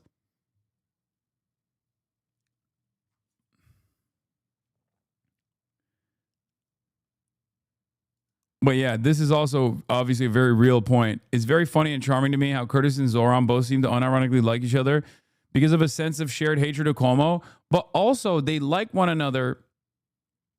They also like one another because they both have like respect for one another as New Yorkers. Okay? Like Curtis Sliwa is a New York icon. I have covered him many times on this broadcast. famously when he did a hate crime on Sean Hannity, if you remember. Curtis Lewa and his goons did a hate crime on the Sean Hannity broadcast. It sounds insane, but when you get to know Curtis Lewa a little bit more, you start to realize perhaps that did really happen. And it did, live on Fox News on the Sean Hannity broadcast. Sean Hannity was interviewing Curtis Lewa about the dangers of migrants in New York City streets. And Curtis Lewa and his goons were on Times Square, in the middle of fucking Times Square. And they saw a random dude who happened to look Mexican, okay? And they immediately started pouncing on random dude. Sean Hannity, at the directive of Curtis Lewa, turned the camera around to capture this hate crime in action, okay? The only thing that took place was that Curtis Lewa identified a brown person and they tackled him as a migrant shoplifter, okay? They were like, "Oh, get his ass. He's a migrant shoplifter." Can you pan the camera over here? So you hear this? Look. Like the camera over there, if at all. Look. Migrants in New York City when suddenly this happened. Guys have just taken down one of the migrant guys right here on the corner, 42nd and 7th, while all this is... Can you pan the camera? Sean Hannity goes, "Can you pan the camera?" Taken over. They've taken over. You'd like the camera over there, if at all possible.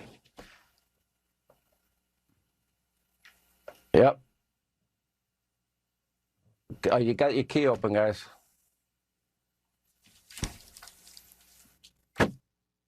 It's out of control. Out of control.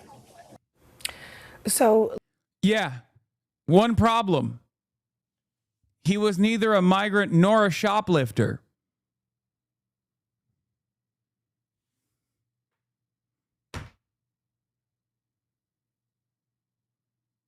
Just a random guy.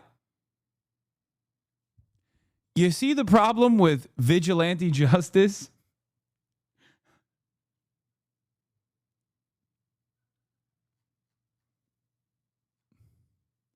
So that's the guy. That's who Curtis Lewa is. And he has seemingly been able to get away with doing this for years. Okay? That is what's so crazy about this, is that like he just gets to beat the fuck out of people. Okay? He just gets to beat the fuck out of people. I'm taking your dog, bro. Good luck.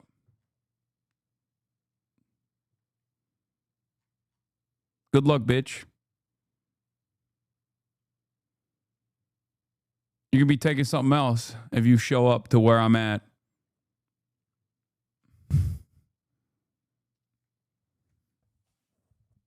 Dumbass. Anyway.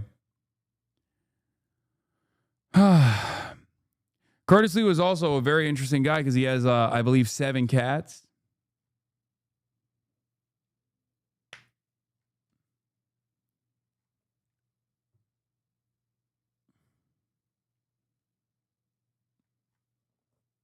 Just a crazy dude.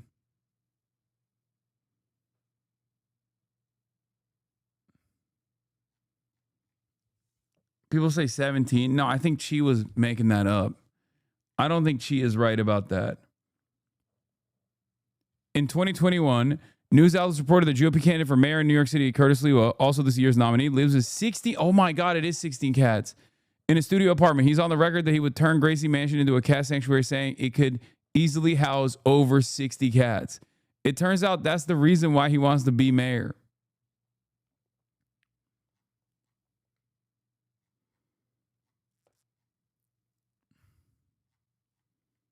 Oh God, I shouldn't have shown this to the fucking cat, to the cat people in the chat. They're not normal. When they see cat mentioned, they lose their fucking mind.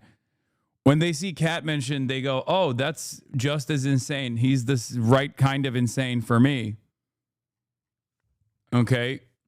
Can you imagine the smell of 16 cats in a 1-bedroom apartment? Oh my fucking Lord, dude. I don't even want to think about that shit. Anyway, maybe Zoran should make him the Rad Czar when he's mayor. All right. That'll be all for today. Okay. That'll be all for the day. I am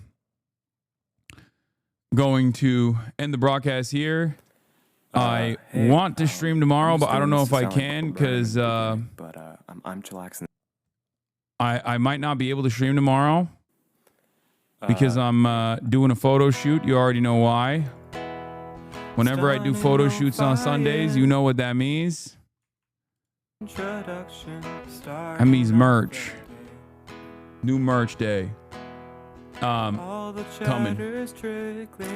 But that's all I got for today. If I have time after the photo shoot, I will go live. But if I don't, then I'll see you on Monday. I love you all. And regardless, I will be doing a day in the life with Kaya shoot tomorrow, whether I stream or not. Okay? Peace, everybody. Peace and love. Love you all. See you maybe tomorrow. If not, on Monday, okay? Bye-bye. Hasan is streaming. There he is again. Hasan is streaming. Hasan is streaming. Reviewing the P.O. box. Uncle Uger's face.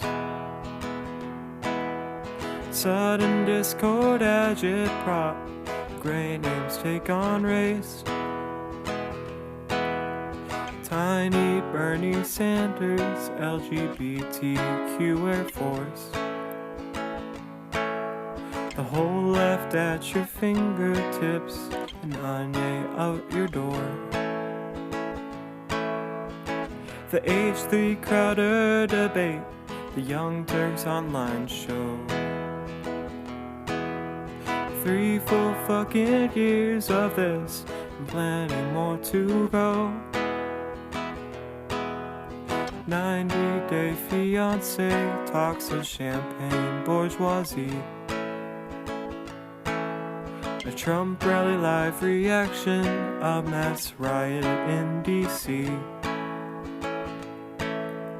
There he is again. Hasan is streaming. Hasan is streaming. There he is again. Hasan is streaming. Hasan is streaming. Reading live stream fail comments. Austin show chat advice. In all the ways the right-wing pipeline can suck you in online. JCS react lord friend gets broken cover blown. A full-blown mass pandemic, months of streaming in your home. Total radicalization coming out to find. The system you were taught to trust in was